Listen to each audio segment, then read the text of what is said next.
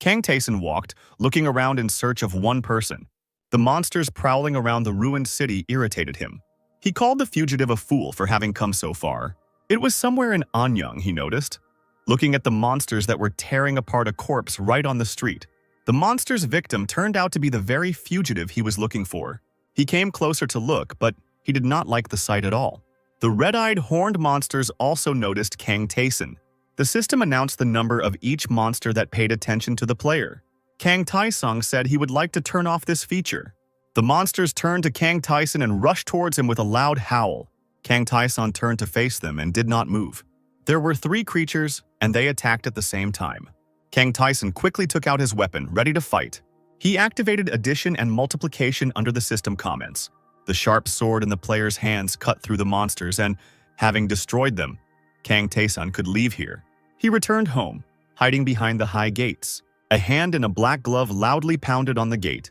The gate swung open, and a guy in a protective suit stood on the threshold. It was the hard difficulty player Gum Young-gun, and he came to greet the returning Kang Taeson. Kang Taeson asked Gum Young-gun to send someone in his place next time, but he objected that there was no one else who could do it, and then asked what happened to the fugitive. Gum Young-gun was shocked at how quickly the fugitive died, considering he was a player on a high difficulty level. Kang Taesong clarified that he found 3 A-rank monsters near the corpse. Gum Young-gun was astonished by this news. A-rank monsters were comparable in strength to players on the high difficulty level. Such creatures nearby needed to be dealt with urgently.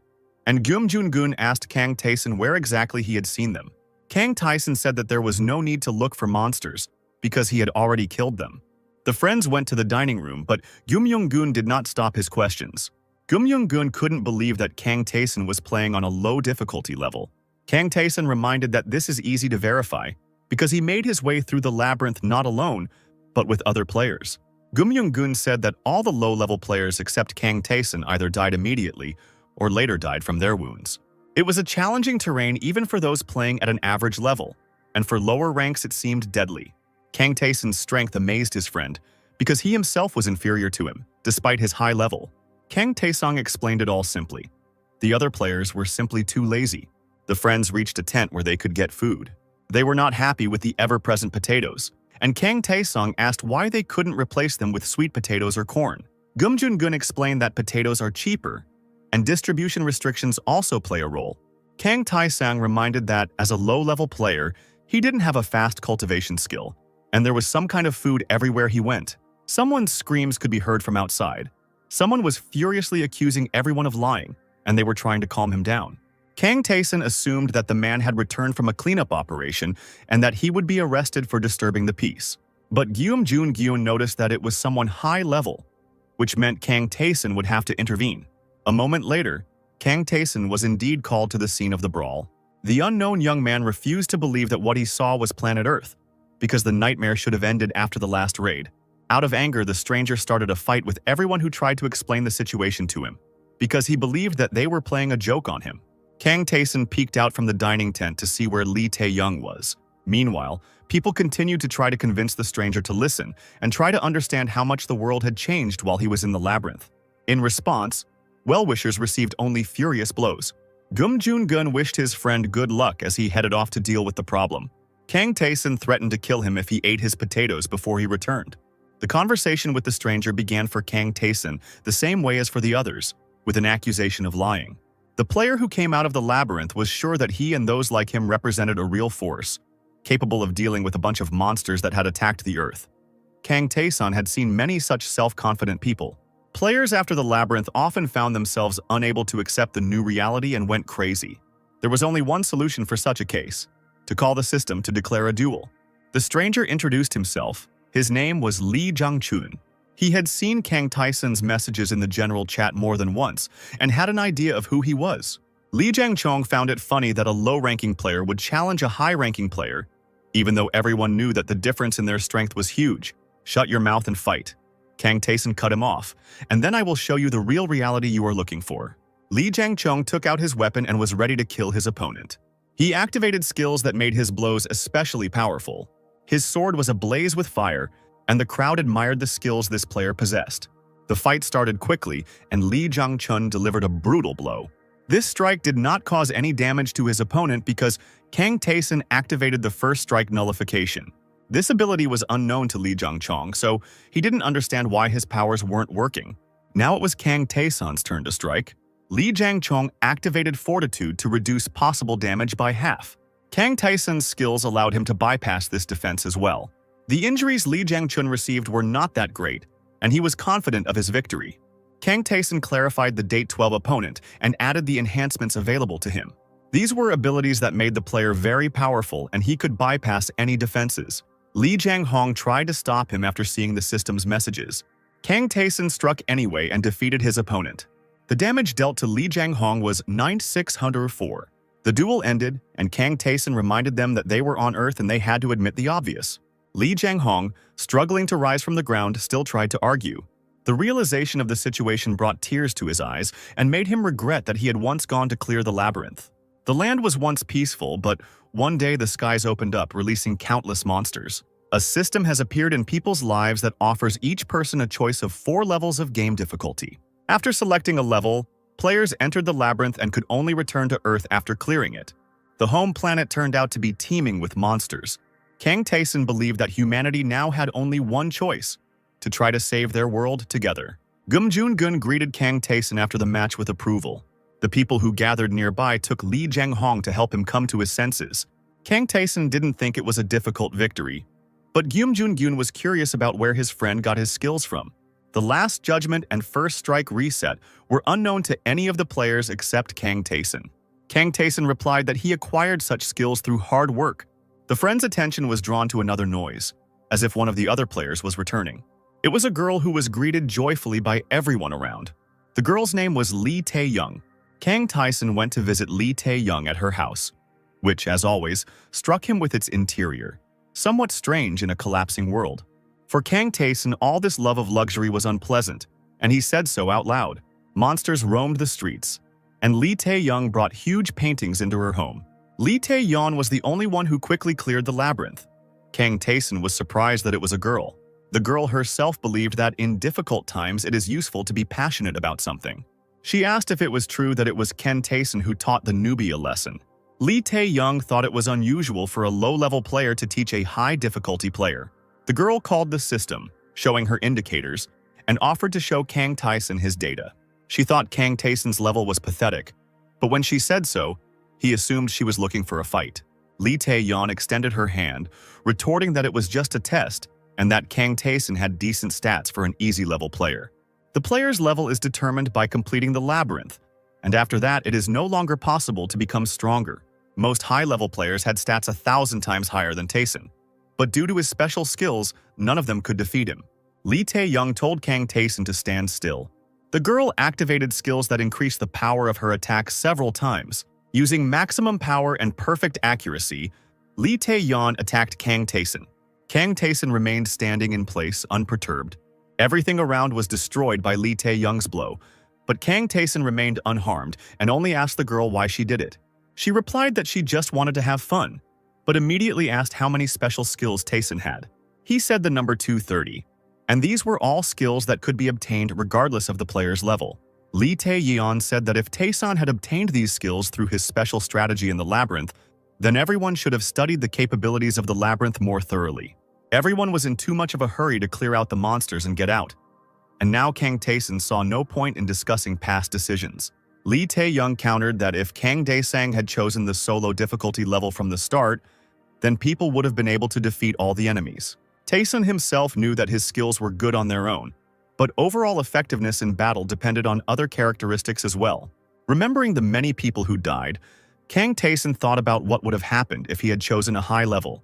Taesun thought about those who had lost loved ones, and how he hadn't used his unique skills to even half their potential. Taesun didn't want to talk about this with Lee Tae-young. He preferred to ask her herself, since she had just returned from patrol. Lee Tae-young reported that there will be a new wave of invasion soon. This news worried Kang Taesun, and he said that they would not survive.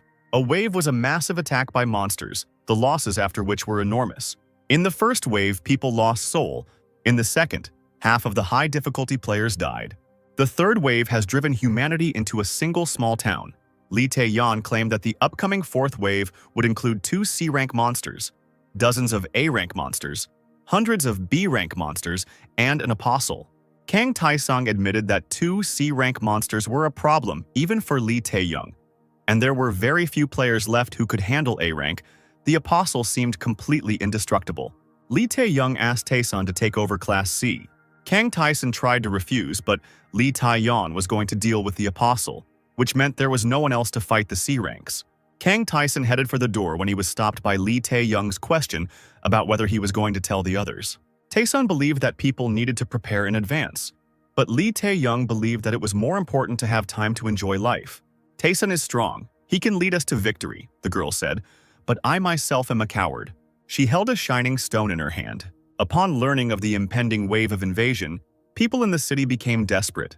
Gum Young-gun said that he had resigned himself to the inevitable, since humanity had already endured for a very long time in unbearable conditions. The player, who returned from the labyrinth just today, attracted the attention of his friends. Gum Young-gun was horrified out loud at such a fate. To break through the labyrinth, return to Earth, and learn that he would soon die. Gyum Joon-gyun asked Daesun how he himself was coping with this situation, since it was thanks to his efforts that people were able to survive for so long. The friends were sitting on the roof of one of the tall buildings and looking at the city, and Daesun admitted that he was angry. The 4th wave of invasion has begun. A huge crowd of monsters has broken through to Earth. Gum Jung-gun looked at them and asked Taesun who he should defeat in the upcoming battle. "See you in the next world," he said. "You will wait for me if you go there first." Kang Taesun activated long jump and stepped off the roof. During the flight, he also activated total city surveillance. Noticing the C-rank monsters, he landed right next to them. The system recorded a test of mental stability, self-control, and state of fear. Kang Taesun passed all the tests and received additional invulnerability. He was ready to fight and very angry. 2 huge C-rank monsters were right in front of Kang Taesun. The player activated full Overwatch, hoping that neither of the 2 monsters would be defensive. The system has determined that a defensive monster is present among the opponents and is preparing to attack. The monster was huge and had 148 million units of health. Kang Taesun was going to fight him with accelerated movements. He understood that in order to neutralize such a creature, he would need eternity. He turned to the second giant, studying its characteristics. It was a ranged attack monster with 1.2 million health. Kang Taesun managed to start the fight with the attacking monster successfully, damaging several of its tentacles. The tentacles were the monster's main weapon. They were so fast that it was almost impossible to dodge them. Kang Taesun was saved from their destructive power by the skill Zero First Strike. The only thing he could do next was try to predict the trajectory of the next blows. Kang Taesun activated the acceleration skill. He didn't have much time to fight. He managed to land several devastating blows before a second monster entered the battle. The defensive type monster was defending the attacking monster. It was not for nothing that they were sent out in pairs. Kang Taesun managed to break through into the field, where he could only be attacked by one of the pair of monsters. The attacking monster remained outside the battle. Kang Taesun remembered Lee Tae-yeon and regretted that she, with her high stats and legendary equipment, was not by his side. Kang Taesun had to activate all the skills that increased the power of his attacks. But it wasn't enough.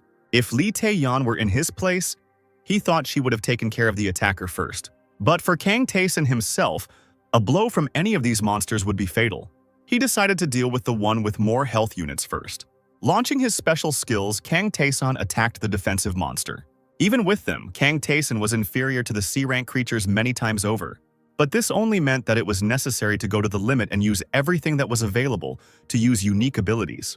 The damage that Kang Taesun managed to inflict on the monster was 922366816 points. After such a blow, the monster was defeated, and all that was left was to finish him off. There was still an attacking monster left, and it was necessary to fight it immediately. Kang Taesun used up all his attack resets, and only had enough stamina for one more hit. He had a hard and tedious job ahead of him. Hit, dodge, hit, and so on 25,000 times. Without unique skills, Taesun was left with only normal attacks. Kang Taesun did not think he was capable of winning such a fight. The player entered the fight with fury. The system noted that, while in a state of complete concentration of body and soul, he had earned the skill Height of Concentration. But because Kang Taesun was not in the labyrinth, this skill was sealed. Kang Taesun defeated the monster after a grueling battle. It seemed to him as if this fight had lasted for a whole month. Wounded and tired, Kang Taesun moved towards the base. He saw many people die and was angry at them. because they were high difficulty level players. But he, a player of the most basic level, was the only one left alive. He remembered all his acquaintances from the base. Kang Taesan walked past the bloody bodies and recognized their faces. Gyum Joon-gun died just like the others. The last one Kang Taesan found was Lee Tae-yeon, sitting on the side of the road. The strongest in the world, who completed the labyrinth on solo difficulty, she was also dead. Her killer, the Apostle, was next to her. The system has recorded that the Apostle has noticed Taesan, and this threatens the player with death. Kang Taesan managed to reflect the intimidation effect. He managed to activate high concentration. He was ready to fight the Apostle. It was a brutal fight in blood and smoke. The monster was too strong for Taesan. Is this the end? The player thought. The Apostle struck him down and threw him onto the stones, but system activated the skill Fortitude, which keeps the player alive for 1 minute. Kang Taesan couldn't feel his legs and wanted to die, because Fortitude only delayed the moment of death without bringing healing. In a minute, Kang Taesan was supposed to die. He thought about how he had made a mistake once, choosing too easy a level to complete the labyrinth.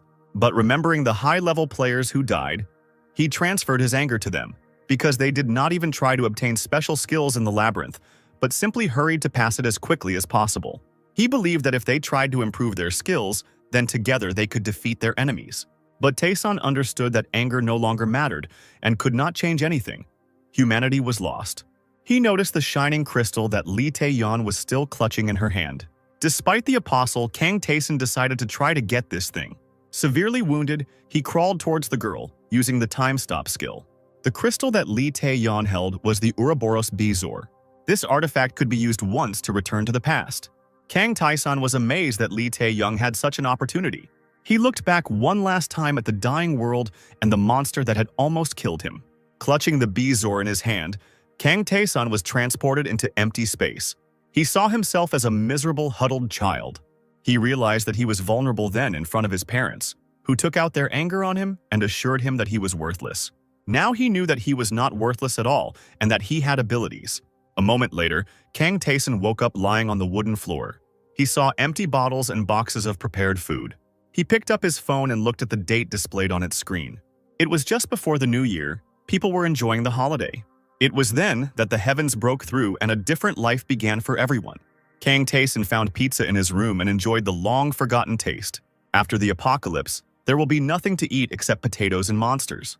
Taesan wondered why Lee Tae-yeon didn't use the artifact herself. He went out onto the balcony to look at the city, realizing that the nightmare was about to begin. People below admired the fireworks. Someone exchanged gifts. A bright flash lit up the entire sky in an instant. People did not immediately understand what was happening, mistaking the noise and flashes for a new show. Only after some time did some begin to suspect that something bad was happening. Kang Taesan watched the monster flying from the sky from his balcony. Now he knew it was a B-rank monster. The first notification from the system appeared in front of Taesan. Panicked people on the streets received the same notifications. All the inventions of mankind, all the technology and weapons were useless against the monsters. The monster that destroyed the combat helicopter was shown live on TV. The system promised a way out of this situation, the grace of a deity. In order to gain power, it was necessary to clear the labyrinth of monsters. The monsters destroyed cities and people by attacking and breathing fire. Even small children could not escape the common fate. Kang Taesan walked calmly among the frightened crowd. He did not consider the system's promises to be mercy. It seemed to him that the deity watching what was happening was simply enjoying the spectacle. Kang Taesan thought back to his childhood and his younger self before looking at the messages about the difficulty levels offered by the system. The easy difficulty level offered plenty of accessible food and safe places. The normal level was more dangerous, but with a little effort anyone could pass it. At high level, there were strong monsters everywhere except for a few protected places. There was also a solo mode, where the player found himself alone in the labyrinth, surrounded by hostile monsters and system characters. The system stated that the survival rate of players at the solo level was 0, but Kang Taesung reached out to the selection bar. "You are there, aren't you?" "Wait for me," he said, entering the labyrinth. The lone wolf mode brought him to the streets of a small town with old 3-story buildings. Kang Taesan looked around, feeling nostalgic. He opened the general chat, and the first message was already there. In solo mode, the chat was his only way to communicate with the outside world, but now he just wished him luck and closed it. He remembered Lee Tae-young telling him about the system characters on this level. She claimed that the characters seemed to have intelligence and a will of their own. just like real people. Near the wall, right on the ground, sat one of these characters and dozed. Kang Taeson looked at him. He was a young guy in protective clothing, and on a low difficulty level, the gatekeeper was a gray-haired old man. Kang Taeson studied the gatekeeper carefully. He saw that the power of this system character surpassed even Lee Tae-young. The gatekeeper revealed that his name was Brockenman, and that those who die in the labyrinth in solo mode become gatekeepers. Brockenman told Taeson that the labyrinth was an opportunity given to humanity by an all-powerful being. The gatekeeper suggested that it would have been better if humanity had simply perished painlessly in the first wave of invasion. Kang Taesong noted that Brockenman acts as if he has gone through the same thing as everyone else. Taeson thought that the system characters at this level were former inhabitants of destroyed worlds. The gatekeeper was puzzled by Kang Taeson's calmness, who did not react to his words in any way. Brockenman showed the door to the tower, from which the clearing of the labyrinth floors began. He told about these floors. There were 100 of them, and they were very different from each other. Not having learned anything new, Kang Taeson indifferently asked if that was all. Brockenman said that there is a merchant in the labyrinth. He will tell everything else. Lee Tae-young called the gatekeeper a rude person and said that she almost died before she even entered the labyrinth. The gatekeeper offered to give Kang Taeson items that would be useful for the first time. The gatekeeper took a spear with an unusual tip. He raised his spear as if to strike, but only touched Kang Taeson's shoulder. Thus, Kang Taeson received worn-out leather armor and a rusty sword with minimal power. "This sword is made of bronze," Taeson said to the gatekeeper. "Don't like it?" Brockenman asked, and Kang Taeson answered, "No." The gatekeeper thought for a moment and threw another item to Kang Taeson. It was a small leather bracer with weak properties. Lee Tae-yeon didn't talk about such things. The gatekeeper said that Taeson had received a couple of skills, and he needed to check by entering the labyrinth. When Kang Taeson crossed the threshold, the gatekeeper wished him good luck. He was surprised that the new player was smiling, as if he wanted to start completing the labyrinth as soon as possible. As a gatekeeper, Brockenman met various heroes who were never able to complete the labyrinth. Kang Taeson seemed completely different, and it wasn't a matter of talent and experience. The gatekeeper would like this player to survive. The system told Taeson that in ancient times the labyrinth was created by a great magician. The monsters of the labyrinth moved quickly and silently, killing all living things. Kang Taeson stood at the threshold, thinking about what lay ahead of him. The monsters on the first floor were not as dangerous as they might seem. They could be killed with stabbing blows. Kang Taeson knew that there were many secret places in the labyrinth, exploring which could earn him a special reward. Previously, Taeson was asked if the merchant was at his most basic level. Taeson believed that characters like the merchant exist in any mode and that you can buy potions from them. Lee Tae-yeon explained that the merchant's inventory is huge in single-player mode. She showed Kang Taeson her black bracelet, which reduced damage taken in battles by 50%. Lee Tae-yeon said that the merchant had many other interesting artifacts, but she did not have enough gold to buy them. Lee Tae-young found the door leading to the merchant's shop. The merchant was a gray-haired man smoking a pipe. He was surprised that the player had already come to his shop. The system informed Taeson that he had met the Lost King, but Taeson asked the stranger if he was a trader. Kang Taeson did not see any goods on the shelves and reported this to the merchant. The merchant replied that an entire floor would not be enough for his goods, and he was not obliged to show his treasures to Taeson. He slammed his fist on the table and declared that he was not there by choice, but because of what had happened to his world. He suggested that Kang Taeson show his worth before talking.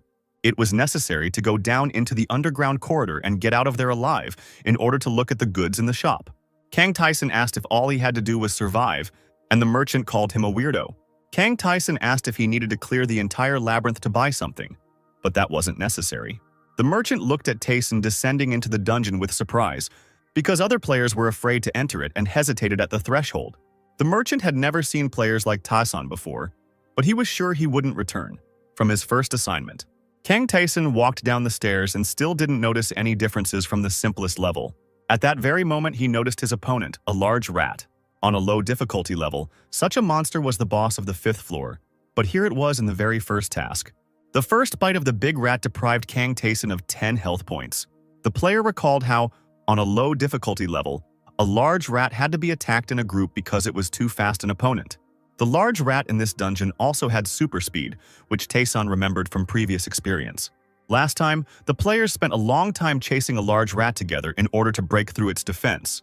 Kang Taeson checked his stats. They were even lower than the first time, and he couldn't count on anyone's help. Lee Tae-yeon said that she had to hide and run away from enemies. The solo mode required a feat to be performed in the first mission to receive a reward, so Taesun resolutely began to fight. Kang Tae-sun, when fighting the first monster, wanted to get the best skills and not just kill the enemy. He couldn't be faster than the big rat, but he could try to guess its attacks from its breathing and muscle contractions. Kang Tae-sun saw that the big rat was frightened by his agility and was becoming slower. He knew this was his chance, but he needed to take care of his defense.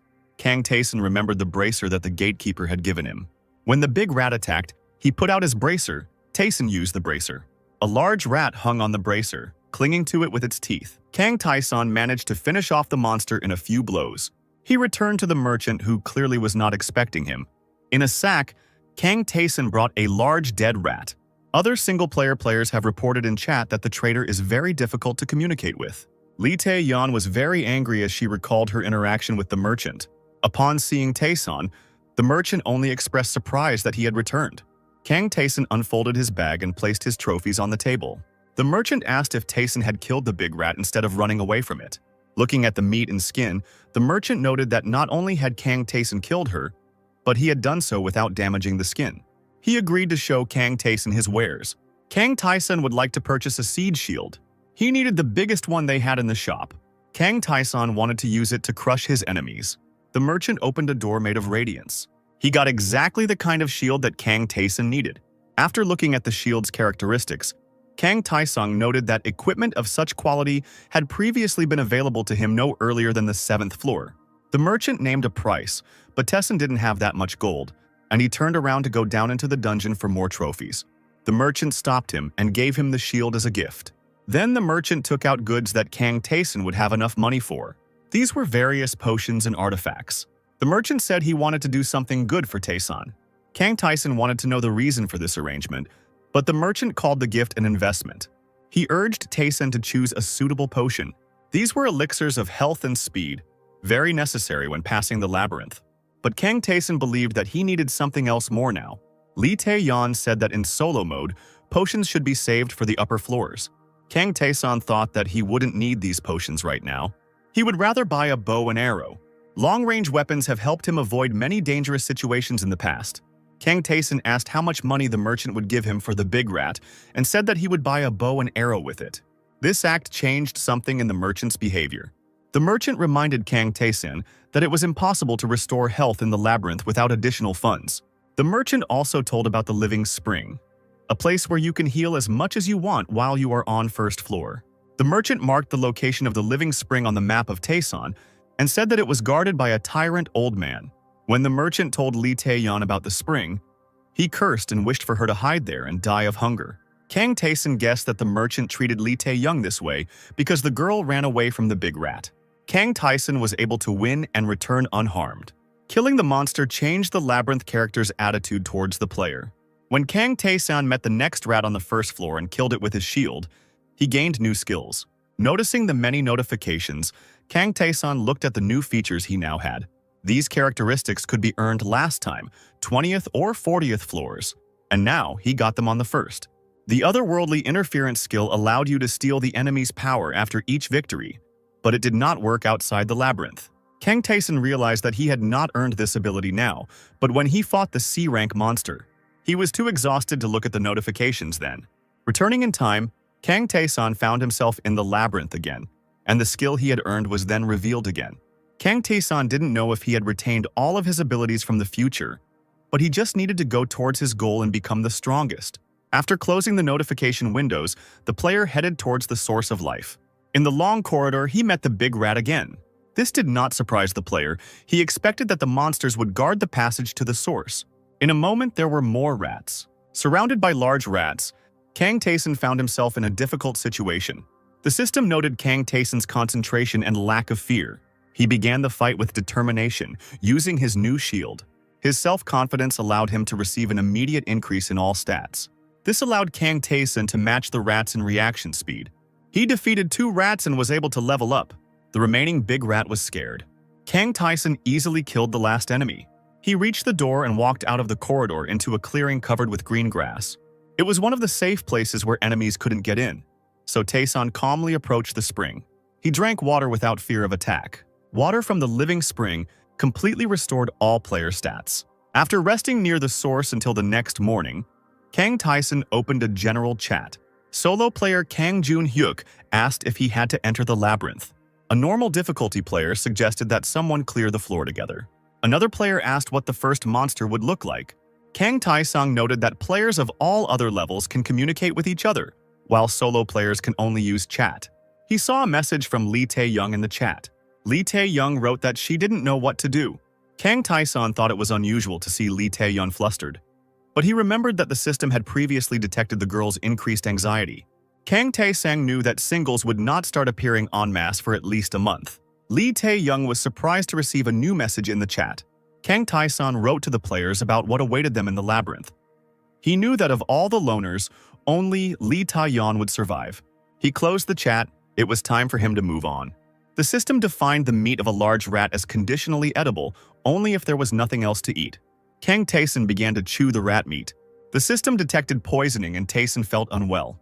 He drank water from the spring, which completely restored his health. Kang Taesun continued to eat the poisonous meat, washing it down with healing water. When he had satisfied his hunger, the system reported that he had developed immunity to poisoning due to the poisoning he had experienced. Now Kang Taesun stood above the source, about to earn another unique ability. He entered the water reluctantly. Diving headfirst into the water, Kang Taesun tried to hold his breath as long as possible. It was not easy. He thought that drowning was one of the most painful deaths. Kang Taesun only emerged when he felt death was near.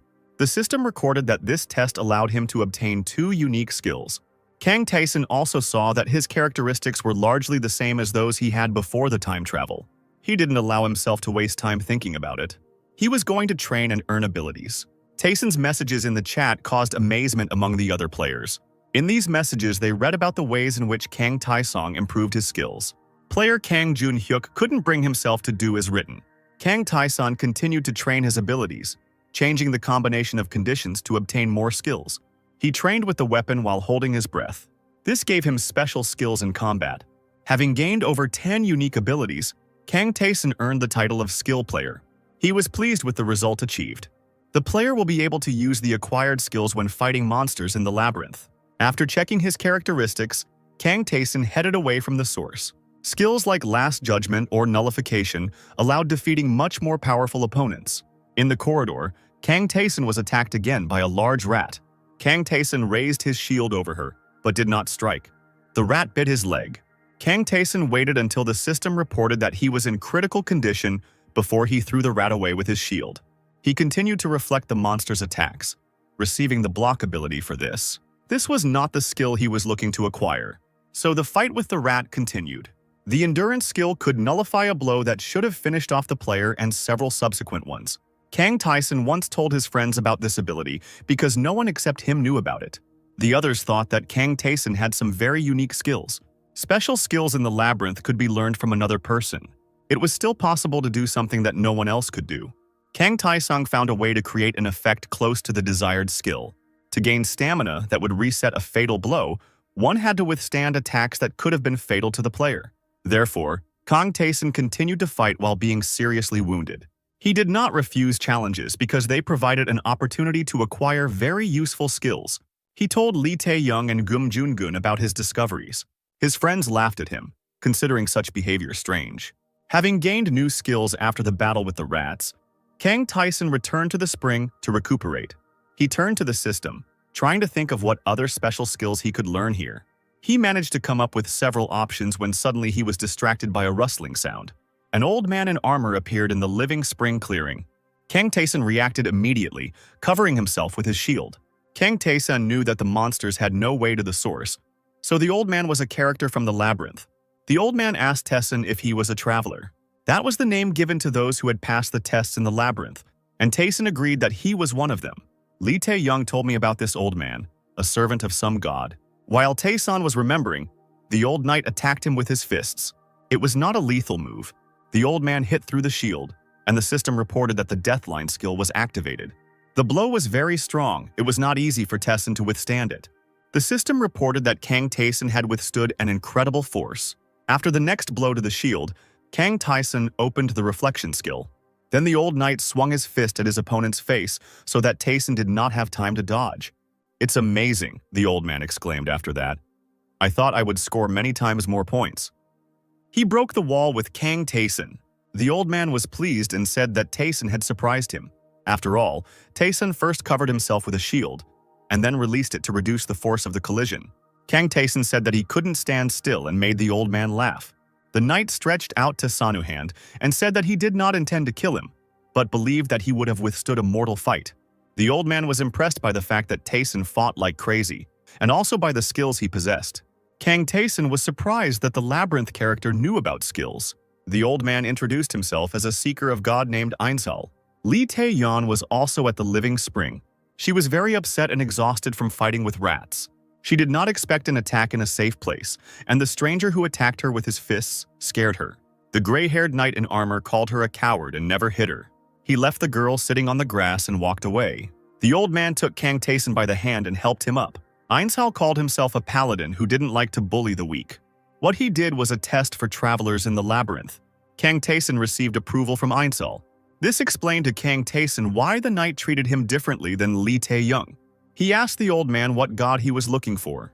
There were many gods in the labyrinth, which Lee Tae-young described as evil and disgusting. They could test and reward players. Gods can only be encountered in solo mode. Ainsal was happy to talk about his goddess.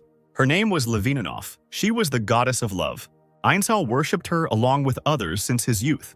Now his world was destroyed, and Ainsal was the only one left who knew about the goddess.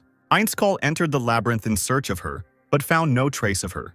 Kang Taeson looked at the knight and thought he knew where his Levinanoff was.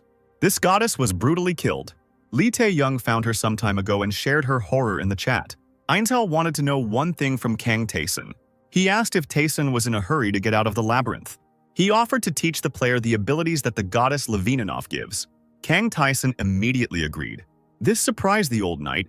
He expected at least some doubts from the player. Kang Taeson just wanted to know what Ainsal would demand from him in return. Ainsal suggested that this be considered an apology for the surprise attack. Kang Taeson asked if the knight could have not attacked at all. Ainsal said that he only apologizes to those he considers worthy. It was important for the old man not to disgrace the gods with his behavior. He offered Kang Taeson to hit him with his shield.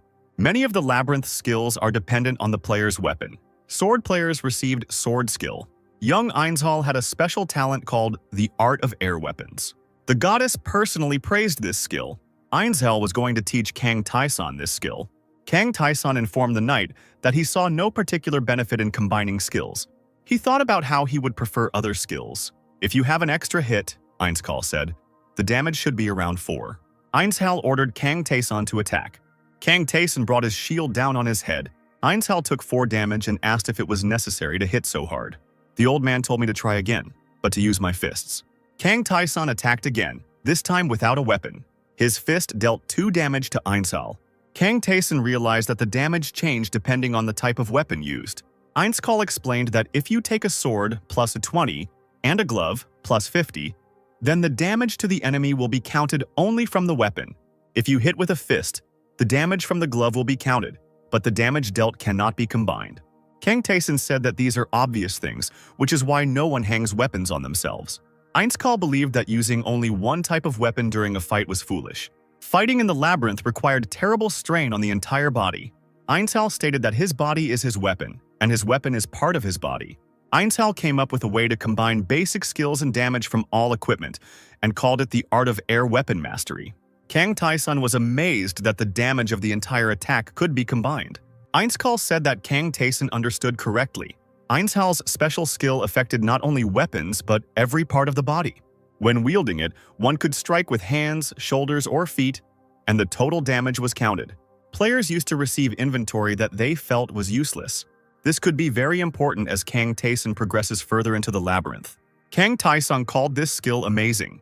Ainsal said that ordinary adventurers would never gain such a skill. He was glad that Kang Taeson agreed to study without a shadow of a doubt. Ainsal placed his hand on Kang Taeson's shoulder. He shared his skill with the player. Kang Taeson instantly received a whole stream of knowledge. The creator of the skill was able to grant the player a top-tier skill. Ainsal advised Kang Taeson to train every day and gave him an old ring. Kang Taeson thought that in the past he would have simply thrown away such a trinket, but now he would wear it. Ainskal regretted out loud that now Kang Taesan would still not be able to fully use the abilities he had received. So he suggested that Taesan train together. Kang Taesan saw no reason to refuse. Taesan took his shield and stood opposite Ainsal. The knight attacked him again, trying to knock him down with his fist. Kang Taesan parried the blow with his shield. Ainsal hit the shield with his knee. Kang Taesan blocked all of his attacks, increasing his shield skill. Ainsal was stronger, and at the end of the two-day fight, Kang Taesan was thrown onto the grass. Kang Taesan gained unique abilities thanks to his battle with a more powerful opponent. Ainsal watched approvingly as Taesan checked his stats. The old knight asked Kang Taesan to promise him two things. Kang Taesan shouldn't pass on the skills he received from Ainsal to pathetic and useless players. Otherwise, the old man would kill him. Ainskal said he hoped for a meeting with Levinov as if it were a miracle. Kang Taesan thought that if Ainsal found his goddess, he would either save her or die with her. If Ainsal doesn't find her, then Levinov will definitely die. Kang Taesan was wondering whether to tell the old man about the goddess. When he told him that he knew where she was, Ainsal was amazed. The knight even accused Taesan of trying to play a joke on him. He said that he had been looking for the goddess throughout the labyrinth. Kang Taesan was not surprised by the distrust. Taesan had something that described the labyrinth.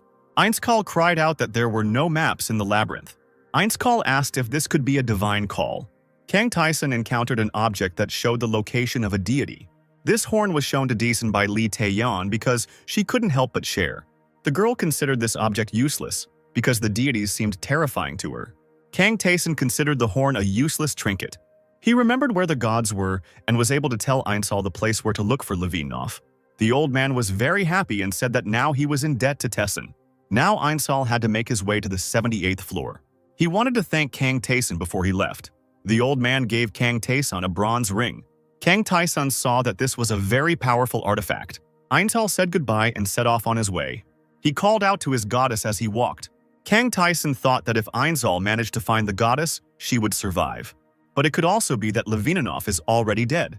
Kang Taesan went to the labyrinth to catch big rats, which was now easy for him. The player tried to gain the powers of the killed creature, but failed, as he was much smarter than it. Before heading to the second floor, Kang Taesan was going to stop by one more place. He knew about the existence of secret rooms in the labyrinth. Those who found them received generous rewards. You could get a potion, a magic staff, or a ring. Only one person could enter the secret room, so players competed for this opportunity. Kang Taesan lost many of these rooms to competitors. In solo mode, he was able to open the room without interference. The room looked empty. The previous rooms that Taesan had visited were also arranged in this way. The room looked useless, the players walked past it. Kang Taesan began to examine the stonework of the walls of the room. He tapped each brick in different ways. He pressed on the bricks on the floor. He searched for the secret entrance for a long time, improving his own detection skills. Kang Taesan opened the secret room. There was a chest in the opened room. A large rat was waiting by the wall.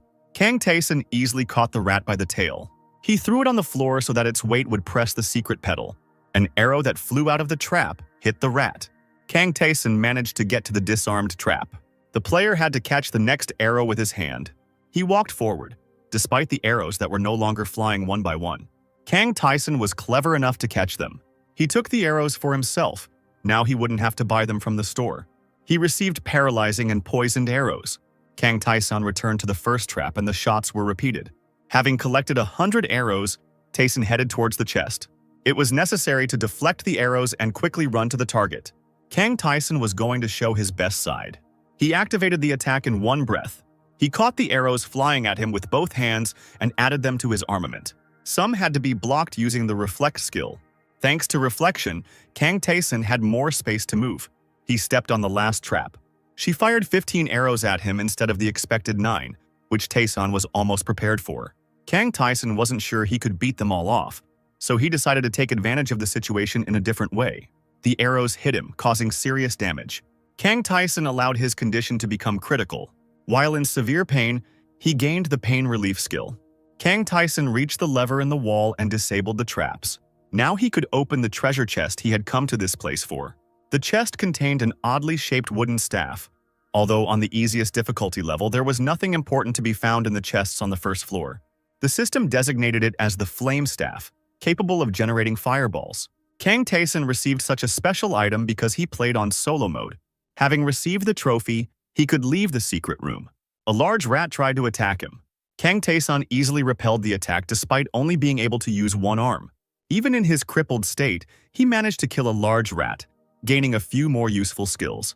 Kang Tae-san returned to the living spring. With the help of water, he healed all the wounds he received. He checked all the new abilities he had acquired and noted that they would be useful to him on the upper floors. The most valuable acquisition was the Staff of Flame, which could produce fire charges. Kang Tae-san was convinced that there was nothing more to look for on the first floor. It was necessary to go to the stairs guarded by the most powerful creature, which was called the Floor Boss. Kang Tae-san approached the door behind which the stairs to the second floor began.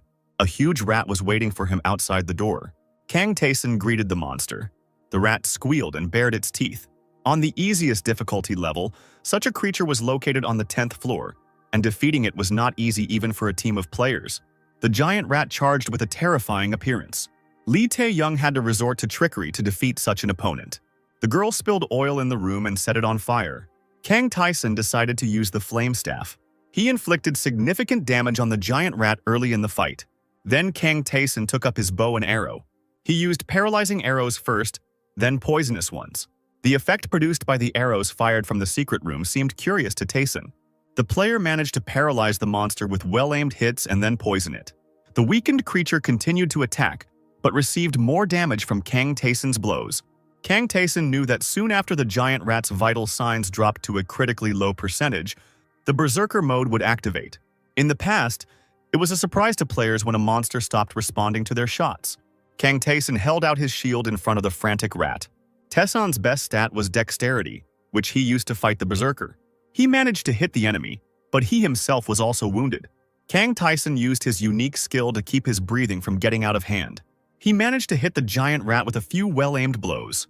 The monster dealt serious damage to Kang Tae-san, taking away 24 units of health. This was becoming dangerous.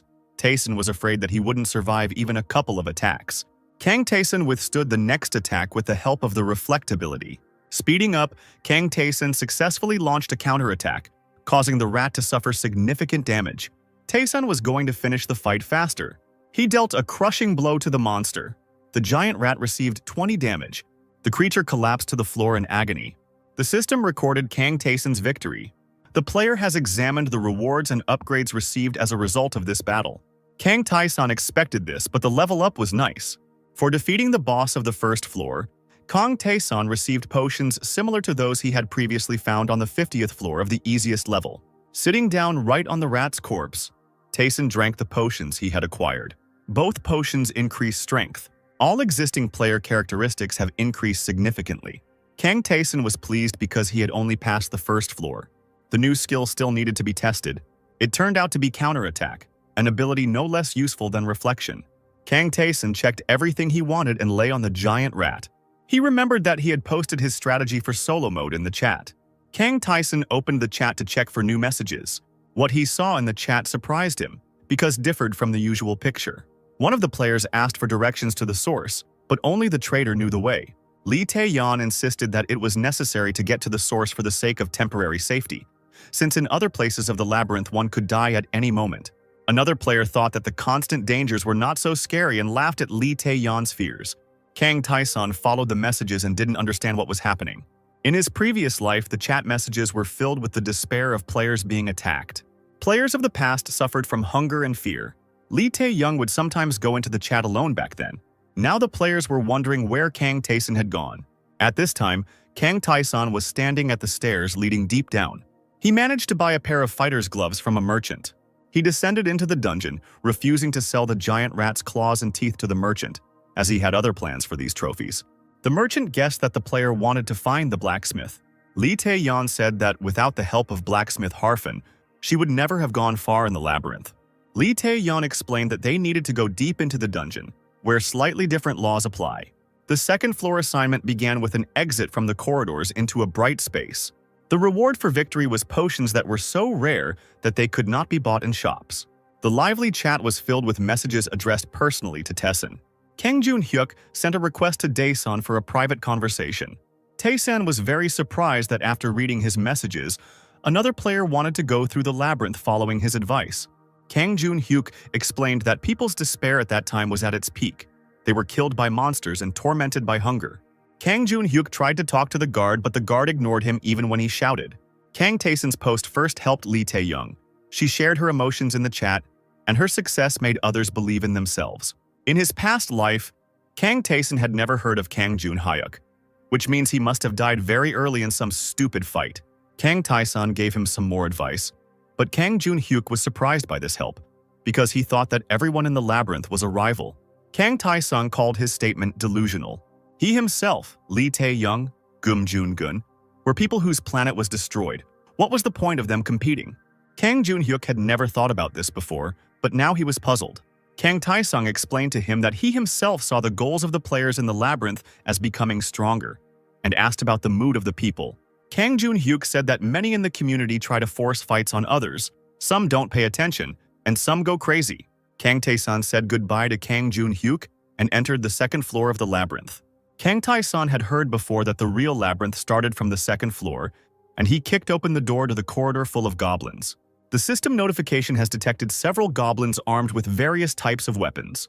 A single goblin was not a dangerous opponent, but they attacked in a crowd, and it became much more difficult. Kang Taeson started the fight using a bow. He successfully hit the first targets with paralyzing arrows. Armed with a shield and sword, the goblin rushed at the player, forcing him into close combat. Kang Taeson drew his shield and easily blocked the attack, noting that the goblin's shield was much weaker. With his own shield, he dealt a powerful blow to his enemy. Kang Taeson destroyed several goblins, but new ones appeared from the hole in the wall. These monsters were armed with swords. Kang Taeson drew his weapon, meeting their attack.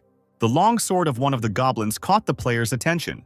Kang Taeson took out the flame staff and urged the goblins to attack faster. With the help of the staff, Kang Taeson was able to create a wave of fire. The flames engulfed the entire corridor with goblins, almost breaking through to the outside. After destroying the goblins with fire, Kang Taeson became the owner of a long, rusty sword. The player liked this sword. It will be much more convenient to fight monsters with it than with only a shield. In one of the walls that Kang Taeson walked past, there was a half-open door. Upon entering, Kang Taeson discovered a room filled with red light and a large structure that the system identified as the Altar of Rakiratas. Rakiratas was one of the labyrinth gods that Kang Taeson knew about. Kang Taeson stood in front of the altar, thinking about how some gods might be hostile, while others might help the players. The Altar of Rakiratas looked so ominous that Kang Taeson understood why Lee Tae-young had fled from here in the first place. The system reported that Rakiratas wanted to check on the traveler who came to his altar. Kang Taeson replied that he was ready for both the test and the task, which earned the deity's approval. The forces that swirled above the altar began to create something that looked like plate armor. Kang Taeson drew his weapon, intending to fight. The armor gathered into the figure of a knight, which the system designated as the illusion of the servant of Rakiratas. This opponent looked very powerful, and it was the victory over him that the system counted as passing the test. The knight's first attack dealt 25 damage to Kang Taeson, despite the player blocking it with a shield. Kang Taeson decided that if the servant of Rakiratas' attack was so destructive even through the shield, then there was no point in using the shield. Instead of a shield, Kang Taeson took a sword in both hands. It had been a long time since he had used two swords at the same time in battle. Kang Taeson attacked the servant of Rakiratas, and when both of his blades crossed with the knight's sword, the sparks that were struck seemed like a flash of flame. With two swords, Kang Taeson could block this opponent's powerful blows. When Taeson himself attempted to attack the servant of Rakiratas, his blade did not leave a single scratch on the knight's armor. This enemy was so much stronger that Kang Taeson saw no point in continuing the fight as before. The player chose a different way to defeat the enemy and began to dodge his attacks. Rakiratas' servant had to chase after his opponent. Kang Taeson suddenly turned around while running to continue the battle. He realized that he could move faster than the knight. Using his speed advantage, Kang Taeson managed to deal some significant damage to the servant of Rakiratas. The sword of Taeson got stuck in the knight's armor, but this did not stop the player. Kang Taeson began to strike at the servant of Rakiratas with his fist, using the air weapon mastery art that Ainzal had taught him. This attack also caused noticeable damage to the knight. The system has detected that the servant of Rakiratas is confused by the player's behavior. The following notifications noted that the servant of Rakiratas had fully restored all of his stats. The unharmed enemy looked at Kang Taeson, and the system no longer labeled him as an illusion. Rakiratas' servant easily threw the player aside. Kang Taeson noticed that the overall atmosphere of this fight had changed. He realized that the knight now had consciousness, so he needed to change tactics. Rakirata's servant rushed into battle, giving the player no time to think. Each blow from the knight took away more than 10 units of health from Kang Tae-san. The player was perplexed, because the knight was now moving completely differently than at the beginning of the fight. One of Rakirata's servant's blows sent Kang Tae-san flying into the wall, taking 25 damage. Kang Tae-san saw that his opponent was a perfect swordsman and moved like an experienced knight. Tae-san held a sword in his hand, but he couldn't control it with such ease, which made one wonder about the difference in skills. He stood before the servant of Rakirata's and thought that if in the labyrinth every move of the player was assessed and rewarded, then in this fight he could gain a valuable skill. Kang Tae-san realized that his opponent was far superior to him in swordsmanship. Tae-san was a player, and with only swordsmanship, the enemy would not be able to defeat him. Kang Tae-san used the flame staff for his next attack. Rakirata's servant had to face fire that he could not cut with his blade. When the wave of flame disappeared, the servant of Rakirata's did not see the enemy in front of him and did not understand where he had gone. Kang Tae-san approached the Rakirata's knight from behind and struck with his sword, taking away 6 units. Now the opponent stood face to face again. Kang Tae-san tried to use the skill division and split the next attack, but Rakirata's servant dealt him another 15 damage. Then Kang Tae-san activated his special skill, One Breath Attack, and continued the fight, with both opponents receiving damage. This gave Kang Tae-san a new skill, but the player had no time to figure it out during the battle. Kang Tae-san used the flame staff and Rakirata's servant received severe burns from its effects. Tae-san was worried that all the injuries so far had not resulted in the death of the enemy, while he himself was losing less and less health and mana. There was no way to stop the fight, and there was nowhere to run. The next attack from the servant of Rakirata's was devastating and took 80 health from Tae-san. Kang Tae-san activated Death Blow Nullification, allowing him to completely negate damage from attacks that would take away the last units of health. The player managed to get close to the enemy and cut off his head by striking with 2 blades at the same time. Kang Tae-san fell to one knee, catching his breath, and looked at what was happening to his defeated opponent. The helmet on the knight's severed head was split, and one could see his human face and hear him call the battle that had just ended excellent. Tired from the fight, Kang Tae-san fell on his back to rest and, calling Rakirata's names, declared that the task was unfair. The power of Rakirata's enveloped the player in a glow, granting a huge amount of experience and leveling up. Kang Tae-san decided to check what had been added to his stats, and read that Rakirata's was pleased with the battle that had just taken place. This angered Kang Tae-san because the battle almost cost him his life. As a reward from the deity, Kang Tae-san received the ceremonial sword of Rakirata's, with a crimson curved blade symbolizing the absorbed blood. The system reported that after completing difficult training, Kang Tae-san earned an additional reward. The player also received the passive skill Trace of Struggle. The altar hall around him shook, and Kang Tae-san realized that the situation was not over yet. The orange system notification showed the player an offer from Rakirata's, which was the Apostle contract. Kang Tae-san thought deeply, because the choice could be made with one movement of the hand, and neither the system nor the deity gave any explanation. Kang Tae-san appreciated the kind gesture, but he knew that Rakirata's was not an easy deity. This deity created chaos and confusion, whether it was profitable to sign a contract with him. Kang Tae-san imagined himself as a puppet in the hands of Rakirata's, and was afraid that he would forever become his weak-willed slave. He rejected Rakirata's patronage without hesitation and did not accept the Apostle's contract.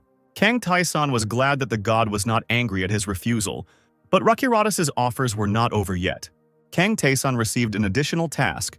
He needed to kill all the enemies on the 2nd and 3rd floors, and then come to this altar for a reward. Kang Tae-san tried to decline the task, not trusting Rakiratsu, but he failed. Had to accept the offer, and this choice satisfied the deity.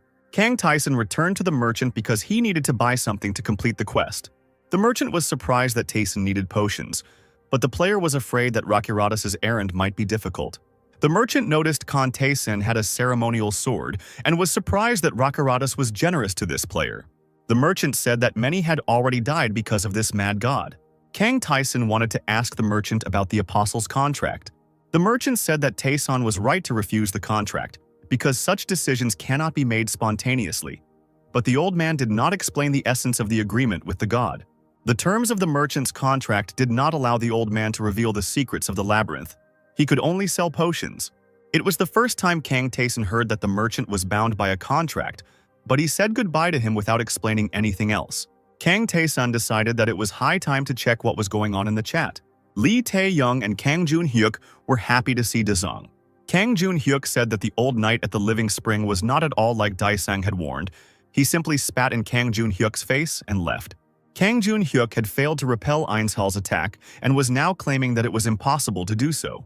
Lee Tae-yeon admitted that she too was unable to even move when the old man attacked her. Kang Jun-hyuk tried to hold Einshal back by clinging to him, but the knight did not respond to his pleas. Kang Tae-sun was able to conclude that the characters in the labyrinth only help those who respond to the challenge. Lee Tae-young revealed that she continues to hunt big rats to increase her level. Kang Jun-hyuk said that only a few people had begun to go through the first floor of the labyrinth, while the rest still needed to get used to this world. Kang Tae-sun decided to explain a little about the further test to Lee Tae-young and Kang Jun-hyuk. Since they listened carefully to his advice, the players were excited about the fight with the giant rat that Tae-sun described, and they wanted to know how to deal with it. Kang Tae-sun advised his friends to look for the answer themselves. He believed that it would not be difficult for them. Lee Tae-young and Kang Jun-hyuk were going to tell what they knew to the other players. Kang Tae-sun closed the chat and went to carry out Rakiradas' mission. The goblins watched the player from a hole in the wall. Kang Tae-sun headed towards them, armed with the ceremonial sword and shield. Tae-sun was going to try out his new skills on the goblins. He activated the struggle trace and entered the battle. The scarlet ceremonial sword of Rakirathas in his hands dealt fatal blows to the enemy. Kang Tae-sun noted that the new abilities allow him to avoid unnecessary worries during battle, and also heal and increase other characteristics. Now Tae-sun had few limitations and could fight indefinitely. Kang Tae-sun destroyed all the goblins and noticed something unusual in the corridor. It was a door with an image of two swords, something Tae-sun had never seen before in the labyrinth. Entering the new room, Kang Tae-sun saw an ivy-covered gravestone in the rays of light. Kang Tae-sun came closer. The system notification said that he had discovered a warrior's grave. Kang Tae-sun placed his hand on the gravestone. A flash of light emanating from the stone made Tae-sun take a couple of steps back. A small cloaked ghost appeared from the flash and greeted the traveler. Kang Tae-sun didn't have time to understand anything, and the ghost disappeared back into the gravestone. When Tae-sun touched the stone again, the ghost returned but disappeared again. Kang Tae-sun was angered by this fuss. As soon as the ghost appeared again, Tae-sun grabbed it and told it to stop joking and assign a task to the player. "How dare you ask for a task?" The ghost was indignant, not knowing who was in front of him. Kang Tae-sun called the other man the ghost of the fallen warrior, but he angrily stated that it was too easy to learn everything from the system's messages. Tae-sun asked if the system worked before the labyrinth appeared. The ghost's aura was different from the aura of the labyrinth characters that Kang Tae-sun had met before. The player asked the ghost if he would give him a task or if he himself was an object. The phantom thought it was rude, but he admitted that he was there to give out assignments, but was not obligated to do so for random weaklings. Tae-sun was surprised that the ghost was on such an early floor, but he himself did not know why he was placed in this particular place. The ghost told Tae-sun to leave and not return until he could reach at least the 30th floor. When Kang Tae-sun was about to leave the place, the ghost caught up with him, attracted by the ceremonial sword of Rakiradas. After learning how Tae-sun got this weapon, the ghost changed his attitude and flew right up to the player's face, promising to give him a task. The ghost believed that after passing Rakirada's test, the player deserved to receive a new assignment. But now Kang Tae-sun didn't want to listen to him. The ghost said that he was once a glorious warrior who was predicted by everyone to reach the very end of the labyrinth. Tired and having lost a lot of health after a particularly brutal fight, he lay down to rest on this lawn. He was attacked by the boss of the 10th floor, who had an automatic attack and killed him in his sleep, which still enraged the ghost. Now the ghost wanted only one thing from Kang Tae-sun, for him to kill the boss of the 10th floor, and then the ghost would reward him. Kang Tae-sun agreed to accept the task and headed towards the door. The ghost caught up with the player and settled on his head, stating that he was going to go with him to watch him kill his enemy. The ghost talked a lot, communicating all of his thoughts and emotions and circling around Kang Tae-sun as they walked down the floor. Kang Tae-sun chose to ask the ghost about who he was in life before entering the labyrinth. The ghost said that he was a prince from the great royal family of the Karvat Empire, the eldest son, the future heir, a great warrior, and was liked by women. When the end of the world came, he tried to save everyone, but died on one of the first floors of the labyrinth. The reminder of exactly how he died irritated the ghost. Kang Tae-sun walked towards the door as the ghost spoke of his revenge and how he failed to save the world. There were many armed goblins waiting for them outside the door. Kang Taeson took out his bow and began shooting at one specific goblin. He brought the hilt of the ceremonial sword down on him, dealing 10 damage. Kang Taeson repeated the same actions, shooting at the same enemy and hitting him with a sword. The ghost asked why Taeson was doing this. Did he really hate this goblin especially? Kang Taeson continued silently, and the ghost himself guessed that the player was trying to gain a skill in this way. The ghost insisted that it was impossible to gain skill this way, but Kang Taeson was confident in what he was doing. The ghost reported that he had climbed 85 floors and was ready to argue with Taeson that he was wasting his time. Kang Taeson continued what he was doing and challenged the ghost to a bet, promising that he would become his slave if he didn't get the skill. If Taeson wins the argument, the ghost will have to answer all of his questions honestly. The ghost agreed with a laugh, imagining how he would humiliate his new slave and order him to crawl on all fours. Kang Taeson, continuing to attack the goblin, asked the ghost about the battle skill. The ghost knew this basic skill, and that when two people entered into a battle, other players were forbidden to interfere. Kang Taeson announced that he was going to get something similar and destroyed his opponent. The system informed him that he had gained the unique ability Forced Combat, and now he could fight one enemy and only take damage from them for 10 seconds. The ghost was amazed that such a useful skill, allowing one to survive in mortal danger, could be earned by doing some nonsense. Kang Taesung stated that it was because he did unusual things that he had special skills. The ghost agreed that Kang Taeson had won their bet and was ready to tell the player about himself, since he was different from the other characters in the labyrinth. The ghost asked if Kang Taeson had heard of a skill called Jump. Kang Taeson knew of such an ability, but under the name of Huge Leap. But to the surprise of his interlocutor, he understood that the ghost had not studied this. Together they entered the secret room, after which the ghost suggested that Kang Taeson would face some difficulties here. Kang Taeson was able to identify the right brick in the wall of the room thanks to strong premonition. The ghost was amazed at how easily the player was able to find what he needed. This was the detection skill that Taeson had trained in on the previous floors. Now one could see rows of arrows aimed at him on the ceiling. The ghost thought that the randomly set traps would be difficult to pass, and it would be better for both of them to return back. Kang Taeson did not listen to him, calculating his next steps. Taeson moved very quickly, considering all the traps, arrows, and moving walls, while the ghost only shouted after him. Kang Taeson deflected some of the arrows with Rakiratsa's ceremonial sword. The player did not stop even in front of a large trap containing sharp stakes. Kang Taeson managed to jump over this secret room trap as well. Using special power, Kang Taeson was able to smash the moving walls with his hand. He knew that this wall was not part of the labyrinth, but was built by goblins, so it was not very strong. By breaking it, you could disable all the traps. Kang Taeson received a timely reward for these actions, a ring of mana. The ghost asked Taeson who he was anyway. Kang Taeson asked him if he would understand if he repeated it twice, but the ghost didn't know what to answer at all. 10 days had already passed since Taeson entered the labyrinth, and it was worth entering the chat to check how the other players were doing. Players asked Kang Jun-hyuk how he dealt with the giant rat, and he relayed Kang Taeson's advice to them. Kang Jun-hyuk told others about Kang Taeson, who managed to go much further in the labyrinth than everyone else. Kang Taeson found the community page in the system and greeted all the players at once.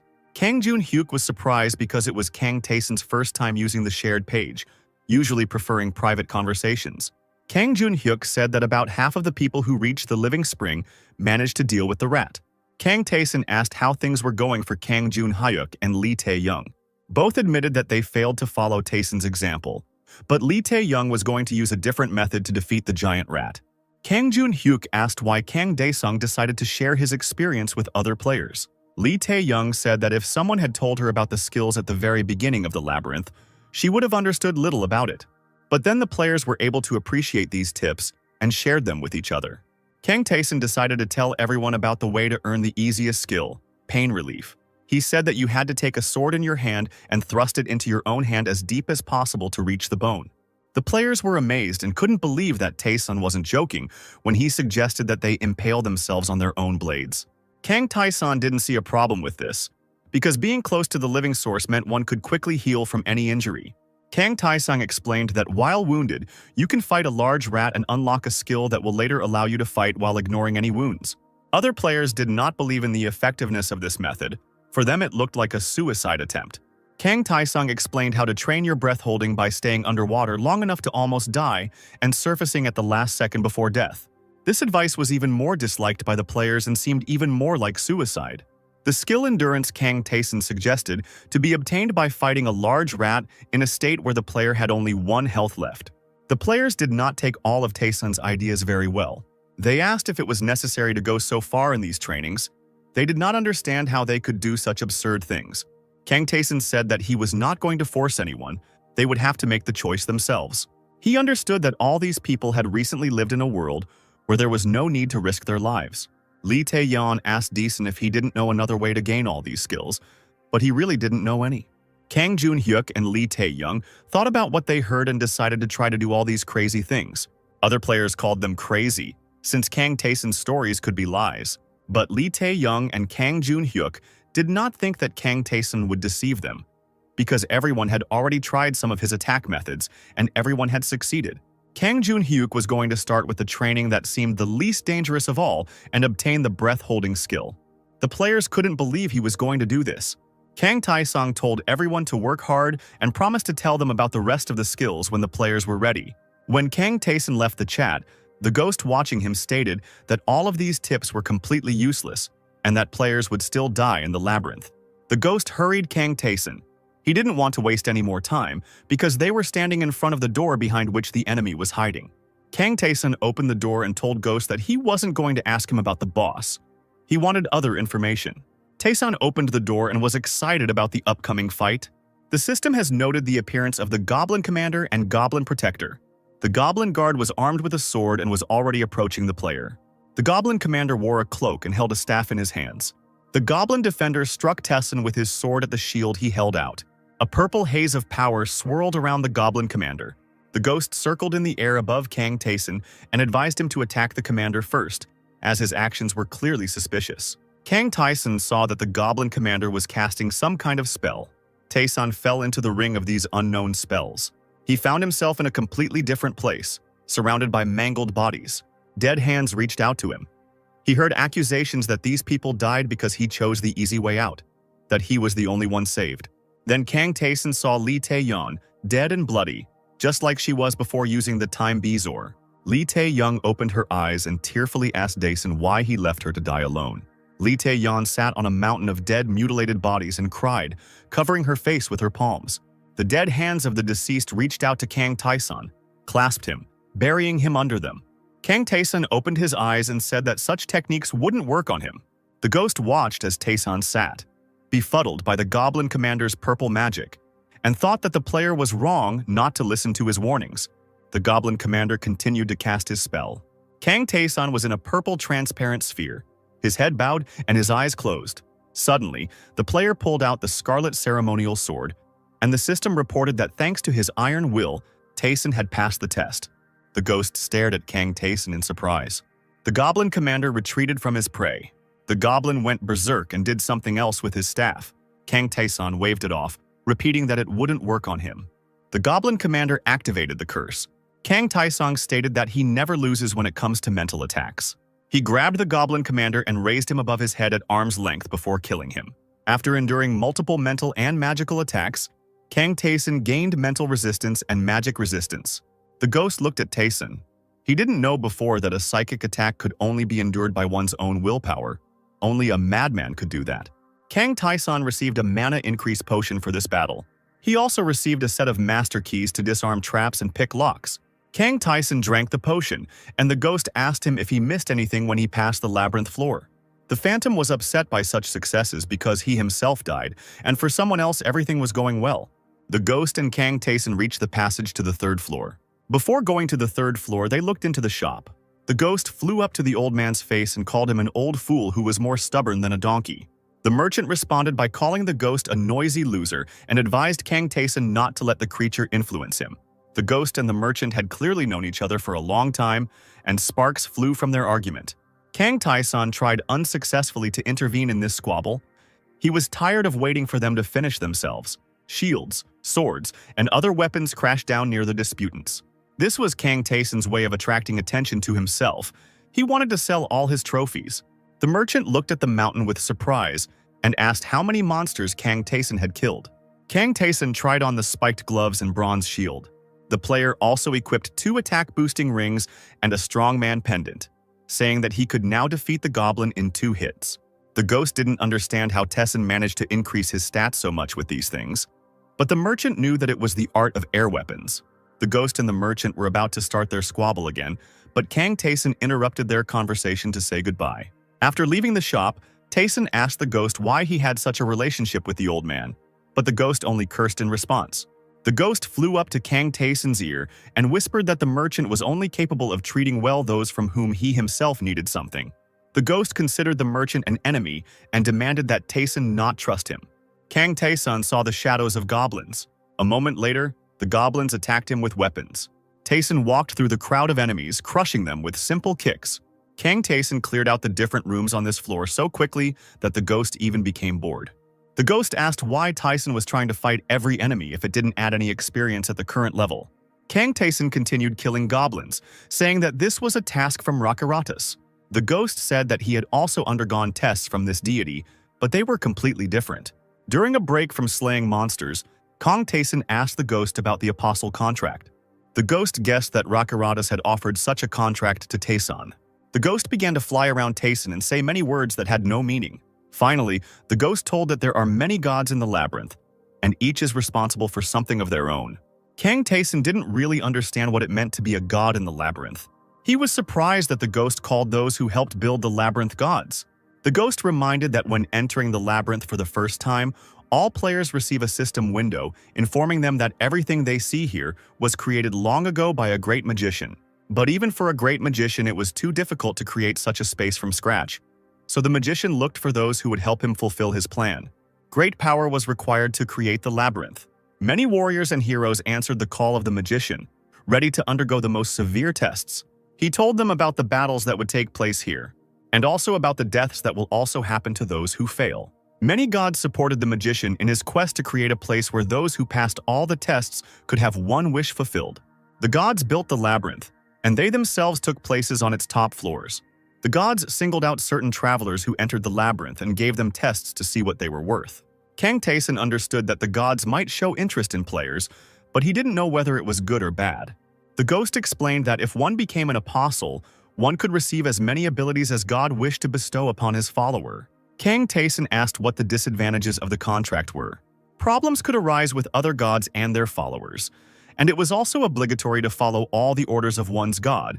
It was impossible to refuse to carry them out. Lee Tae-young never said anything like that, nor did she talk about what wish the labyrinth granted her after completing it. She had the Bezoar of Ouroboros. Perhaps she once wished to obtain it. But Kang Taesin felt like the Lee Tae-young he knew would have chosen something other than rewinding time. Kang Taesin thought deeply, trying to piece together the pieces of the labyrinth's history that he now knew. The people of his dying world came to the labyrinth not of their own free will.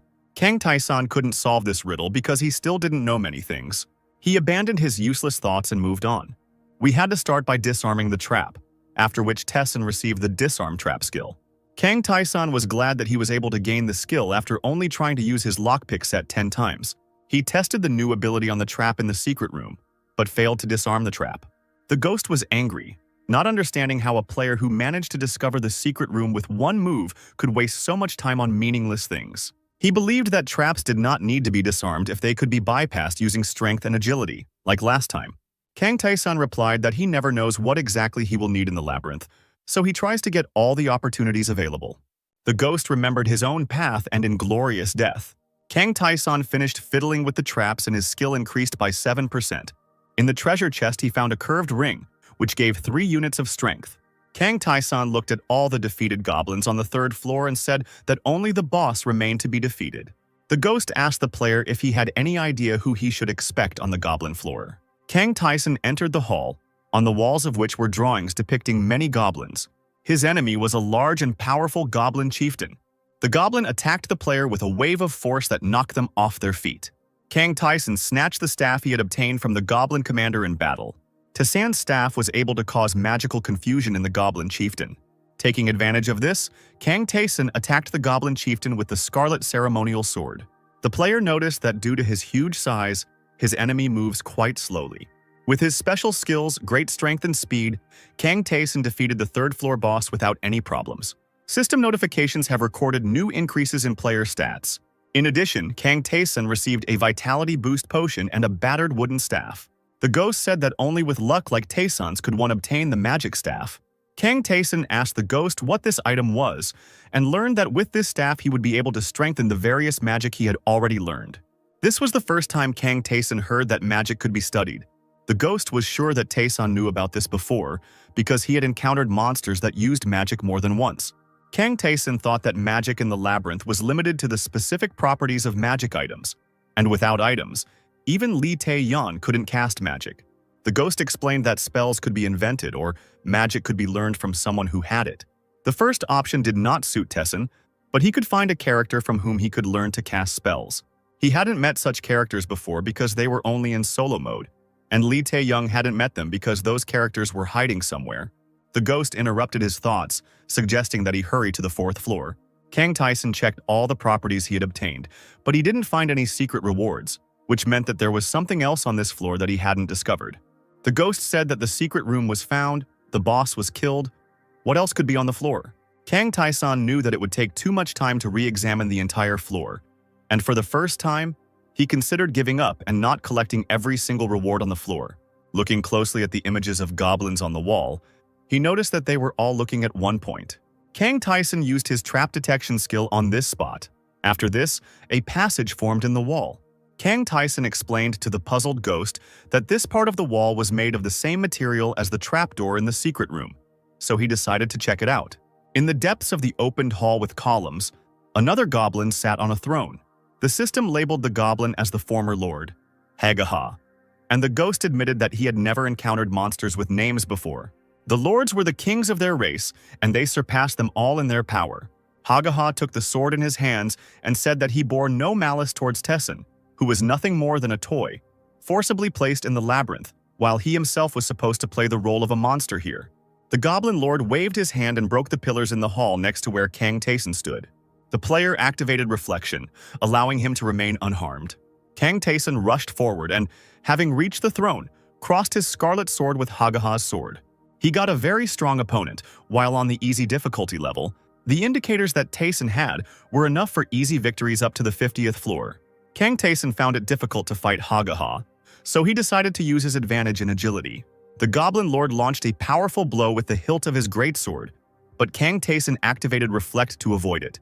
This did not help, and the power of Hagaha destroyed the player's defense. Now all of Taeson's actions would be delayed for 10 seconds. In this situation, Kang Taeson couldn't move on his own, so he turned on parry to be able to block attacks automatically. It was a difficult 10 minutes for Taeson when the fight was happening on its own, and he could not do anything of his own free will.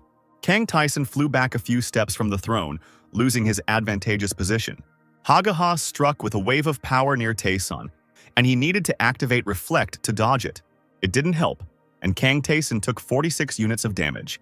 The ghost shouted that he couldn't handle someone like Taeson, and that he should retreat and return later when he became stronger. Kang Taeson was determined to continue this fight even though there was a lord in front of him. Kang Taeson knew how the labyrinth worked. If he left the floor and came back later, the reward would be greatly reduced.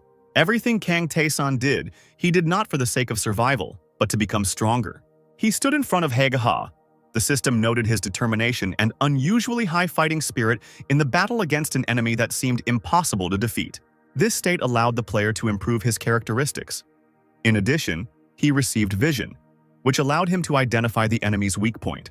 Kang Taeson knew that there couldn't be any absolutely invincible monsters on the 3rd floor, and his gaze immediately noted Hagaha's motionless legs and the fact that the Goblin Lord had never stood up from his throne.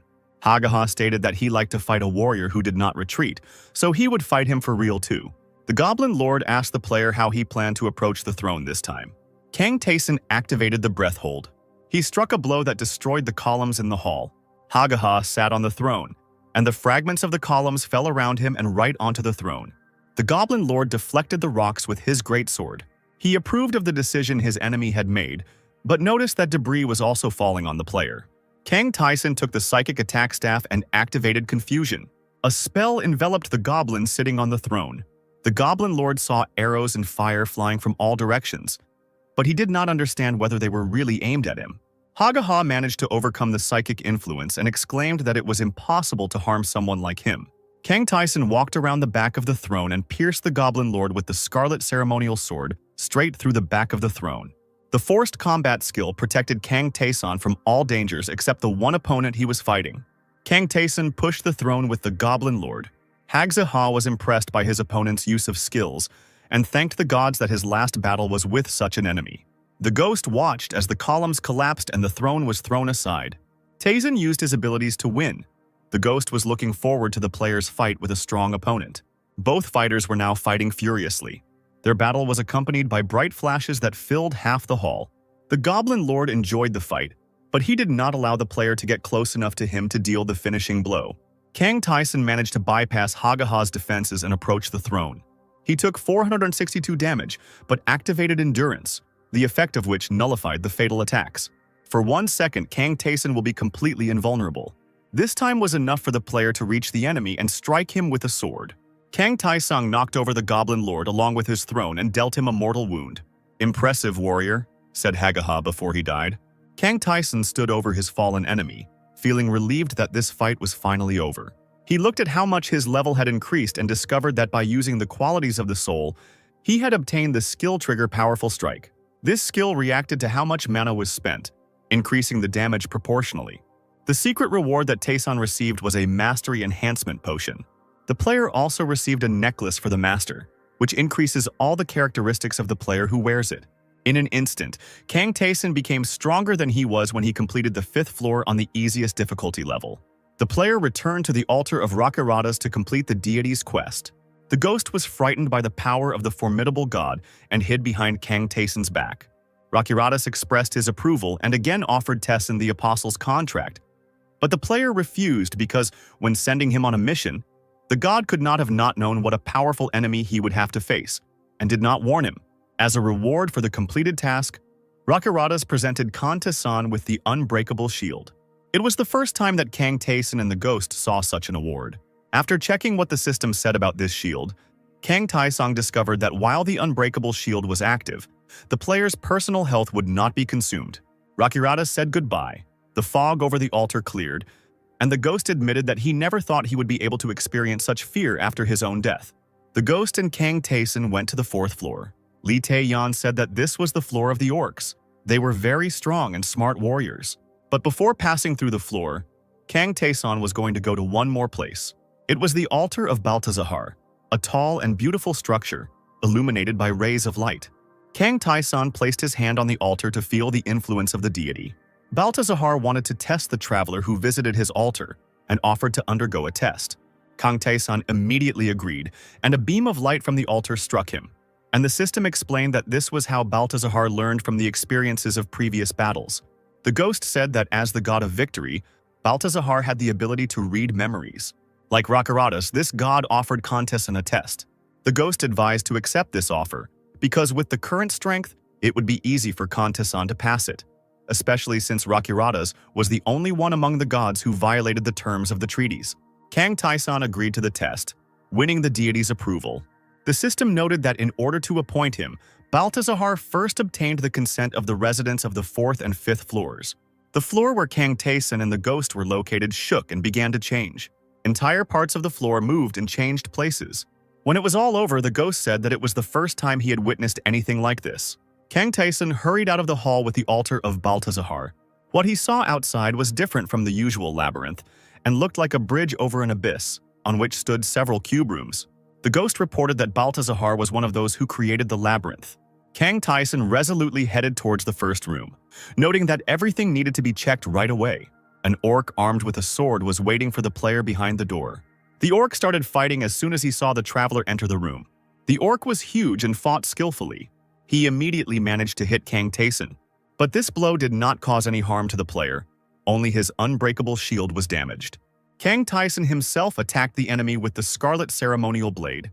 The ghost, watching the fight, realized that the essence of Baltazar's test was a one-on-one battle to victory. The ghost also noticed that the god had strengthened the fighters deployed against the player. The system noted that the orc was satisfied with the glorious battle. Kang Taeson managed to hit him with a powerful blow, and the system counted this victory. The player was surprised that it wasn't that difficult, but the ghost believed that all the strong opponents would come later, because there was no point in starting with difficulties right away. There were still 9 rooms ahead, and Taeson was wondering how easily he could handle them. After passing through a few more rooms, Kang Tae-sun noticed that with each victory his skill was growing. And with it, the unbreakable shield was increasing. A fierce battle broke out in the 6th room. Kang Tae-sun used reflection to automatically counterattack the enemy. Kang Tae-sun was much stronger than the orcs, but for some reason he couldn't crush them with one blow. He assumed that this was due to the difference in skill. He realized that the orcs weren't just swinging their weapons but were following a certain sequence. There was no point in simply copying their fighting style. Kang Tae-sun thought that he needed to learn how to handle weapons from someone else. The ghost asked if Tae-sun lacked skill with a sword, but did not answer the player's questions, instead hurrying to the next room. In the 7th room, a similar battle with an orc took place. In the 8th and 9th, everything repeated exactly the same way. Having finished with these battles, Kang Tae-sun caught his breath. He managed to finish quite quickly. They and the ghost approached the door to the boss's room. Kang Tae-sun didn't know how he could find the secret room of this floor under the changed conditions. But the ghost couldn't help him with advice, since it was also his first time in such a situation. Throwing open the door, Tae-sun declared that he would now have to look around every corner of the area after defeating the boss. Now a huge orc fighter was waiting for Kang Tae-sun. He looked exactly as Tae-sun had been told before, which meant there would be no additional risk in this fight. Suddenly, someone's crying was heard from the room, and Kang Tae-sun and the ghost saw a figure in green clothes and a pointed hat, who was crying bitterly and begging for salvation.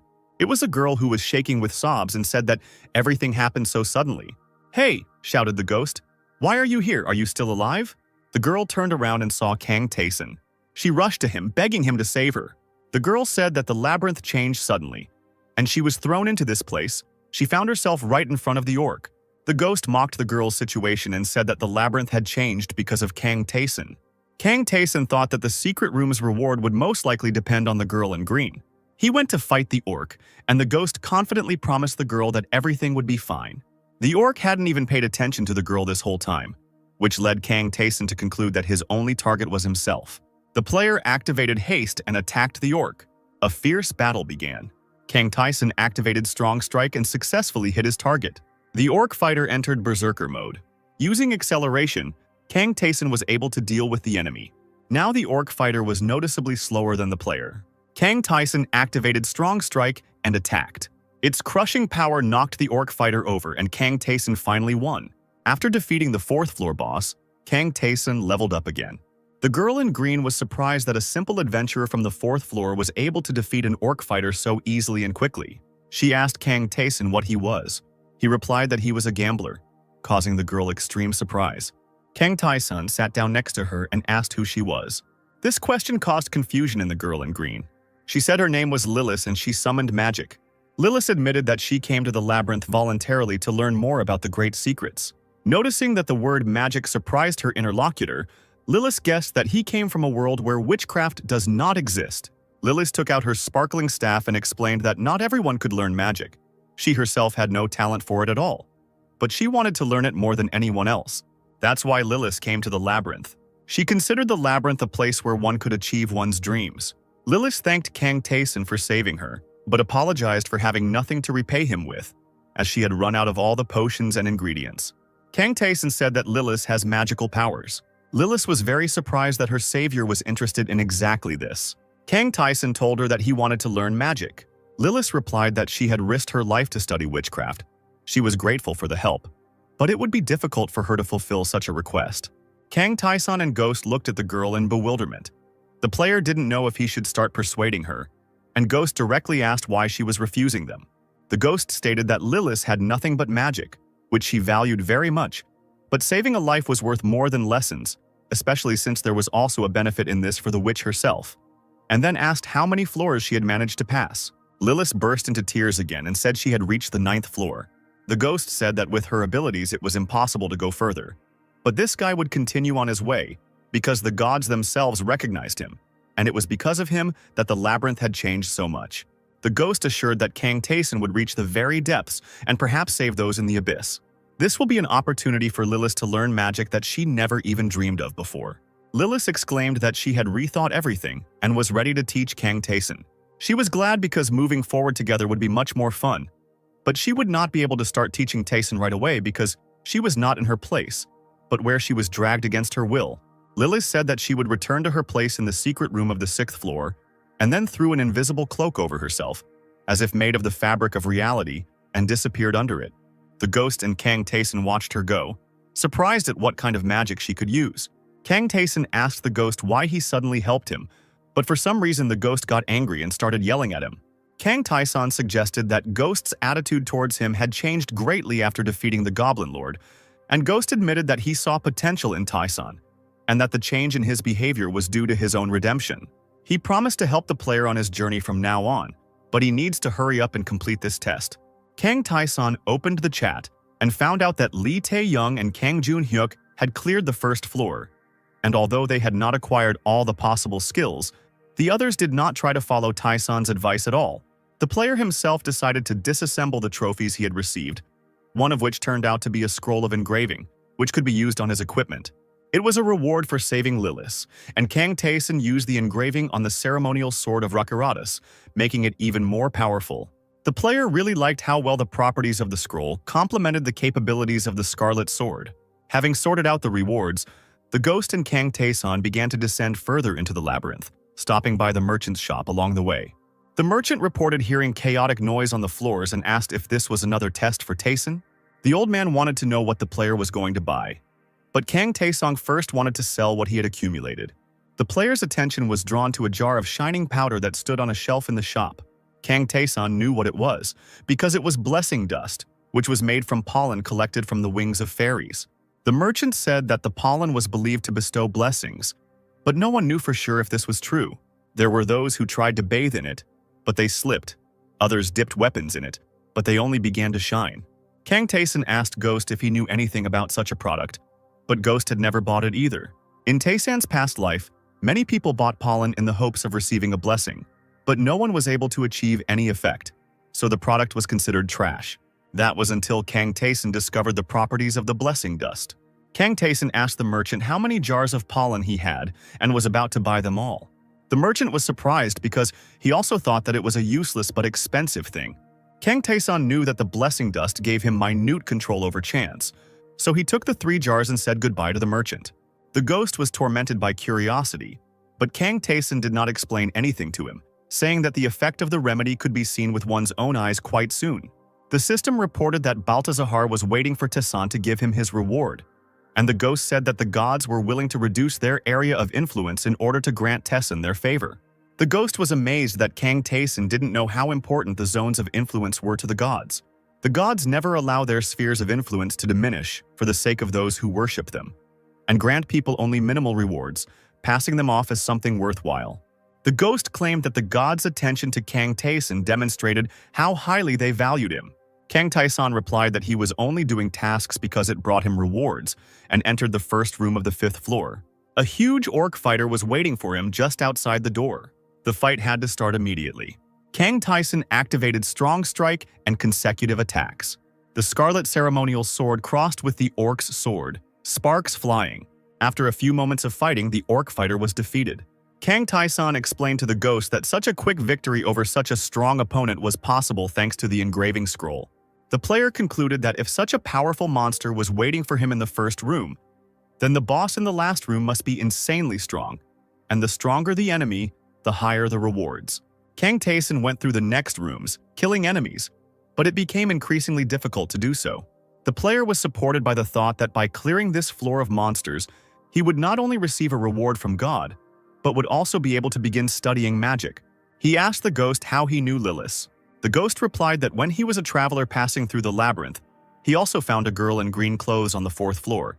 She was sitting in front of a huge orc. He took pity on the girl and saved her from the orc fighter. The ghost said that time in the labyrinth flows differently than outside, but about 100 years could have passed since then. During this time, Lilith was unable to get further than the 10th floor. Kang Taeson thought that there were many more characters in the labyrinth than he expected to meet. In another version of the labyrinth, the door to the room full of goblins creaked open. Someone threw a pebble into the resulting gap, which skittered across the floor tiles. Lee Tae-yeon hid behind the door with her sword and distracted the goblin's attention from herself. The girl pounced on the enemy, taking advantage of his confusion. So, one by one, she managed to defeat all the goblins in the room. At this time, Kang Joon-hyuk reached the altar of Rakuratas. Kang Taesang advised Kang Joon-hyuk not to get involved with this deity, and he listened to the advice. Lee Tae-young and Kang Jun-hyuk have come to trust Kang Dae-sun because thanks to his advice and the skills he helped them gain, they were able to survive in the labyrinth. Low-difficulty player Choi Jun-hyuk dismissed the stories of these players, believing that they were exaggerating. Lee Tae-yeon didn't understand why this man didn't believe her words. Choi Jun-hyuk believed that it couldn't be too difficult to defeat the rat on the first floor, and other players in the chat agreed with his words, accusing the solo players of lying and bragging. Kang Jun-hyuk was outraged by the attitude of the other players. He was angry at Choi Jun-hyuk, but he said that those who chose the solo mode were to blame for their own difficulties and had no right to whine. Kang Tae-sun looked at the chat, calculating how much time had passed since the labyrinth appeared in people's lives. This time was enough for the players of the simplest and normal modes to adapt to the new living conditions, and as long as they behave carefully, nothing will threaten them. People need to vent their pent-up emotions somewhere, if not on the enemy, then on other players they meet in the chat. Kang Tae-sun remembered this period from his past life, but things weren't so bad back then. Choi Jun-hyuk incited hatred among people online and directed it towards solo players and Kang Tae-sun personally. He believed that Tae-sun's advice on how to obtain unique skills was just advice on suicide. Kang Tae-sung entered the chat and Choi Jun-hyuk unleashed all his indignation on him. This guy had already created a guild of low-level players and needed a common enemy to control the crowd. So he directed the collective anger at the solo players. Players of different modes cannot meet in the labyrinth, and the stories of the loners sound impossible to others. Kang Tae-sun had knowledge that other players couldn't access, so he typed a message specifically for Choi Jun-hyuk. Choi Jun-hyuk read it, and it said that they would meet in a month. Kang Tae-sun closed the chat and ran to the last room, followed by a curious ghost who still had no idea what Tae-sun had done. In the last room was the vice chief of the orcs, Latran. This was a powerful enemy, against which not all adventurers could put up a worthy resistance. The ghost expressed confidence that Kang Tae-sun would have no problem with this enemy. Latran was glad to meet Tae-sun. He said that his orc comrades had already left satisfied. Kang Tae-sun remembered that all the orcs he killed met their deaths with a smile.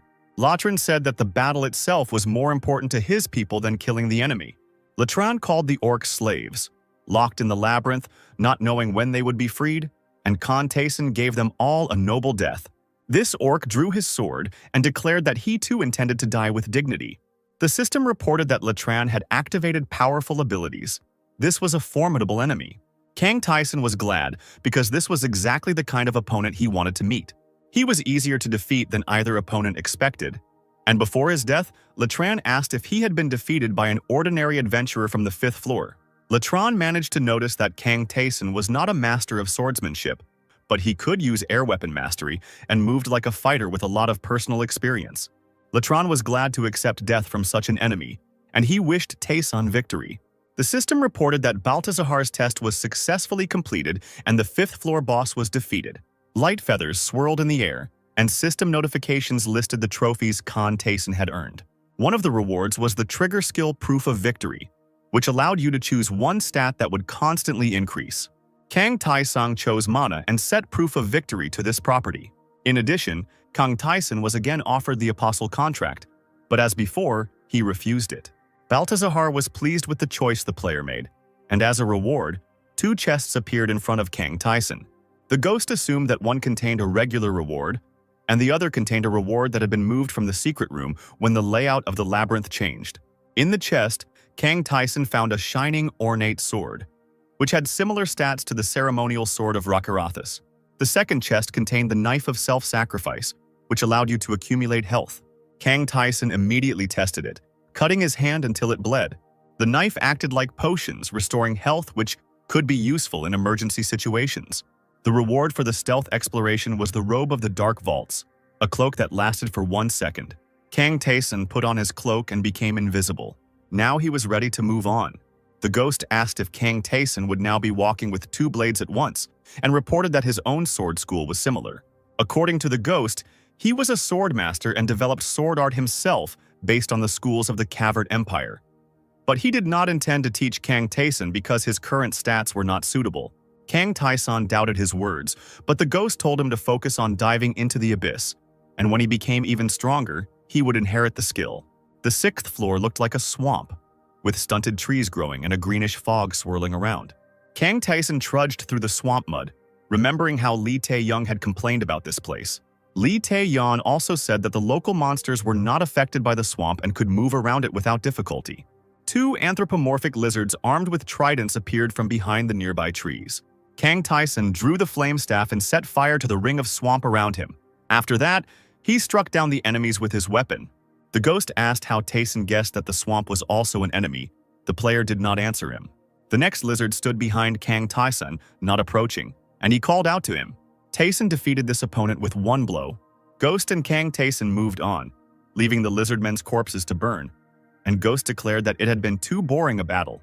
They found a tower. One of the bricks in its wall was noticeably protruding. This was clearly a trace left by Lilith. Kang Dae-sun pressed this brick, and a staircase appeared around the tower. Lilith looked out of the window and happily invited the guests into her secret room. Kang Tae-sun and the ghost went upstairs. Lilith sat on a chair and looked thoughtful.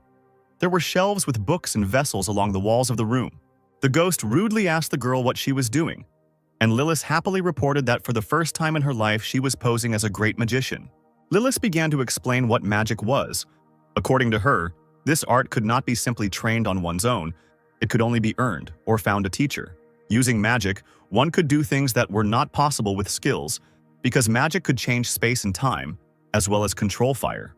Lilith realized that if Kang Tae-sun was now her student, then he should treat her with special respect.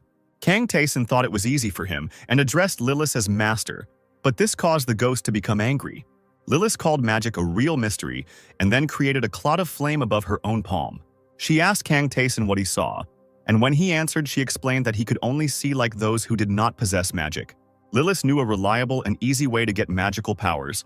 For this, it was necessary to make a contract with the god of magic. The ghost said that there were no cases of gods personally training someone. It only happened with Lilith. Kang Tae-sun asked if he would also have to make a contract with the god of magic. He had already rejected several apostle contracts and did not want to make this one. Lilith replied that such a deal would not be necessary, and then touched him, and the system notification noted that Kang Tae-sun had received magic. Lilith happily announced that anyone who possessed such power could pass on their skills to others. The girl created a flame above her palm again and asked Kang Tae-sun what he saw now. Now the flame looked different, and Kang Tae-sun felt different. Lilith waved her hand enthusiastically and announced that she would now explain to her student the various ways to study all types of magic. Lilith said that the simplest method was extracting magical power from some tool or staff. Kang Tae-sun had two staffs and he showed them to his teacher. Now they could take both items and extract all the power they had, giving Kang Tae-sun the ability to create fireballs and psychic attacks. After completing this action, Kang Tae-sun and Lilith noticed that both staffs had lost their color and turned gray. Kang Tae-sun created a fireball with his own hand. The second method involved learning from another magician or worshipping a god of magic, but only those who had made a contract with him could approach the god. Lilith brought gifts to the god instead of Kang Tae-sun, and then taught him the knowledge she had received, while he only had to pass on his trophies to the girl. Lilith was happy because now she would start learning new spells, and Kang Tae-sun asked what she could teach him right now. Lilith admitted that she received all her spells from God, and therefore had to ask permission before sharing them with her student. In order to obtain such permission, it was also necessary to bring gifts to the deity. Kang Tae-sun clarified that in order to learn a spell that Lilith didn't know, he would clearly need to obtain 2 offerings for the god as payment for both of them. Lilith said that weapons or armor could be suitable as a gift to a god, but they should be valuable, unique items. Kang Tae-sun took out and showed Lilith all his trophies. Lilith carefully examined the presented mountain of items and said that all of this would not be enough for even one spell, because these were ordinary items. The gift to the god required valuables, so Kang Tae-sun removed the master's necklace from his neck. Lilith was amazed because she knew that this thing belonged to the Goblin Lord, and therefore was suitable for learning a basic level spell. Kang Tae-sun didn't think this was enough, so he showed Lilith the Scarlet Ceremonial Sword. Lilith said that this thing would also work, but Rakiratas might try to deceive. Kang Tae-sun was not surprised. The last item Kang Tae-sun showed Lilith was the worn wooden staff. Lilith explained that although the items were of the same level, the gods preferred items that were related to them, so the staff was the best offering of all. The girl asked Kang Tae-sun what spell he wanted. She couldn't ask for an invisibility spell because it was a high-level magic. There were spells such as Fireball, Frozen Arrow, Enemy Search, and Concealing Curtain. The last spell allowed one to be invisible and not attract attention. There was also magic that could create water and food, and Kang Tae-sun wanted to learn exactly that. Kang Taisang believed that the staffs could do other things, and he could always come back to learn more. Lilith took her own magic wand, topped with a shining crystal, and addressed the god. Kang Taisang felt a heavy gaze on him, and it seemed to him as if God was laughing. He saw a huge eye, with a starry sky instead of a pupil, and a stream of radiance emanating from it. When this was over, the system noted that Kang Taisang had received a spell that could conjure some water and food. Lilith was surprised that it was so easy to get the spell, because she expected there would be difficulties, and reminded that the warrior, who was the ghost before, had encountered them. The ghost stated that Kang Taisang was a completely different case, since none of the gods hated him. Lilith asked if Kang Taisang wanted to learn anything else, but he didn't have anything else suitable to offer. They agreed that Taisang would return later, when he had obtained more trophies, and said goodbye. Kang Taisang returned to the ominous forest around the tower, and he could light his way with a fireball. It was much more convenient to summon flames now that it no longer required additional items. The ghost said that from now on, they just needed to go further along the floors and bring the obtained things to Lilith. But Kang Taisang didn't listen to him, looking at the system's notifications. The ghost also looked at the message and saw that Taisang's unbreakable shield had grown noticeably. Kang Taisang began to undress, which greatly surprised the ghost. The player was going to take off all his protective equipment to look like defenseless prey in the eyes of the monsters. The lizards noticed him and immediately attacked. The trident that Kang Taisang used to hit the first enemy dealt him 20 points of damage. With the next move, the player threw the lizard away. The ghost asked Taisang what this strange training gave him, but the system notification showed the received trigger skill, which completely nullified the enemy's first attack. The lizard attacked again, but failed to inflict any damage on the player. Kang Taisang was able to take advantage of this and defeat his opponent. The ghost admitted that this skill was incredibly useful. In the past, Kang Taisang used the skill Nullify First Attack, and could cancel any attack that the enemy used as if it had never happened. The ghost suggested that it would be impossible to obtain such a skill without the unbreakable shield. But Kang Taisang knew that it would simply cost him a lot of effort. Kang Taisang was able to earn unusual skills and was now going to continue, because so far, he had only received the nullification of the first attack.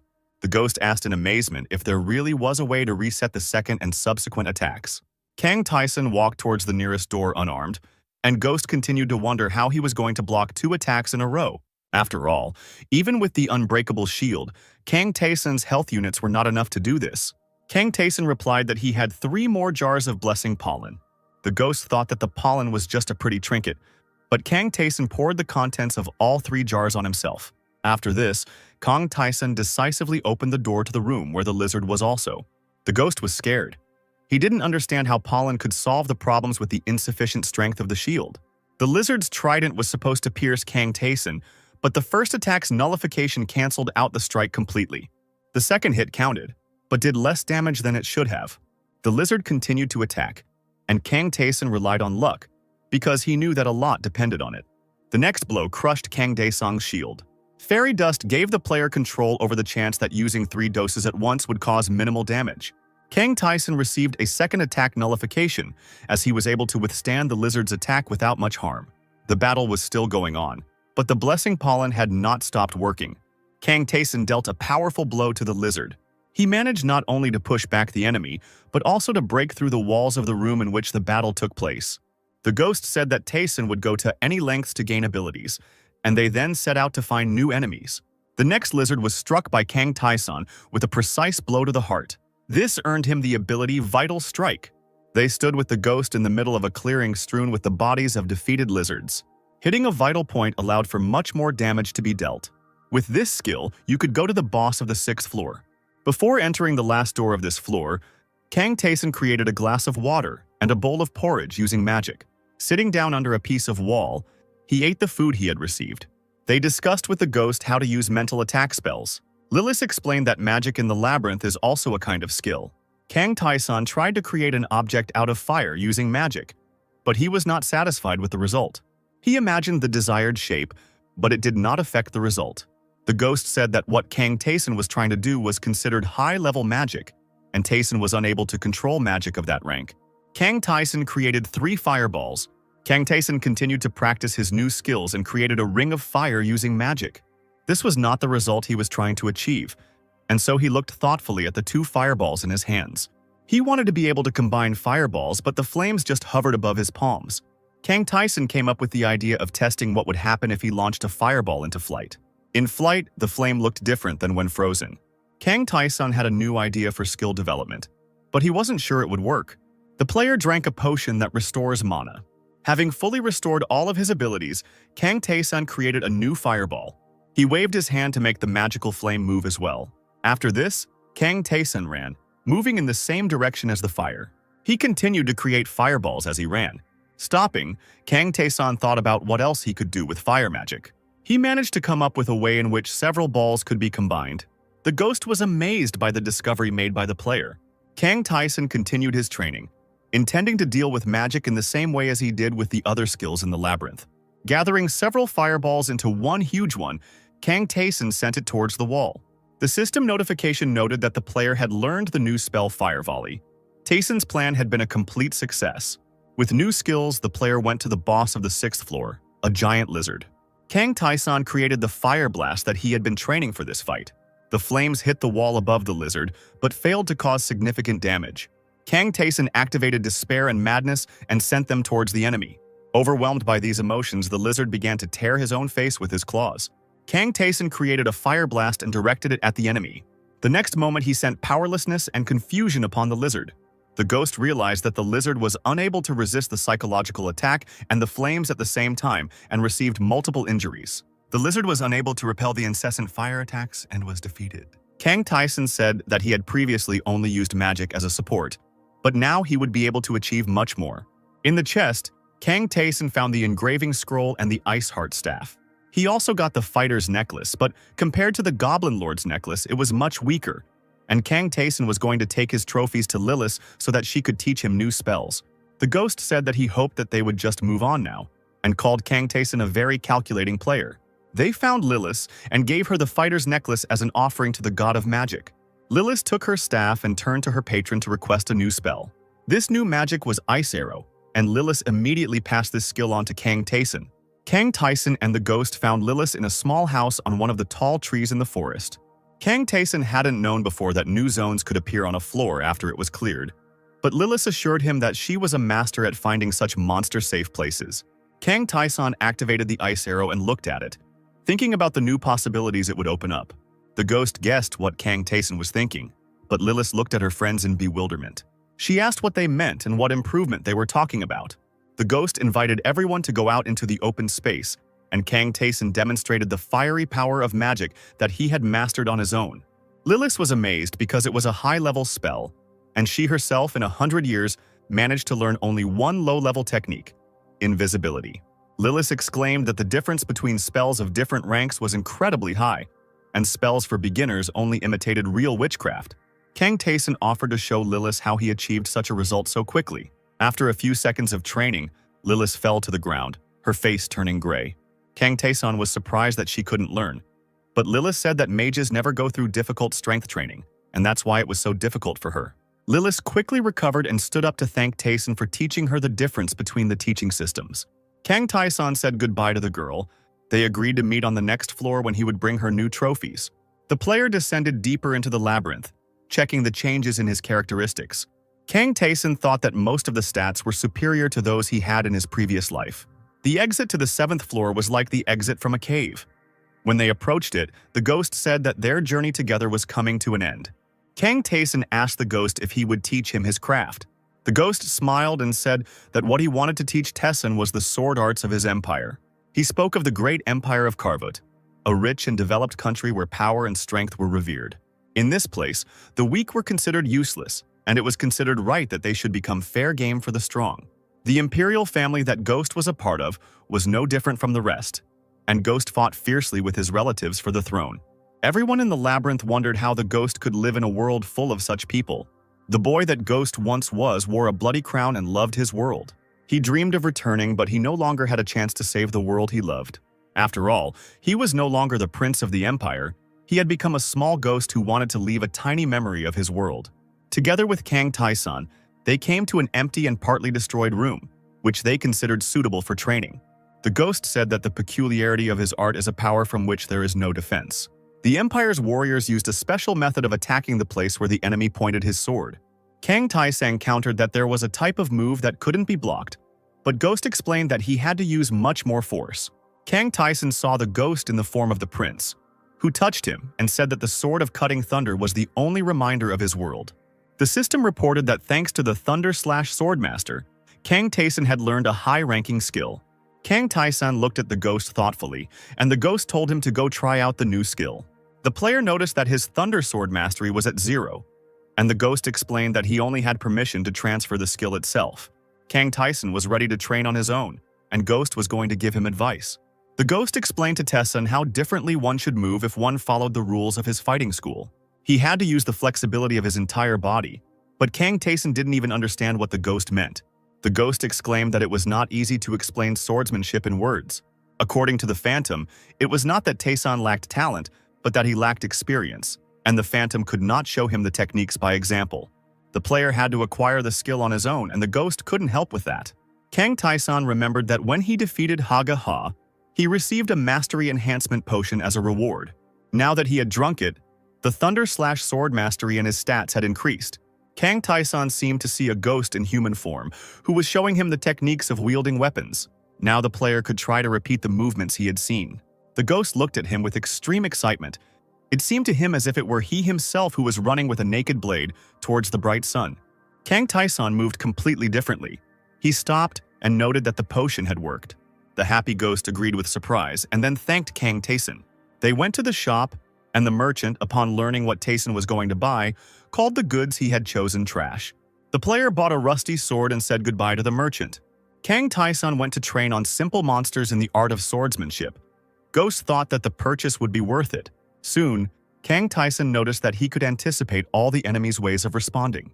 The player held a blade in each hand and fought a lizard armed with a trident. When he defeated the enemy, his lightning sword mastery increased. The ghost watched the fight and expressed his approval, although he could not resist making comments.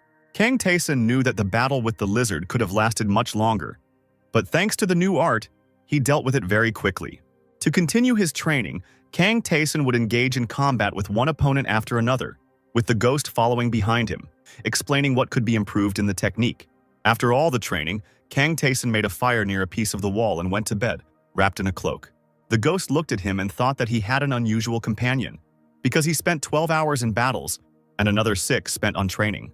Kang Taisang himself said that he didn't find it tiring to live like this, but that it was fun, and definitely better than the future. The ghost wanted to know what Kang Taisang's life was like before and thought he was crazy. The player began his new training session by throwing several stones into the air.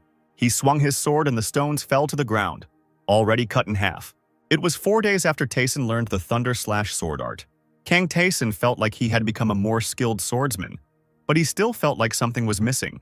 The ghost suggested the player to close his eyes. He knew that one of the lizards was approaching them from behind the wall. Following this advice, Kang Taisang experienced the world around him differently. He emptied his mind and now relied only on the premonition that the Thunder/Sword art gave him. He managed to strike the lizard by listening to this feeling. Kang Taisang opened his eyes and continued fighting, but it felt like ghostly wolves were following his every move. These wolves followed him and seemed to strengthen his attacks. He felt them as he dealt the decisive blow. Kang Taisang defeated the lizard warrior, and lightning sword mastery increased by 3%. Kang Taisang was surprised by what happened. The ghost said that it was the first sword of the lightning sword art called Wolf Fang. He explained that there were many more swords that could be learned, but they required opponents stronger than could be found even on the 10th floor. At this time, Lee Tae-young was crying by the fire she had made under the destroyed wall. She ate the meat of the monster she had killed, and the food made her sick. But there was no other food available. The girl dreamed of returning to Earth, and at that moment, a notification window lit up in front of her. The system announced the start of a special mission to return to Earth. It was necessary to survive and return. Lee Tae-yeon entered the chat where all the players were excited about the news they had received. People were happy that they could finally leave this terrible labyrinth. Kang Joon-hyuk wasn't sure that everything would be happy and simple. The players did not understand his doubts because the news of returning home could not be anything but happy. Kang Joon-hyuk recalled that the reason they all ended up in the labyrinth was because monsters had invaded Earth. The players had forgotten about this and were now worried. But it seemed to them that now, having become stronger, they would be able to cope with many things. Kang Taisang continued to train in the labyrinth while simultaneously browsing the chat. The ghost asked him what was so interesting going on there. and Kang Taeson explained that soon all the players would exit the labyrinth. Kang Taeson practiced ice arrow magic. He told the ghost that he would find out everything when the time came, and that Taeson himself needed to try to conquer the labyrinth even faster. In the chest of the secret room on the 7th floor, Kang Taeson found the Rune of Dexterity, and his agility increased by 10 points. Defeating the boss of the 7th floor, the Elite Lizard, was not difficult. As a reward, Taeson received the Tattered Earrings, which increased mana by 10 units. The second trophy was Pure Leather Armor. Kang Taeson met Lilith again and was able to learn a new spell, Basic Detection. Lilith asked when Kang Taeson was going to learn something new, but he admitted that he would only do so after he had mastered everything she had. Kang Taeson glanced at the chat more and more often, and Ghost noticed that this was already called addiction.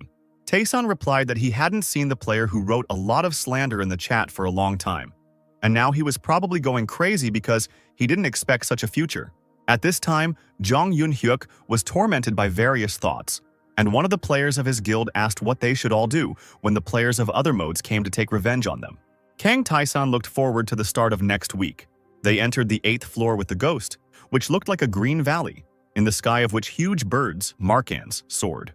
With a furious cry, the bird flew towards Kang Taeson. Bright flashes struck the ground and a nearby wall fragment. Kang Taeson rushed towards the markanda. He managed to defeat her in flight. The monsters in this place act according to their instincts, Taeson told the ghost, so catching them is easy.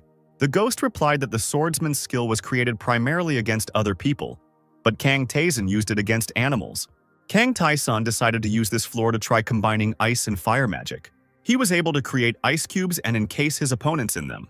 Walking along a narrow passage over the abyss, Kang Taeson saw a huge bowl filled with shining water.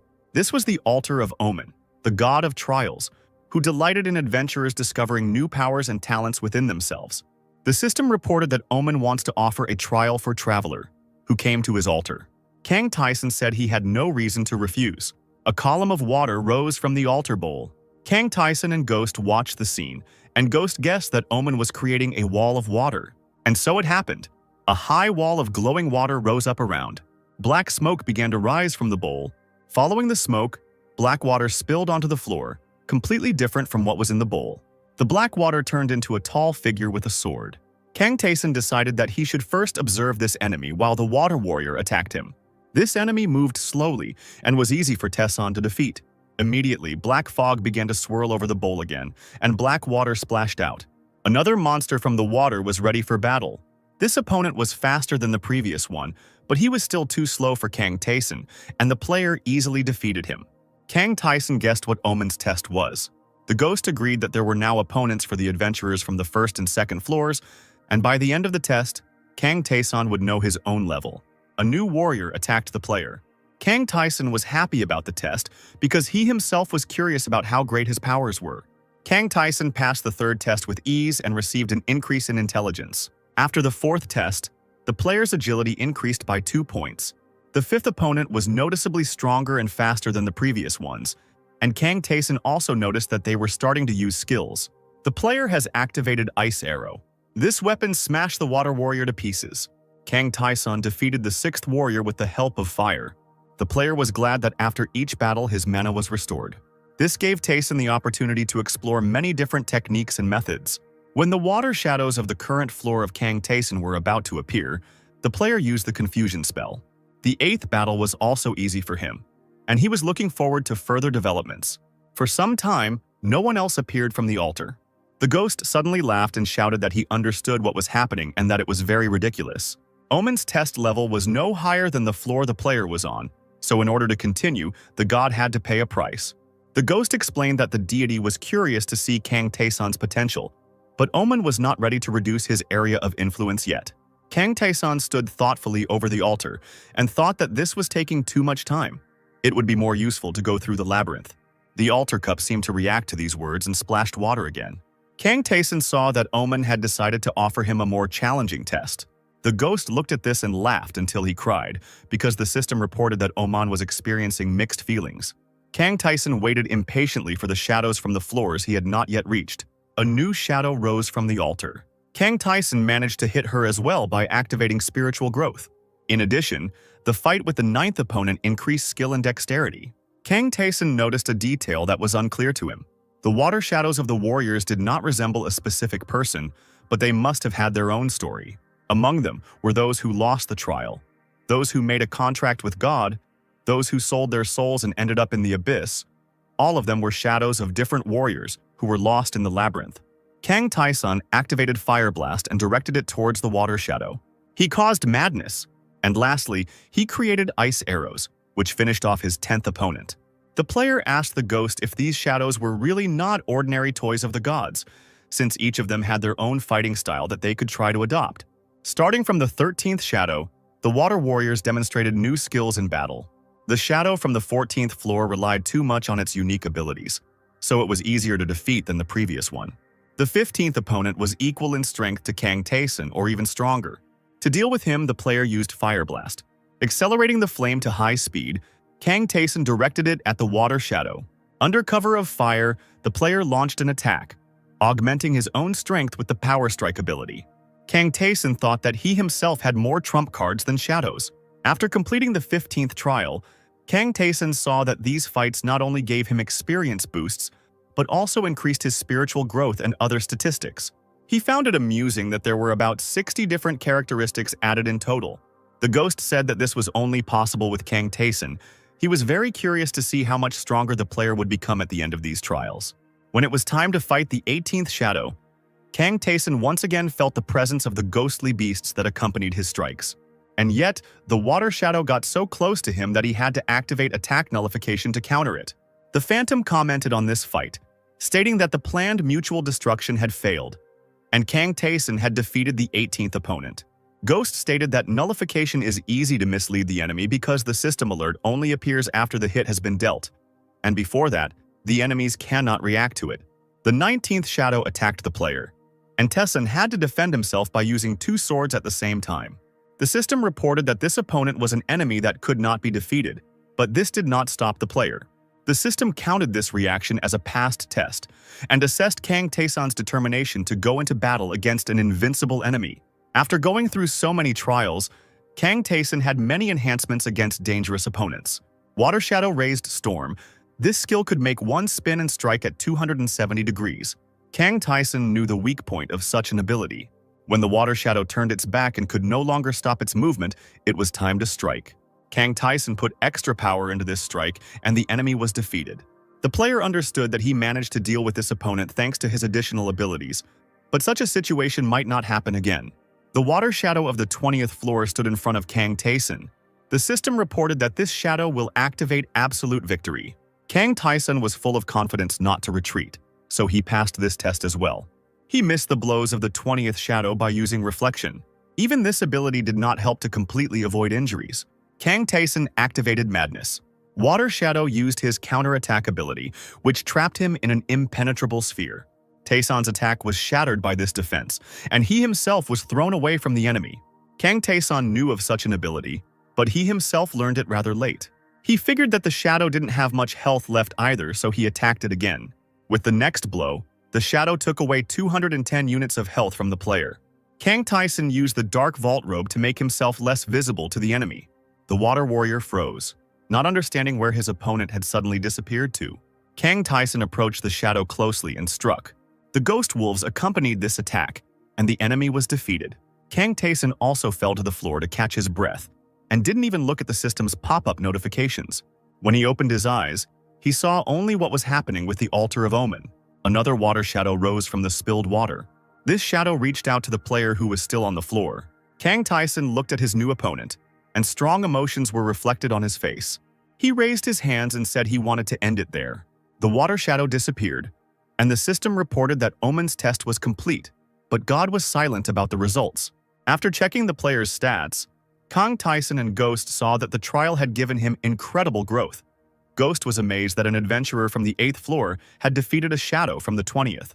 Looking at the altar, the Ghost noticed that he could see how much Omen's powers had diminished. As a reward, Kang Tae-sun received the Ring of Witness and an ability that increased all of the player's stats when fighting an enemy of equal level. Omen also offered Tae-sun the Apostle Contract. The altar splashed water in farewell, and the wall around the duel site disappeared. Kang Tae-sun noted that his current strength level was equal to the 20th floor, but now he needed to return to clearing the 8th. After defeating the boss of the 8th floor, Kang Taeson found the ankle protector in the chest of the secret room. The boss of the 8th floor, Markonda Rutia, lay before him, killed by an ice block. Kang Taeson sat down right on this ice. Ghost admitted that the skills he had gained in Omen's trial had made Taeson even stronger. The reward of the 8th floor was the Marnaya rune, which granted attributes based on the probability of using runic weapons. In addition, Kang Taeson received a skill that, every time he attacked an enemy, sucked out some of the enemy's stamina, which was useful during protracted battles. Having collected everything he could from the 8th floor, Kang Taeson decided to speed up the descent, since there were 4 days left before returning to Earth. On the 9th floor, the enemies were goblins in thick armor and masks that covered their faces. Kang Taeson easily took on several opponents at once. The player was surprised that the goblins turned out to be stronger than the lizards. The ghost said that they obviously trained somehow, probably their leader taught them this. Kang Taeson knew that the one he had defeated before, Hagahwa, was the previous leader of the goblins, and the current one was somewhere on this floor. With 3 days left before returning to Earth, Taeson reached the Goblin Elder, armed with a sword and a staff with skulls. The Goblin Elder began with a psychic attack, which he sent using his staff. Kang Taeson wrapped himself in the cloak of concealment and moved closer to the enemy. He cut off the goblin's head with one blow. Together with the ghost, they stopped near a wall, the painting on which depicted many goblins. Kang Taeson activated trap detection and sent a search pulse towards that wall. Behind it was another room, in which sat a huge goblin. The system called him Looter, the Lord of Goblins. Looter said that if Kang Taeson killed Hagahwa in battle, he would die satisfied. Looter thanked the player for Hagahwa and said that in the end he was destined to be killed too, but he wanted to leave something as a memento of himself. He stated that dying as a goblin lord was better than remaining a simple fighter. Kang Taeson decided that Looter had ousted Hagahwa because of his greed for power. Looter stood up and picked up 2 long spears, stating that he knew this day would come, but still felt strange. The opponents looked into each other's eyes, and the Goblin Lord said, "Let us fight, warrior." Kang Taeson's 2 swords and Looter's 2 spears crossed, sparks flying. Kang Taeson parried the goblin's blows, but he was wondering how long it would take until he returned to Earth. Looter roared that he couldn't keep up with Taeson's quick movements and couldn't resist his skills and sword mastery. Kang Taeson asked him if he was going to give up. Looter continued to fight, declaring that he would never give up. He didn't care that he had no chance of winning. He was going to do his best. Kang Taeson replied that he was also ready to give it his all. Kang Taeson's powerful blow shattered the brickwork, and the crystals that hung from the ceiling rang as they swayed. Looter, who had fallen on this wall, was pleased with the force of the blow dealt to him. "Go forward, warrior," said Looter. Kang Taeson stood before the defeated Goblin Lord. He received the title of Kingslayer. Now, when fighting against a lord or king, he became stronger. Kang Taeson turned to the ghost and said that it was time to continue on their way. After visiting Lilith, Taeson learned the Veil spell, which could hide him from prying eyes. Then they visited the shop and bought a variety of potions. The reward for the 9th floor was the boots of increased speed. The secret room brought Kang Taeson the shining sword of frost. Now the 10th floor awaited them. This floor looked like islands floating above the abyss, covered with grass and the remains of stone tiles. Kang Taeson remembered the task that the ghost had given him. The enemy that needed to be killed was waiting for them on the 10th floor. The ghost thanked Kang Taeson for the opportunity to leave a trace of his existence in the world. The Phantom's world died, and after it the Phantom itself, but now at least memories of them will remain. The ghost regretted that he would not have time to teach Taeson the second sword skill, but he was sure that the player himself would cope with this task someday. Kang Taeson looked at him and thought that he himself was unsure of his future. The next monster's powerful steps made the ground shake. The ogre extended its huge paw towards Kang Taeson. Kang Taeson calmly grabbed the monster by its giant finger. He threw it back, hitting the ground hard. It was an easy victory. At the edge of the island was the secret room of the 10th floor. Kang Taeson opened it by activating trap detection. The ghost was surprised that with his current capabilities, Kang Taeson was wasting time improving his skills when he could have simply destroyed all the traps. A skeletal hand appeared from the wall of the secret room. The trophy blue ring needed to be removed from it. Now Ghost and Kang Taeson stood in front of the boss's room. The ghost said that behind this door is the one who killed him, and when Taeson deals with this enemy, the task will be completed. Kang Taeson took out the engraving scroll and the Marnia rune from his equipment bag. He applied them to the shining sword of frost, enhancing its properties. Kang Taesong asked if the ghost is considered a labyrinth creature. The ghost replied that he was technically bound to his grave, but the mission allowed him to follow Kang Taeson. Kang Taeson guessed that it was the task he had received that had bound the ghost to him until it was completed. Taeson was curious which rule would take precedence. The ghost had no idea what the player meant. At that moment, reality above them split, and they saw the starry sky. The planet Earth appeared among the stars, and the system reported that there were 0 days left until return. The ghost watched what was happening, not understanding anything. Kang Taeson knew what would happen next and was prepared for it. A powerful force pulled the player back to his homeworld. He saw mountains and next to them a city consisting of high-rise buildings. Kang Taeson fell onto the asphalt and smelled the asphalt and the scent of grass, which was very different from what was in the labyrinth. Kang Taeson lay on his back, looking up at the sky, and thought that everything happened exactly the same as last time. Only this time he had an excited ghost with him, who wanted to know where they had ended up. The ghost had never heard of such a place in the labyrinth. At first, Kang Taeson decided to go into a grocery store where there was not a single person and all the shelves were destroyed. The smell in this place was unpleasant, because in 3 months most of the products had spoiled. Kang Taeson only took long-life canned goods. Using fire magic, Taeson fried the food. It was a delicious meal that he frankly enjoyed. The ghost realized that they had entered the world of Kang Taeson, and the player's ownership extended to the ghost as well. Kang Taeson wasn't sure if this would happen because the ghost wasn't an object, but a living being. The ghost looked around and asked what kind of square-shaped objects he saw everywhere, which he called machines. Kang Taeson drew his attention to the rift in the sky and asked what he knew about it. It looked as if the sky was glass and had cracked open, leaving a hole in the sky where darkness was swirling. A green, shapeless, multi-eyed monster emerged from the rift. Kang Taeson said that it was what was destroying his world. The ghost said that he felt some kind of force, but he could only figure it out if he got closer. The green monster pounced on Kang Taeson. The player grabbed him by his long tentacle. Kang Taeson held the monster out at arm's length and asked the ghost what he thought it was. The ghost assumed that it was a slave of a deity, but the energy of the monster felt completely different. He didn't understand what it was, or why anyone would want to create such a creature. The ghost said that this creator was very strong, stronger than Rakarada's, and Kang Taeson meanwhile burned the monster with a fireball.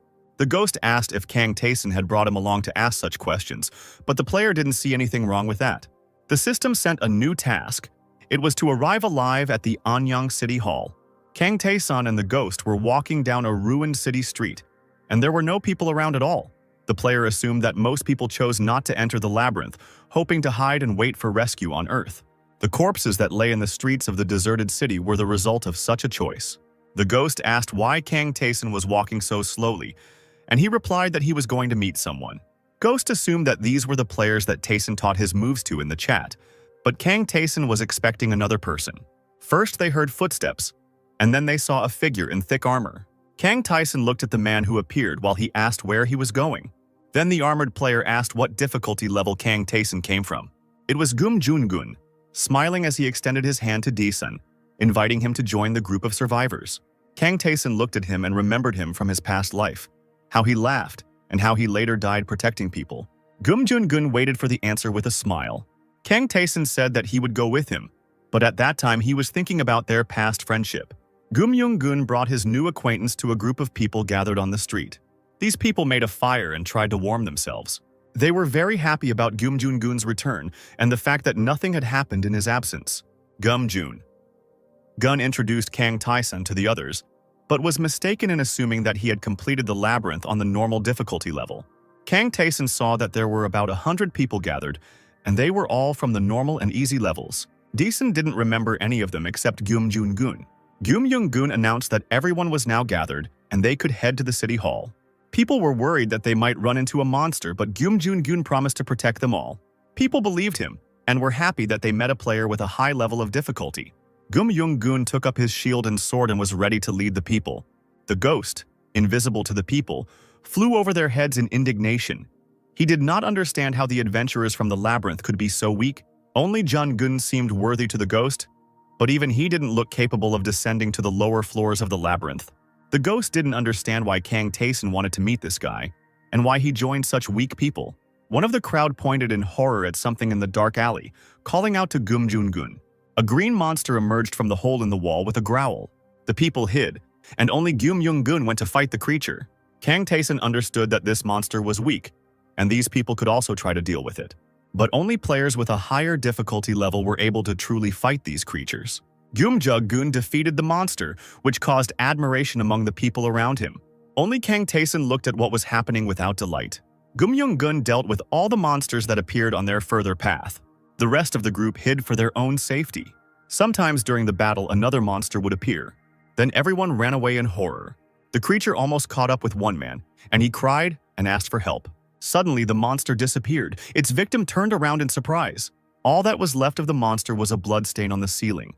But the people around did not understand what had happened. Gyeomjung-gun returned and asked where the second monster had gone, but everyone thought it had simply disappeared. Gyeomjung-gun didn't believe it and didn't understand who else could defeat the monster, because he was the only high-level player here. Kang Taesun caught his attention because he didn't show fear and remained calm the whole time. Gyeomjung-gun commanded the people to move forward. They still had a long way to go. While Gyeomjung-gun stepped forward and fought with various creatures, Kang Taesun secretly killed the monsters that appeared later. The ghost hovered over the crowd in rage, asking out loud why these weak people did not join forces and try to fight. The way they ran away from danger made the former heir to the Karvat Empire furious, and he did not skimp on curses. People followed Gyeomjung-gun and showed no desire to do anything. The Phantom saw it as a personal insult that such worthless people had ended up in the labyrinth. Gyeomjung-gun consoled the tired and crying, assuring them that they only had to endure a little longer. Kang Taesun asked the ghost not to be angry at these people because they once chose the easy labyrinth. The ghost didn't even suspect the existence of the easy labyrinth. He thought that it was the only one. But Kang Taesun explained to him how the modes of passage differ.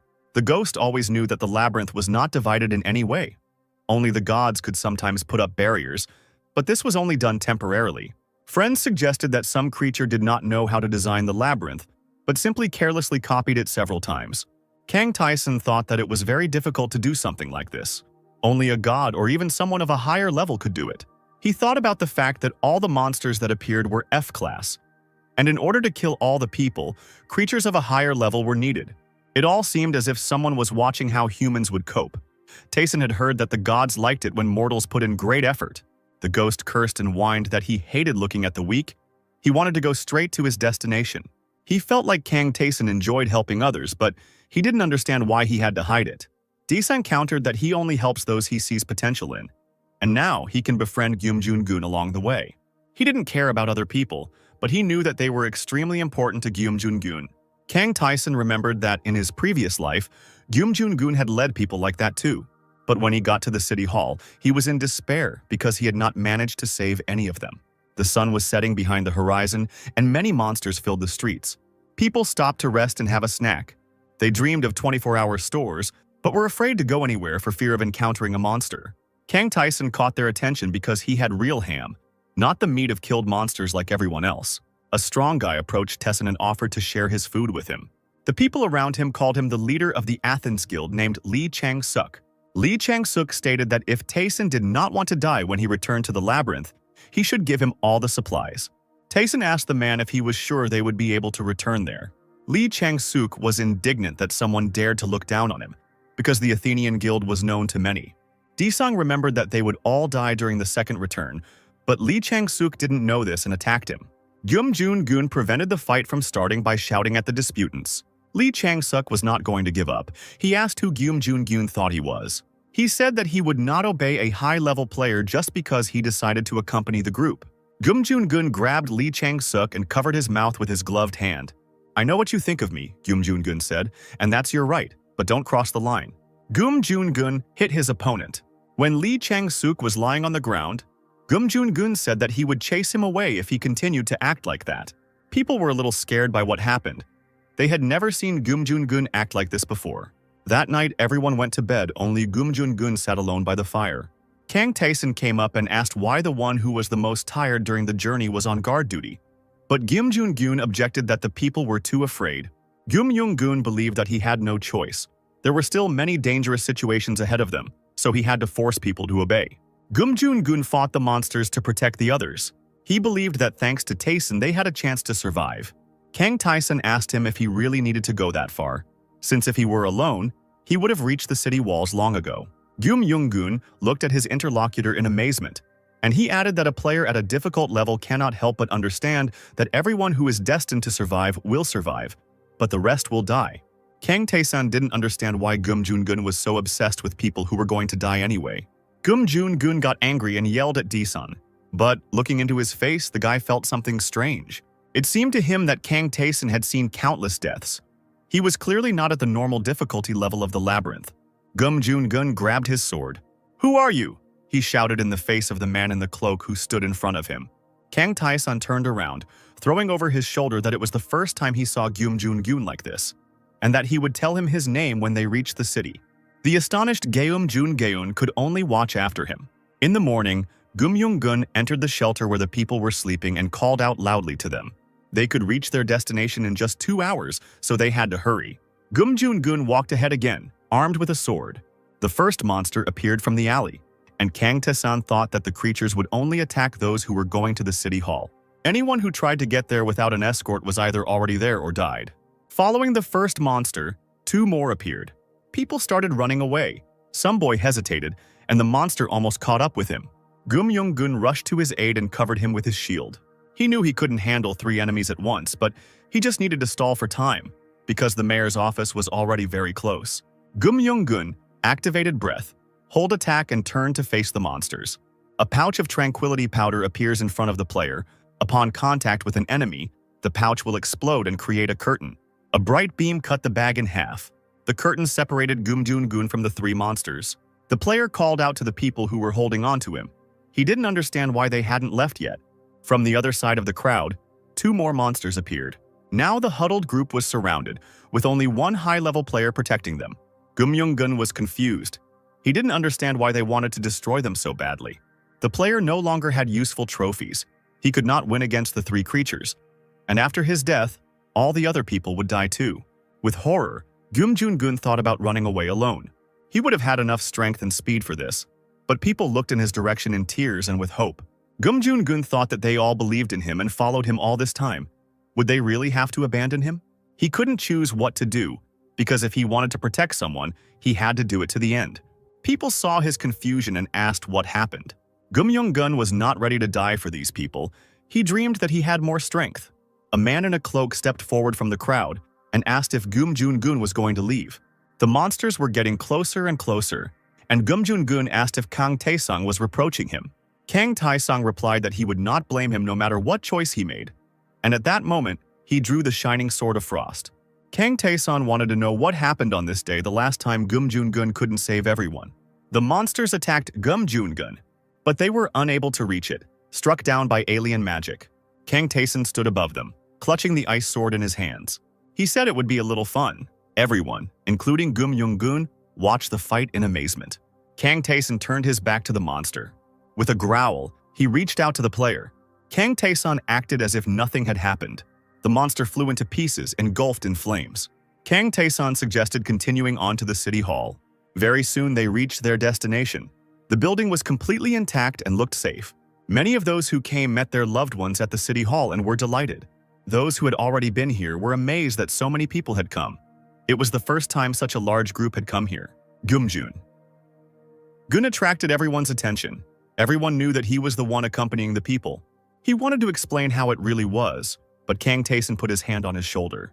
From the detached expression on Dae-san's face, Gum Young-gun realized that he did not want to share the glory with him. Gum Joon-gun had to accept thanks. They all entered the city hall building. There were so many people here, Kang Tae-sang guessed that about 100,000 survived. Tae-sang kept to himself, avoiding the other survivors. Gum Joon-gun walked up to him and held out a bottle of water with a smile. Kang Tae-sang approved of Gum Joon-gun's use of the breath hold attack.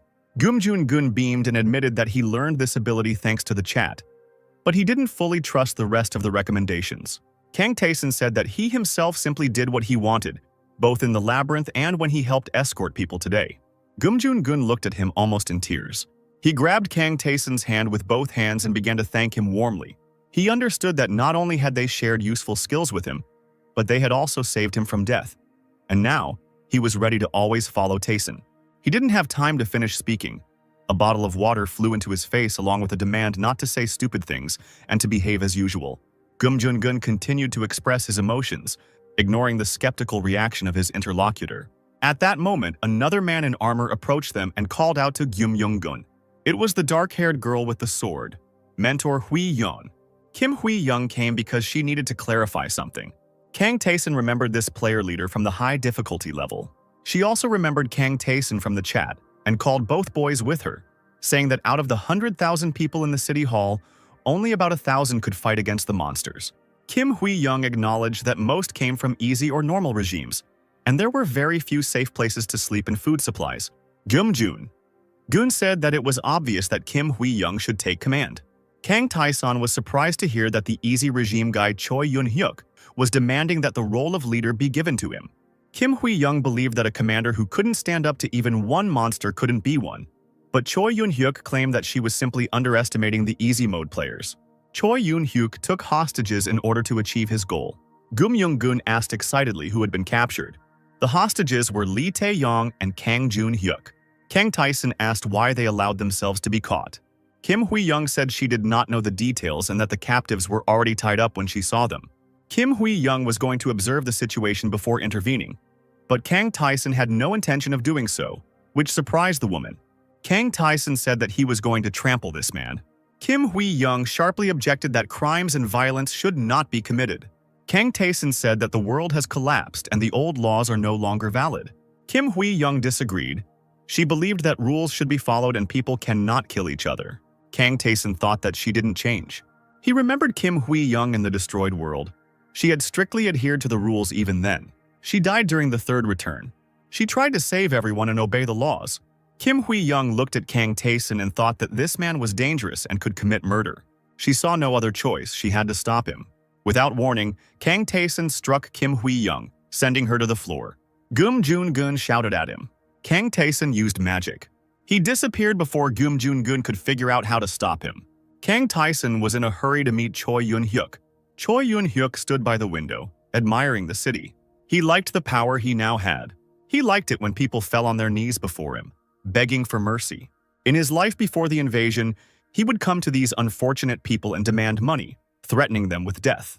He was looking out the window that day, and a sound caught his attention. He saw the monsters as they descended from the sky.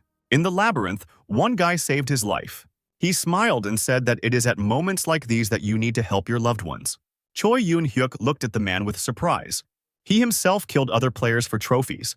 There were no laws or rules in the labyrinth, but in such a confined space, even the slightest push could change everything. This place hosted high-level players. In case of disagreements, they could negotiate or use violence. Sometimes a reward could be obtained in this way. Choi Yun-hyuk liked it when people obeyed him. Lee Tae-young and Kang Jun-hyuk were sitting in the same room, chained together. Lee Tae-young stated that if it weren't for the trick, Choi Yun-hyuk would have died much earlier, but he laughed in response to these words. He believed that luck was on his side, since he was summoned straight to a safe zone near the city hall. He attacked another player, glad that those he feared in the labyrinth turned out to be weak in reality. Choi Yun-hyuk believed that the solo players were too focused on survival and therefore were not particularly strong. When the two showed up, Choi Yun-hyuk was busy torturing another player. He held a knife to the player's throat and ordered Lee Tae-young and Kang Jun-hyuk to follow his orders. Lee Tae-yeon was the first to throw down her sword and surrender to Choi Yun-hyuk. "You should have been thinking about fighting instead of the hostage," he told the tied-up girl. He mocked his captives, claiming that the loner players nothing of itself do not represent. At that moment, Kang Tae-sun entered the room and asked if Choi Yun-hyuk really believed it. Kang Tae-sun was wearing a cloak and was difficult to recognize. Lee Tae-yeon looked at him carefully and guessed who it could be. Kang Tae-sun threw back his hood, revealing his face. Choi Yun-hyuk looked at this stranger and felt how dangerous he was. They stood opposite each other, and something dark was swirling in the air.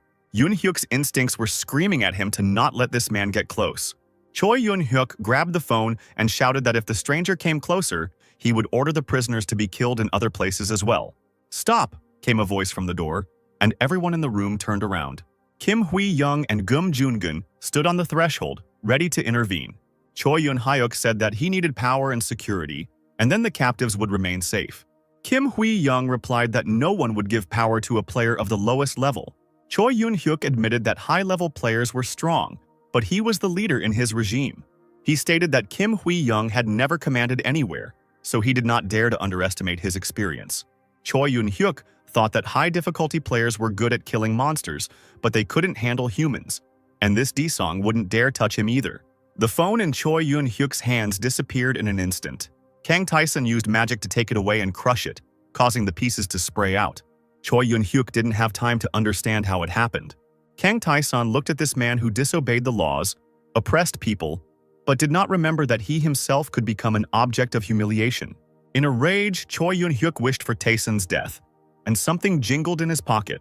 The building's massive metal supports began to collapse, breaking through the ceiling. Gum Jun-gun called out in fear to Kang Tae-san, who was standing in a dangerous place.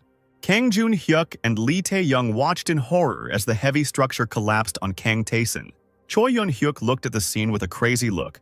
He couldn't believe that his seemingly invulnerable opponent was defeated.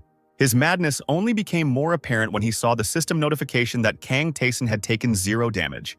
The others also saw this notice and could not believe their own eyes. Kang Tae-sun crawled out from under the rubble. Choi Yun-hyuk shouted to his accomplices to all rush towards him to kill Kang Tae-sun. Armed members of his guild burst into the room. Kang Tae-sun calmly summoned an ice sword. Kim Hui-young also couldn't believe what she saw. Kang Tae-sun stood surrounded by many people who were about to kill him. The ice sword in his hand glowed faintly. He struck so fast that it was impossible to keep track of them. Choi Yun-hyuk kept his eyes on him as blood splashed onto his face. Kang Tae-sun killed everyone and noted that Lee Tae-young and Kang Jun-hyuk would have lost against so many opponents. Choi Yun-hyuk looked at him in horror and anger. Kang Tae-sun came very close to him and extended his hand to his face and said that he would not lose. People on the street took advantage of the safe time and even complained of boredom. The ghost sank down onto the green lawn to bask in the sun's rays. A loud noise caught their attention and they saw part of a wall collapse on one of the upper floors of a nearby building. The man in the cloak held the other by the head and pushed him towards the void. The ghost recognized Tae-sun and was delighted, thinking that something fun was beginning. Jong Yun-hyuk hung in terror above the void and tried to grab the hand that was holding him. He was less than half a step away from falling. He wondered out loud that a man like Tae-sun could exist. Kang Tae-sun replied that Yun-hyuk had said the same thing in the past, and both times he had died at Kang Tae-sun's hands. With these words, Tae-sun squeezed his fingers tightly. Blood spurted as Choi Yun-hyuk's skull shattered in Kang Tae-sun's hand. Kim Hui-young and Gum Jun-gun were shocked by what they saw. Kang Tae-sun unclenched his hand, noticing that he had killed the man in exactly the same way last time. People looked in horror at the dead body that had fallen on the asphalt. They were scared that the man in the cloak had killed someone. They shouted that he was a murderer. Kang Tae-sun, accompanied by the ghost, descended from the building and walked away, thinking about what and how happened in his past life at this time. At that time, he was one of the simplest level players, and Choi Yun-hyuk was the leader, and it was not so easy to deal with him. He looked at his hand, stained with blood, and was surprised that it had been so easy this time. He was standing against the wall, cleaning his hand, when Gum Jun-gun approached him. Gum Jun-gun was worried about him because Hui-young and the others told him about what happened. In one of the city hall offices, people came to express their outrage at what had happened. They believed that no one should allow themselves to kill people and take justice into their own hands. Kim Hui-young sat in front of them, covering her face with her hand. They demanded that she punish the criminal. She stood up abruptly, interrupting their screams. "How do you propose to punish someone who even I can't handle?" Kim Hui-young asked. The older man said that she didn't know how to do it because she used to be a university student. He believed that the world couldn't leave someone as reckless as Tae-sun unchecked just because he had power. Kim Hui-young had a hard time with this man, even though she invited him because he was a congressman and a member of the Civic Party. She had no idea that such people would be useless in the new world and would not even try to pass the labyrinth. Kim Hui-young couldn't imagine how to punish someone like Kang Tae-sun, who was not worth fighting with. Kim Hui-young thought that everyone around her only cared about their own authority. She looked at these noisy people and imagined that from the outside she might appear just as power-hungry. The system window that appeared distracted her from such thoughts. People nearby also received a message about the approach of the first wave of monsters, from which the City Hall building had to be protected. The excited people threw open the door to the office. They shouted about the attack of monsters and wanted to know what to do now. Those who were on easy mode did not want to take part in the battle. Kim Hui-young shouted at them. She turned to the table where those who had just given her advice were sitting. But the office was empty and only overturned chairs lay on the floor. Kim Hui-young was angry that these advisors of hers could only engage in useless talk. Kang Tae-sun also received the message, but he was confident that Kim Hui-young was able to handle the problem herself. Lee Tae-young and Kang Jun-hyuk called out to him.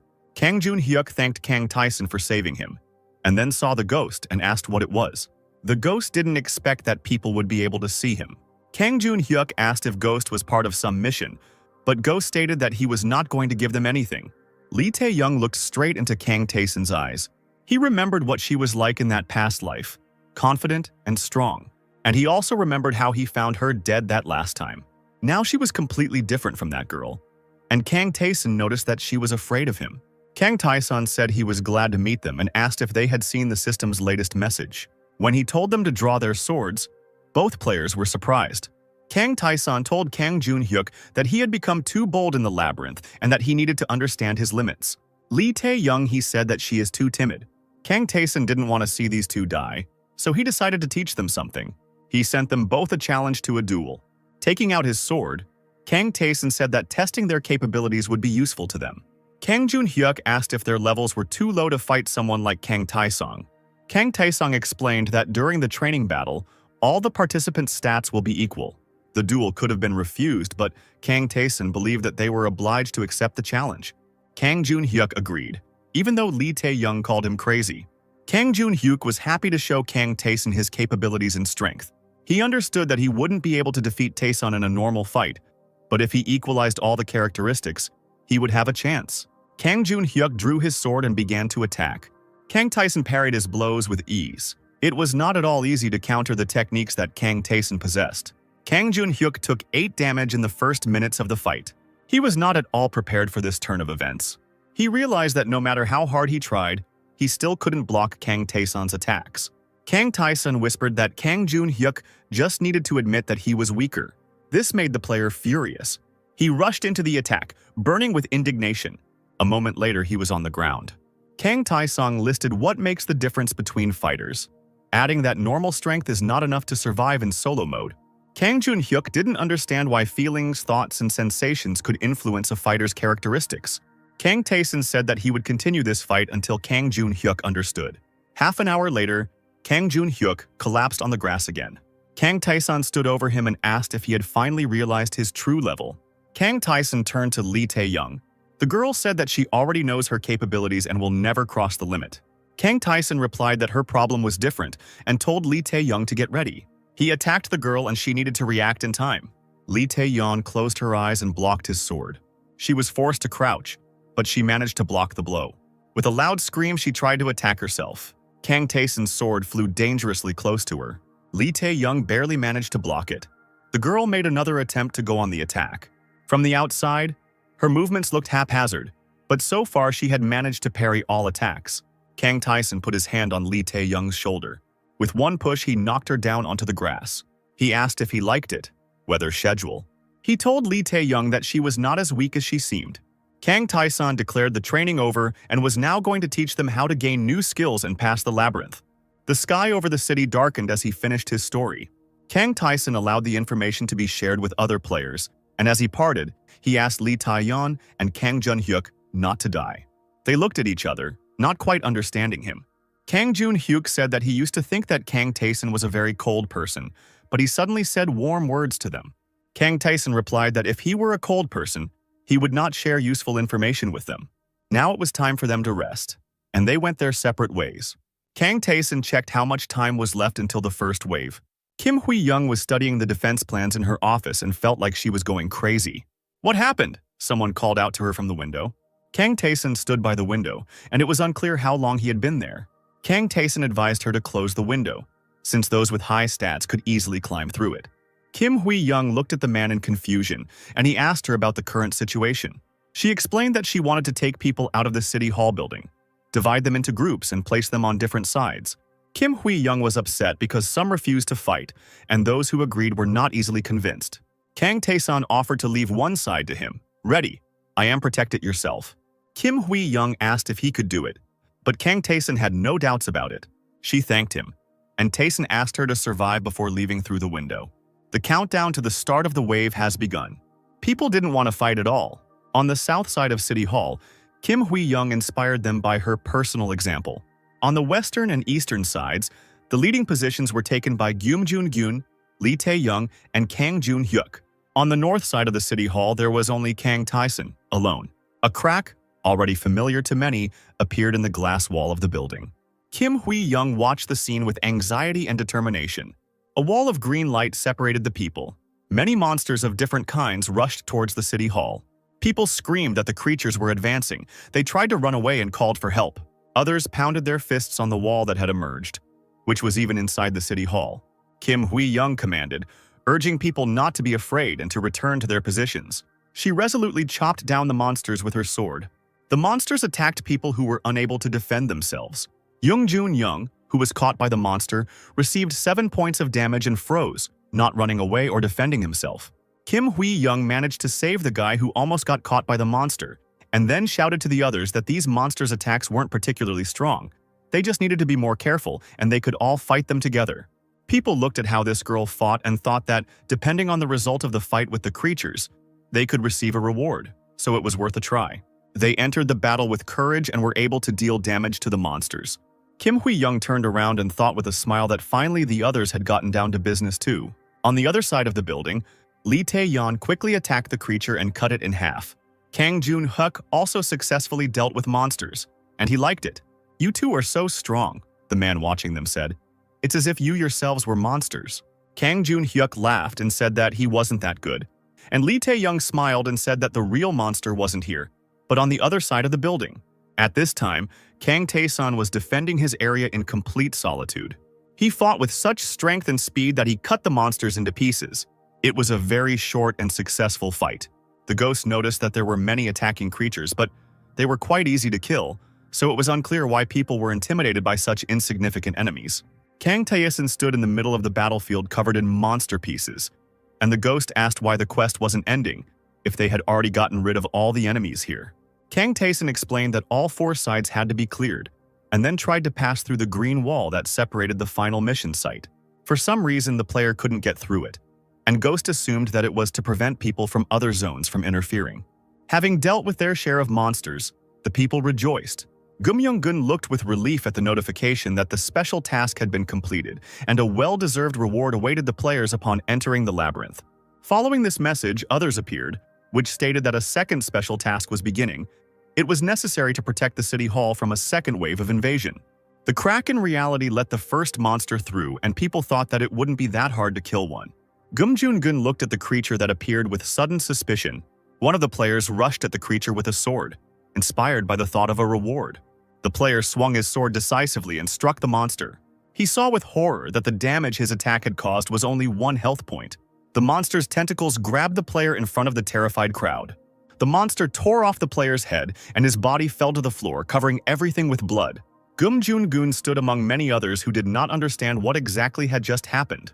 The monster turned out to be invulnerable and more dangerous than all the previous ones. With its mouth open and tentacles spread, the monster moved towards the defenders of the city hall. Panic began in the crowd. People ran away with loud screams. Gum-young-gun turned to them and shouted that they must not run away, because if they retreated now, they would all die in vain. The guy himself was frightened by what he saw now. A flash of light whistled right over his head. Gum-young-gun turned around in confusion and asked what that was. He sat among pools of blood and many dead bodies. The monster approached, emitting waves of flame, and Gum-young-gun wondered if they were really going to win this battle. Kang Tae-san sat on the carcass of the slain monster, thinking about how they had all literally become creatures that needed to risk their lives in order to win. People tried to pass through the transparent wall of greenish light, wanting to escape from the monsters. They couldn't penetrate the side that had already been cleared by Kang Tae-san. Kang Tae-san stood up from his seat and declared that he had to do it now. He started running along the wall, and the ghost flew after him. The ghost asked if the wall prevented him from leaving the zone completely, and Kang Tae-san replied that it did. In one of the multi-story buildings, there was a gaping hole from which monsters were emerging. Kang Tae-san killed everyone he saw with 1 blow and came closer, immediately receiving a message about the start of a special mission to destroy the vessel of the Black Swamp. Kang Tae-san knew that if he completed this task, there would be fewer monsters. A huge beast, similar to a wolf and a dragon, rose up to meet Kang Tae-san. Armed with 2 swords, Kang Tae-san rushed into battle. He already knew that he was facing a D-class monster. The numbers in a monster's name indicated their strength. The lower the number, the higher the rank. The monsters that launched a full-scale attack during this wave of invasion were F and E class. The beast that Kang Taeson was about to fight was a D-class monster with a 6-digit number. Once upon a time, humans were on the brink of extinction due to attacks by D-class monsters. Kang Taeson in his previous life had a hard time getting rid of this after his third return. This time, Taeson rushed at the enemy, and in his hand was the ceremonial sword of Rakiratus. Ghostly beasts accompanied his attack. The player was sure that now everything would be different. With 2 strikes, Kang Taeson dealt 64 and 72 units of damage to the monster. The monster's eyes glowed with a scarlet light as it continued to attack Taeson. The player thought it was useless and activated complete nullification of the first 2 attacks. Grabbing the monster's paw, Kang Taeson resorted to ice magic. The monster's paw became covered with an icy crust, but this did not stop him. Kang Taeson thought that he had a strong and persistent opponent, but the player had infinite stamina and could continue the fight using 2 swords at the same time. Kang Taeson struck the fireball straight into the gaping mouth. The monster retreated briefly, engulfed in flames. Kang Taeson looked at his opponent closely and realized that his goal was actually achievable. An hour later, the player drank the potion from his supply. The monster was defeated and Kang Taeson stepped on its carcass. He activated Ice Arrow. This blow was aimed straight at the rift in reality, and the gates between the worlds slammed shut. Kang Taeson successfully completed the special mission. The reward was due to him upon returning to the labyrinth. Kang Taesong thought that if there were no more reality rifts, then his work was finished. And at that moment, a message appeared saying that the special mission was completed. The ghost asked why the system sent the same notification twice. Kang Taeson explained that the other side had also completed their mission. At this time, Kim Hui-young, her armor splattered with blood, leaned heavily on her own sword. Finally, it's all over, the girl thought. She sat on the carcass of a fallen enemy and looked around, assessing the consequences of the massacre. Kim Hui-young thought about the people who tried to avoid participating in the battle. But after seeing hundreds of dead fugitives, they realized that there was no other way to save themselves except to finish off the monsters. The monster easily destroyed those who sought salvation at the transparent wall, and most of them died in vain. They had no opportunity to do anything. Kim Hui-young cried and blamed herself for what happened because she wasn't good enough. The people around noticed the changes with curiosity and how the wall was disappearing, which meant that it was really over. Kim Hui-young thought that she had to help Kang Taeson because no matter how strong the player was, the monsters that came this time couldn't be defeated by oneself. The girl started running towards the north side and called on the others to come with her. People were exhausted, many died or were seriously injured. Kim Hui-young said that she could not lose someone who would be a great strength and help to people in such a situation. The girl stumbled, but Kang Taeson managed to catch her in time. He reported that the northern side was cleared, and he did it even better than before. Kim Hui-young looked at the many dead people here on this side. She noticed that Kang Taeson was completely fine, but they had to risk their own lives here. Taeson replied that they would have to risk their lives to fight in the labyrinth as well. People looked at the messages that congratulated them on their victory, and those who survived were to receive rewards based on their own contribution and the results they showed during the battle. Of the 100 people, approximately 30,000 survived. Kim Hui-young told Kang Taeson that she was convinced that he was more suitable for the role of commander than her. Kang Taeson refused. He was a stranger to these people who loved Kim Hui-young more. The girl listened sadly as this man explained to her that she couldn't protect everyone. But these people knew that she had fought, risking her life, and done everything she could. People actually called out to her and asked what they should do next. Kang Taeson put his hand on the girl's shoulder and said that she needed to come to terms with the close and constant presence of death nearby. Kim Hui-young climbed onto the remains of some structure so that she could be seen better by everyone gathered. She told these people that many had died today, and that they had all ended up in a world where civilization and laws had been erased, and the world itself could disappear tomorrow. Kang Jun-hyuk and Lee Tae-young looked at their commander, realizing that this wave of invasion would not be the last. Kim Hui-young exclaimed that this was why they all had to survive.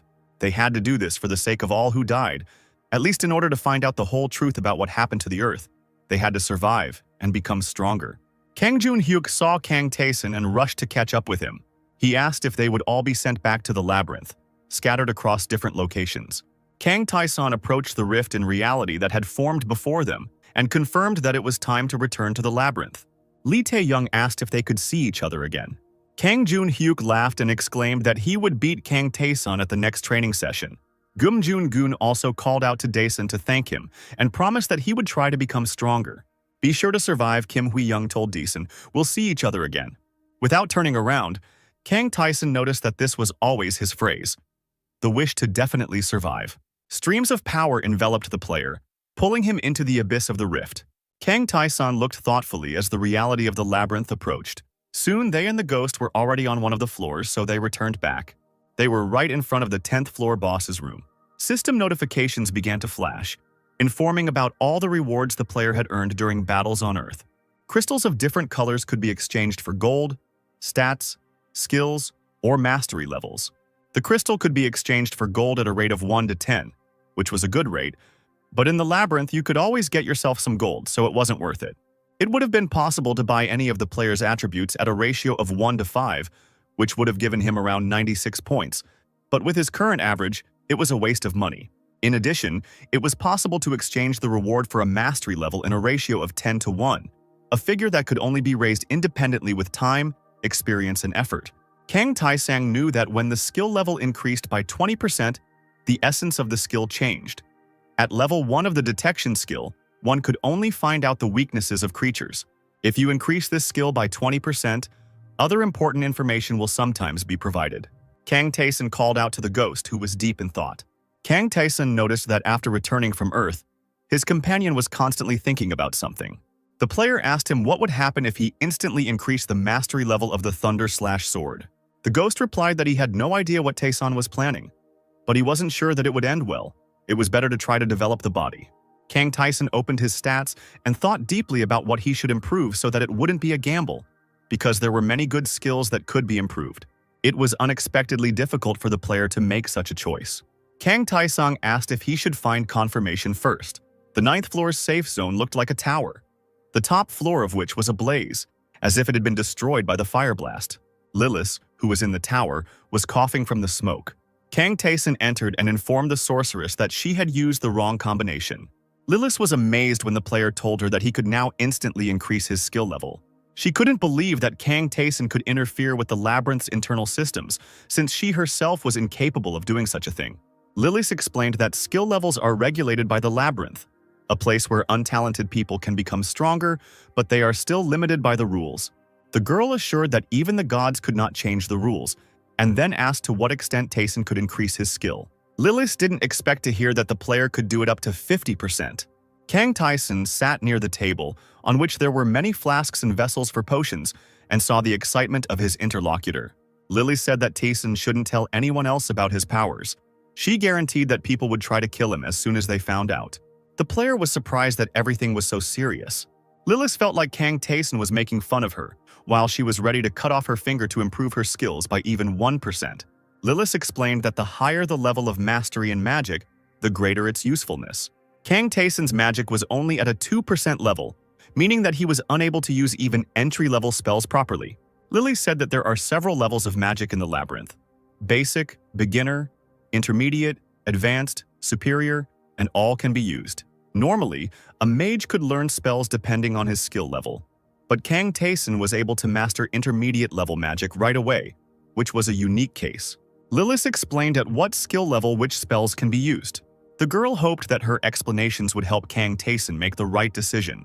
The player thought deeply about everything he had heard. When he and the ghost returned to the corridors of the labyrinth, he already knew what he would do.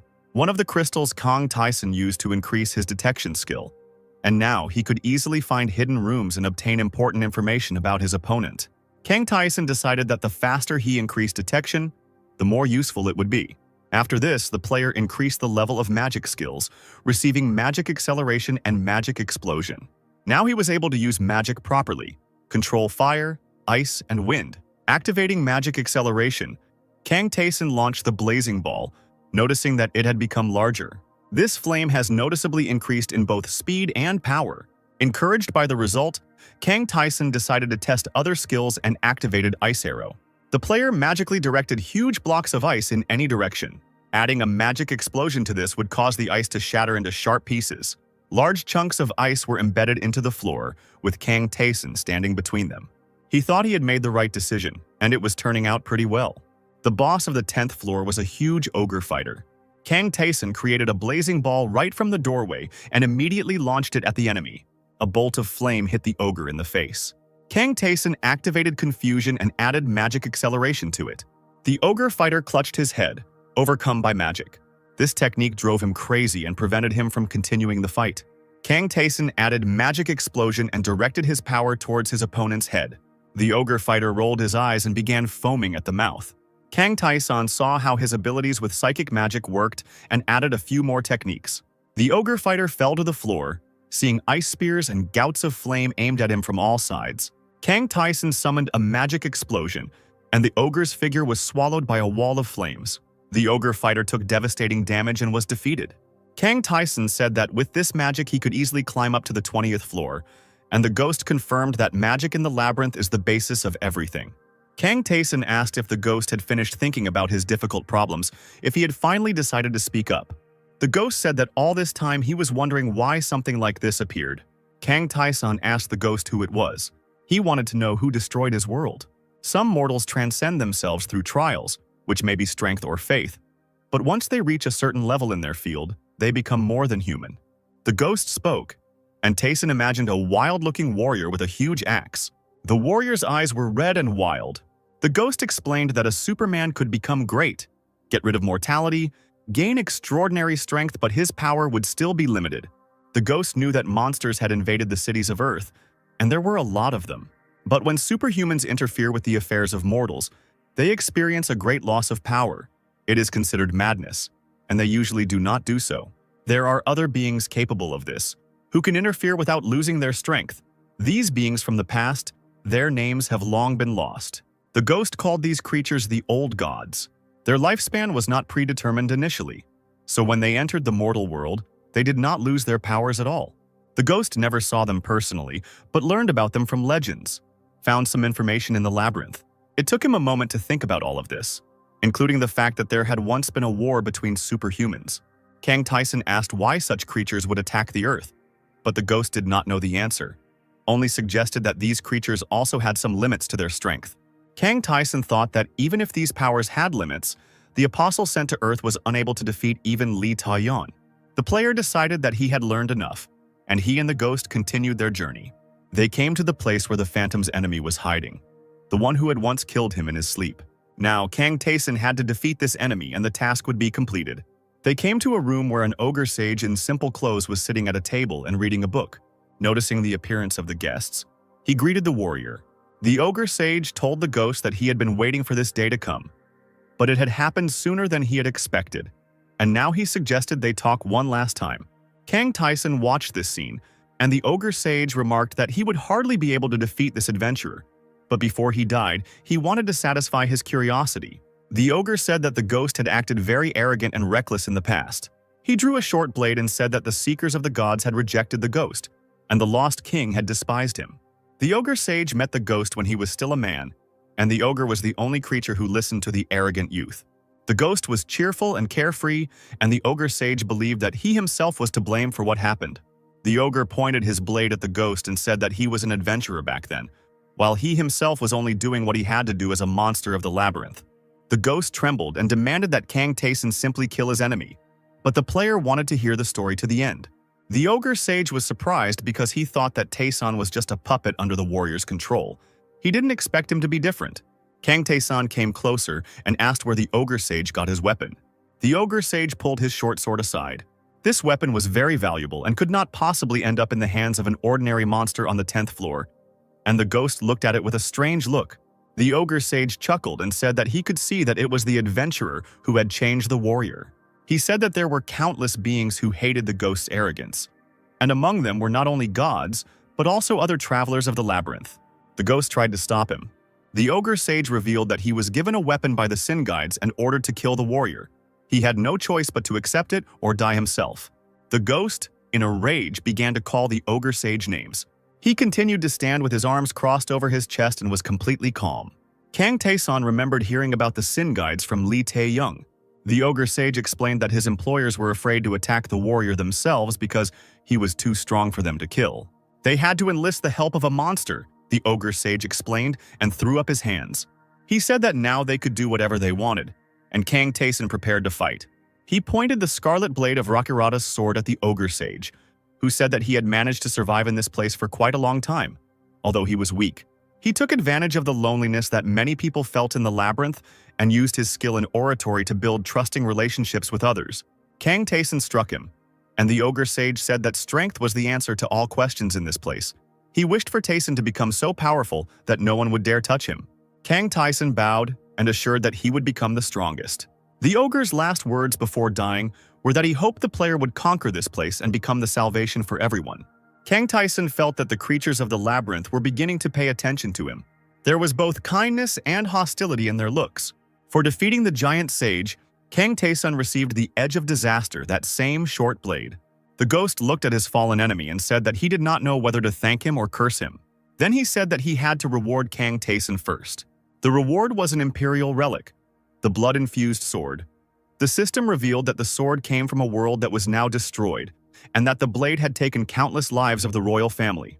Kang Taeson looked at the new trophy, and the ghost advised him to accept this weapon because it has a very deep history. Even the forefather himself fell from it. The ghost was once again burning with anger, directed at those who had refused to conquer the labyrinth themselves, and then stood in the way of the warrior. The system informed Kang Taeson that after realizing the truth, the warrior was hungry for more revenge, his condition being to destroy everyone who was involved in his murder. Kang Taesong asked if Ghost would continue to accompany him, and Ghost replied that he wanted to see how far this player could go. Kang Taeson accepted the Ghost's mission. An unknown warrior in a hooded cloak watched this scene from a cliff overlooking the road along which the friends were walking. The warrior had long red hair and eyes that sparkled with fire, and sparks of fire seemed to swirl around his cloak. He said that he was going to see if there were any useful newcomers here. Half of the adventurers who were unable to overcome the labyrinth on their own joined forces and created their own group, which they called the Guides of Sin. They limited the number of floors that travelers could go through and created their own hierarchy and laws. The ghost became an adventurer who broke their rules and refused to be one of them, so he was killed. The boss of the 11th floor was a huge skeleton, and Kang Taesong dealt with him quite quickly. The player stood above the battlefield and spoke to the ghost, asking if there were any sin conduits on the floors below. The ghost explained that the leaders were on the deeper floors, and the rest, all those of lower rank, could be anywhere in the entire labyrinth. Kang Taeson put on the response bracelet and the ogre ring.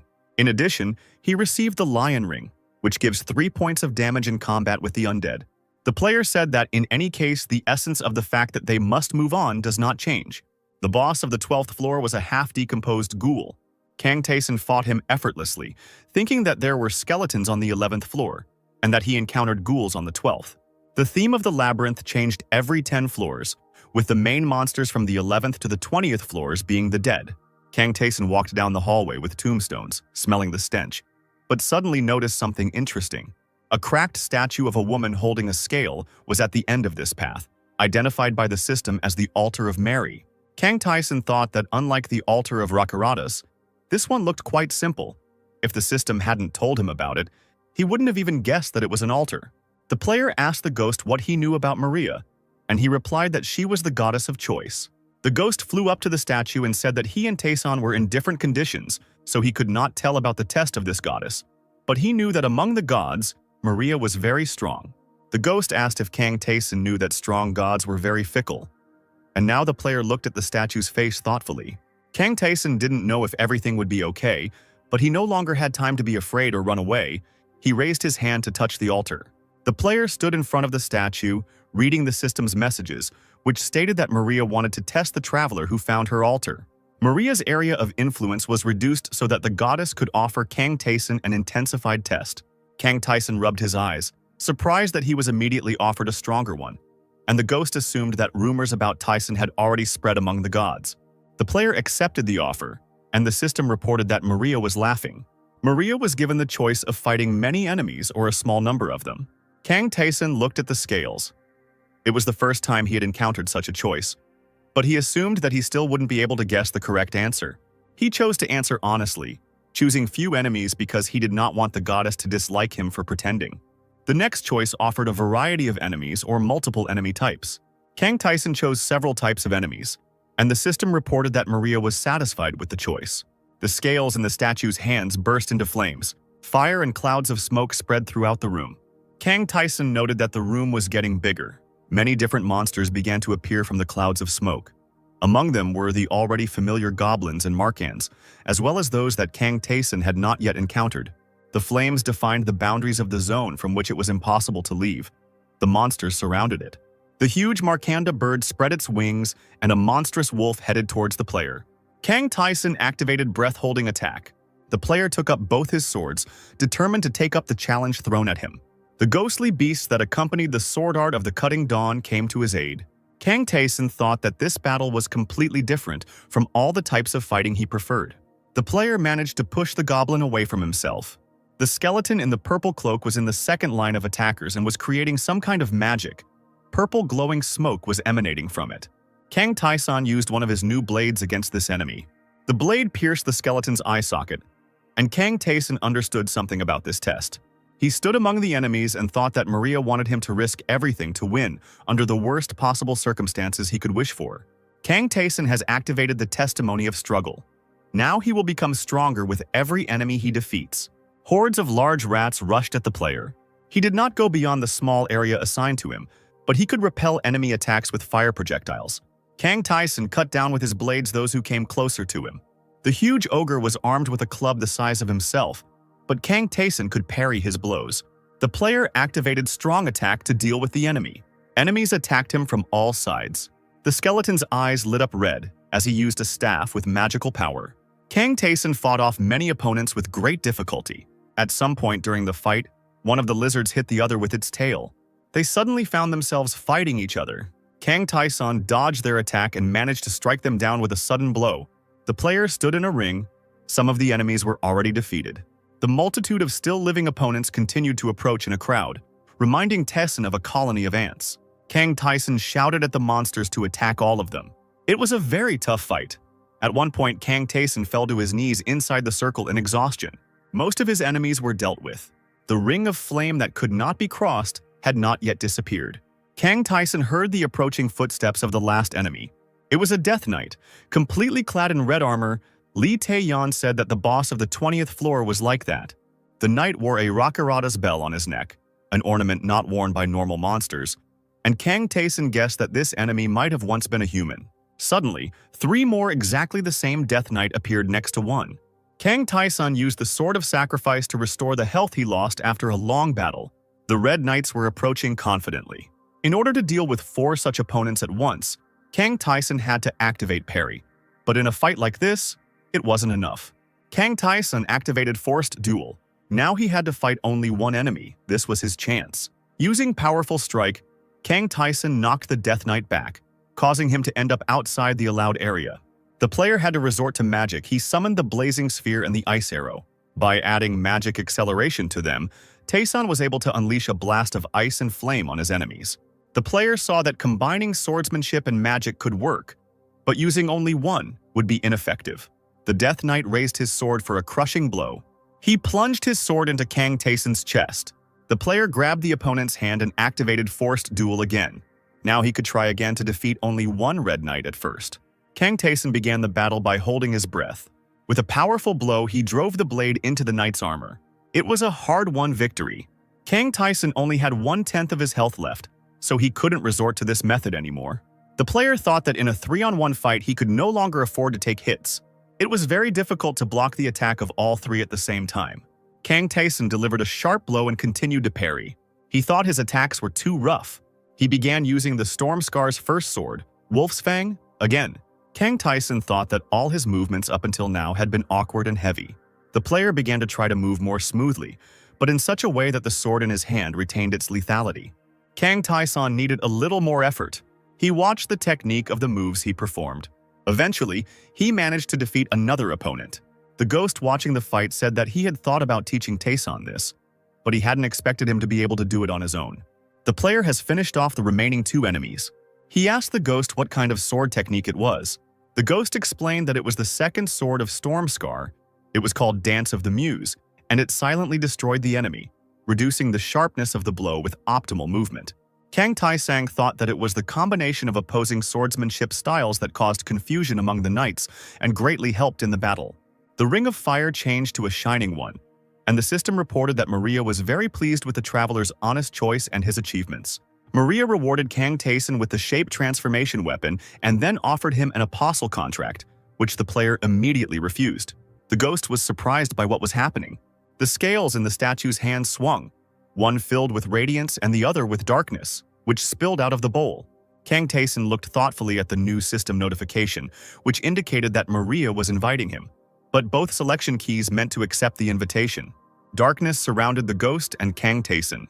The player could choose only one and accept the deity's invitation. The world turned upside down.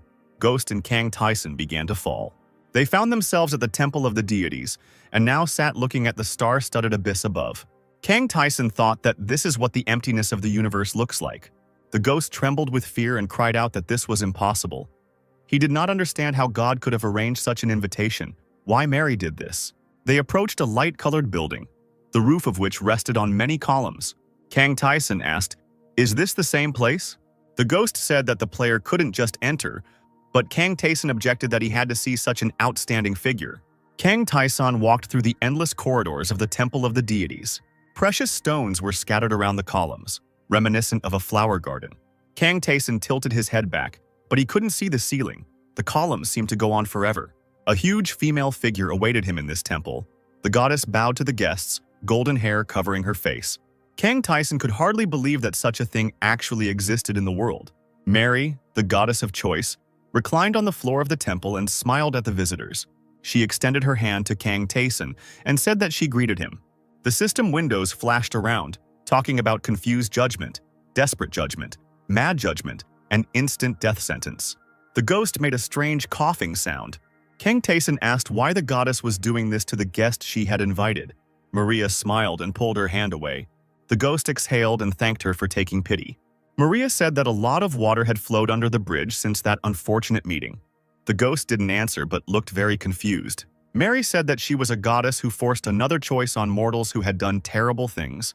Kang Taeson felt the enormous power emanating from the goddess. This power was on a completely different level compared to everything he had known before. Could there really be tens or hundreds of such creatures? The ghost asked Maria for permission to ask one question. He wanted to know if it was possible to invite mortals into the temple of a god. Mary replied that mortals may indeed not be able to bear the presence of a god, but the deities solved this problem from their side. Maria's finger touched the floor tiles next to the ghost, and the goddess said that she had not summoned him at the time for a very simple reason. Maria said that the ghost was not worthy of this. Kang Taeson asked if the goddess meant that he himself was worthy. Maria said she wanted to see Kang Taeson in person. She said that few people agreed to undergo her tests, and even fewer travelers were able to complete them, and no one had ever withstood the intense test before Kang Taeson. The player looked at Maria and asked what she would do if he deceived her in court. Maria said that in that case, she wouldn't like him.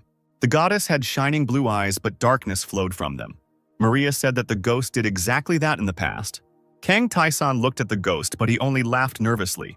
Mary touched Kang Taeson and asked if he really did not want to become her apostle. The goddess said that whatever her apostles desired was available to them, and they could descend into the labyrinth as her representatives.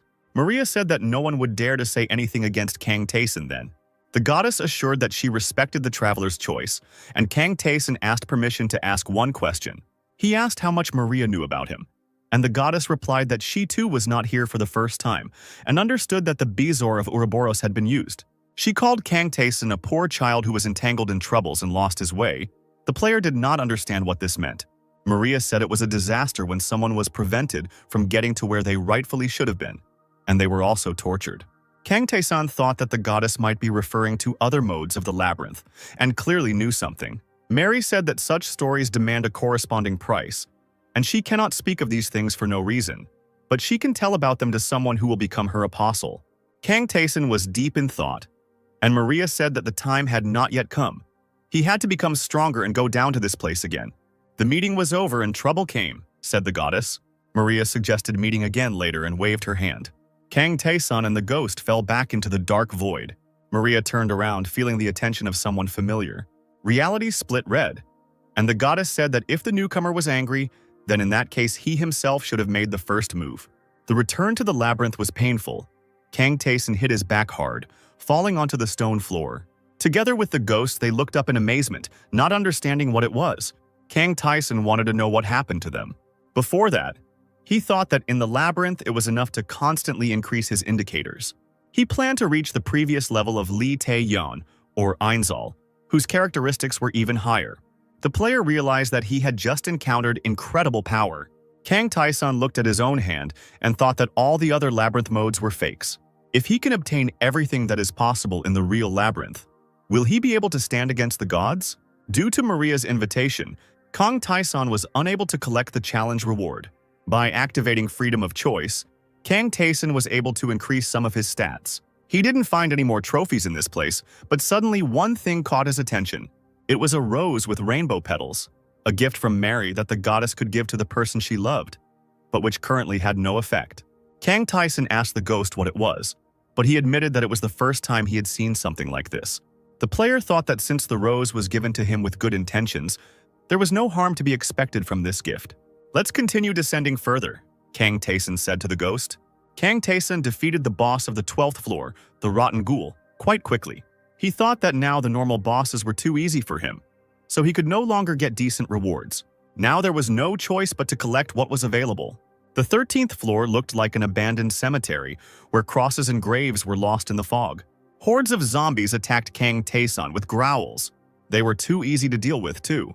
The player was unaware that the man standing on the cliff was watching him. It was a red-haired warrior in a cloak with a hood. During the next fight, Kang Tae-san felt that there was someone nearby who was not a monster. Kang Tae-san saw a flash on the cliff. The red-haired warrior appeared next to Tae-san, as if he had jumped out of somewhere. The warrior grinned and asked if he saw a newcomer in front of him. Kang Tae-san saw that the stranger's level was 14 units higher than his own, and the warrior said that he was one of the Sin Guides. The warrior said he was glad to meet him. He took out a large horn and blew it. The monsters in the area heard the sound and began to approach. The warrior threw away the horn and turned to face his enemies. He stated that he doesn't like being interrupted, so he will take care of everything in advance. The warrior launched a swift attack. It was Rebeba's, the conductor of sin, and he was definitely strong. Kang Tae-san didn't understand why this guy was killing other people's monsters. The ghost said that this man was always afraid of him and ran away when he met him. Now Rebeba's didn't even look at the ghost. Back to back, Kang Tae-san and Rebeba's repelled the monster's advance. Rebeba's was cheerful and approved of the skills that Kang Tae-san demonstrated. Rebeba's declared that he would not lose. He activated a powerful strike and attacked the monsters. "Well, how do you like it?" he asked Kang Tae-san. Kang Tae-san found it strange that Rebeba's was so frivolous, that he was fighting with all his might on the 13th floor, while he was on level 42. Rebeba's decided that Kang Tae-san was very boring, but could be useful, so he looked for him in the area. Kang Tae-san thought that Rebeba's was acting as if he had already joined him. Rebeba's laughed and said that he had one request for Tae-san, and then invited him to join the Guides of Sin. The ghost said that Kang Tae-san can do whatever he wants. It should be his own choice. Rebeba's explained that in the labyrinth one can become infinitely stronger. It is a blessing. But to think about destroying this place, despite having already received so many favors, is something only ignorant fools can do. Rebeba said that he did not give up, but let himself go free, because the labyrinth was not meant to be cleared at all. The warrior said that the cursed gods of this place try to kill travelers during trials, as if they were their toys. Even in hidden places there are traps that are impossible to pass. And the ghost died from this. The ghost was indignant and said that he died because of the conductors of sin, and now Rebeba's was talking about it so easily. Rebeba's said that the group of sin guides was created so that people would not die in vain and would become stronger safely. They create the law and manage the order in the labyrinth. The warrior noted that if Kang Tae-san decided to join them, he would have to abandon the ghost's mission, because the guides would not be able to accept someone who had broken the law and attack them. Kang Tae-sang said that he heard that sin conduits needed permission to even become stronger, and asked if that was true. He had to listen to the fact that this was a minimum safety measure, because the deeper you go, the more dangerous it becomes. Kang Tae-san drew his sword and said that even the magicians and superhumans who created this place gave it freedom, and a group of travelers creates laws. He pointed his sword at Rebeba's and declared that it was all just talk, and that there was no chance for him to accept the challenge. Kang Tae-san said outright that he didn't like the sin guides. Rebeba's replied that he had no idea what his interlocutor meant. The warrior's face darkened and he asked if Kang Tae-san would refuse his offer. Kang Tae-san said that he understood everything correctly. Rebeba's replied that he was very sorry. Kang Tae-san knew that the sin guides were looking for new members, and that those travelers who refused were killed before they became too strong. Rebeba's fiery power was very great. The warrior looked at Kang Tae-san, not quite understanding what was happening. Kang Tae-san effortlessly stopped Rebebus's strike. The player suggested that the enemy try to punish him for breaking the law, but he was not sure that the warrior would succeed. Kang Tae-san responded with a blow for a blow, and Rebebus flew back to the wall, not really understanding what had happened. Rebebus was sure that a simple adventurer from the 13th floor would not be able to defeat him. They crossed swords furiously. Kang Tae-san thought that his opponent had cleared the 20th floor. He was definitely not a weakling. He had raised his skill level through many hunts. Rebebus couldn't understand why he was being pushed aside so easily by the adventurer from the 13th floor. He wondered who Kang Tae-san really was. From one of the blows, Rebebus received 12 units of damage. Kang Tae-san noted that his opponent had a high defense stat, but his movements weren't particularly good. The ghost hovering over the fight said that Rebebus was a commoner and had never been trained in martial arts. He had nothing to offer in this labyrinth, and he could do nothing here. The enraged Rebebus shouted at the ghost and launched a new attack. The flame struck near Kang Tae-san, but he activated Reflect. Rebebus took 6 damage from his own attack. Kang Tae-san's own attack was more successful. Rebebus took another 6 points of damage and couldn't believe it. He wasn't sure if he had managed to hit Kang Tae-san. He assumed that Einshall, who had no regard for the Sin Guides, had given the skill to this traveler. "Who are you?" shouted Rebebus. A pillar of flame pierced the stone floor. Kang Tae-san asked his opponent to think about his answer on his own and continued to attack. He asked Rebebus if he himself was not a traveler. Rebebus thought that this fight could not continue like this, and he would have to use his secret weapon here. Rebebus was the owner of the Gauntlet of Explosion, an artifact that could only be used once a month. The warrior wanted to defeat Kang Tae-san with just one blow using the explosion glove enhanced with a special skill. Kang Tae-san activated nullification and received no damage. Rebebus could not believe his own eyes. He sat on the floor, and his enemy stood over him with a sword, and Rebebus wanted to know who he had really been fighting all this time. This adventurer looked like he had special powers. He seemed like a monster to Rebebus. At the end of the fight, the bloody warrior fell, leaning against the wall. The ghost said that this traveler was not so weak before, but he had not fought enemies that could compete with him, and his abilities had regressed. Rebebus asked whether Kang Tae-san would let him live if he answered his questions, but Kang Tae-san said no, which meant Rebebus had no reason to answer. The ghost from above asked if Rebebus knew what offerings they could make here to the superhumans. Rebebus's eyes widened in horror. He fell to his knees and began to beg for mercy. Now he was ready to answer all questions, just so long as they wouldn't give him to these creatures. Kang Tae-san did not understand why Rebebus was so afraid. He asked the warrior out loud how many people were in his group. Rebebus replied that he did not know exactly. He was only allowed to go down to the 20th floor, but the further he went down, the more people there were. Most of the adventurers agreed to join, so perhaps there were hundreds of Sin Guides, and only a few like Kang Tae-san and the ghost. Kang Tae-san asked if the number of floors one could go down to was limited. Then now that he had broken the law, would the guides from the lower floors come up for his head? Rebebus said that the labyrinth was divided into 10 floors. The 20th floor was on the 2nd tier, the 30th on the 3rd, and so on. Each level had its own absolute rules. The deeper the travelers descend, the more reluctant they are to return, because they feel that this will affect their dignity. No one will come up from the lower floors unless there is a need.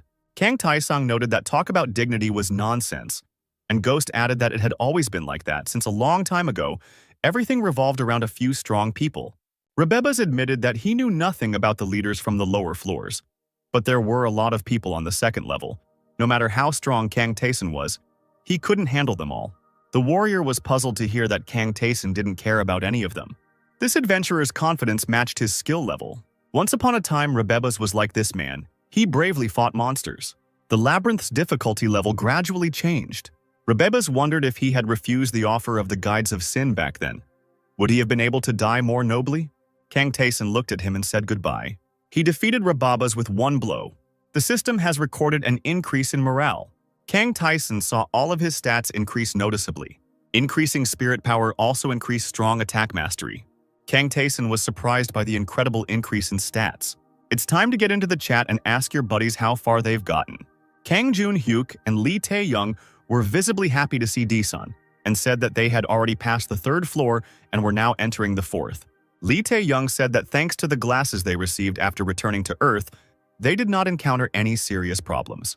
Kang Jun-hyuk said that those who are currently on easy mode are having a hard time because quite a lot of people died upon returning to Earth.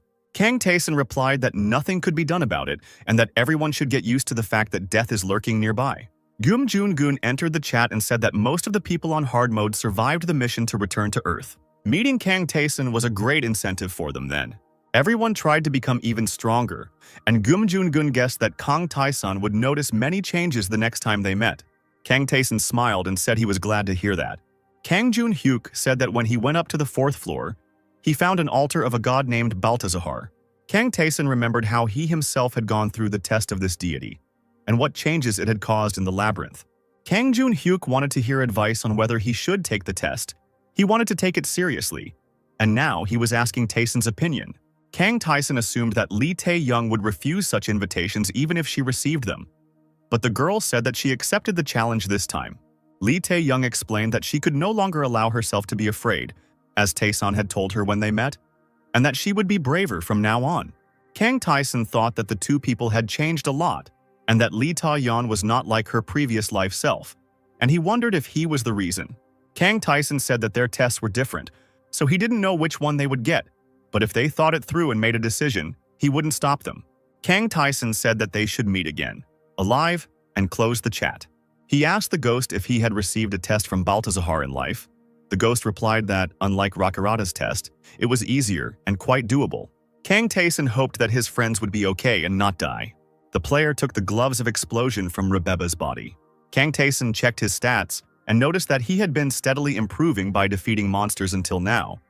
But this was the first time he had received such a powerful improvement. The ghost said that Rebeba's was at the lowest rank, but he was still a member of the Sin Guides, and Taeson defeated him. Kang Taeson and the ghost were confident that the rest of the Sin Guides would soon begin to act. Deep in the labyrinth, in the conference hall of the Sin Guides, there were two men in hooded cloaks. One told the other that there was trouble on the 2nd level and one adventurer had killed someone.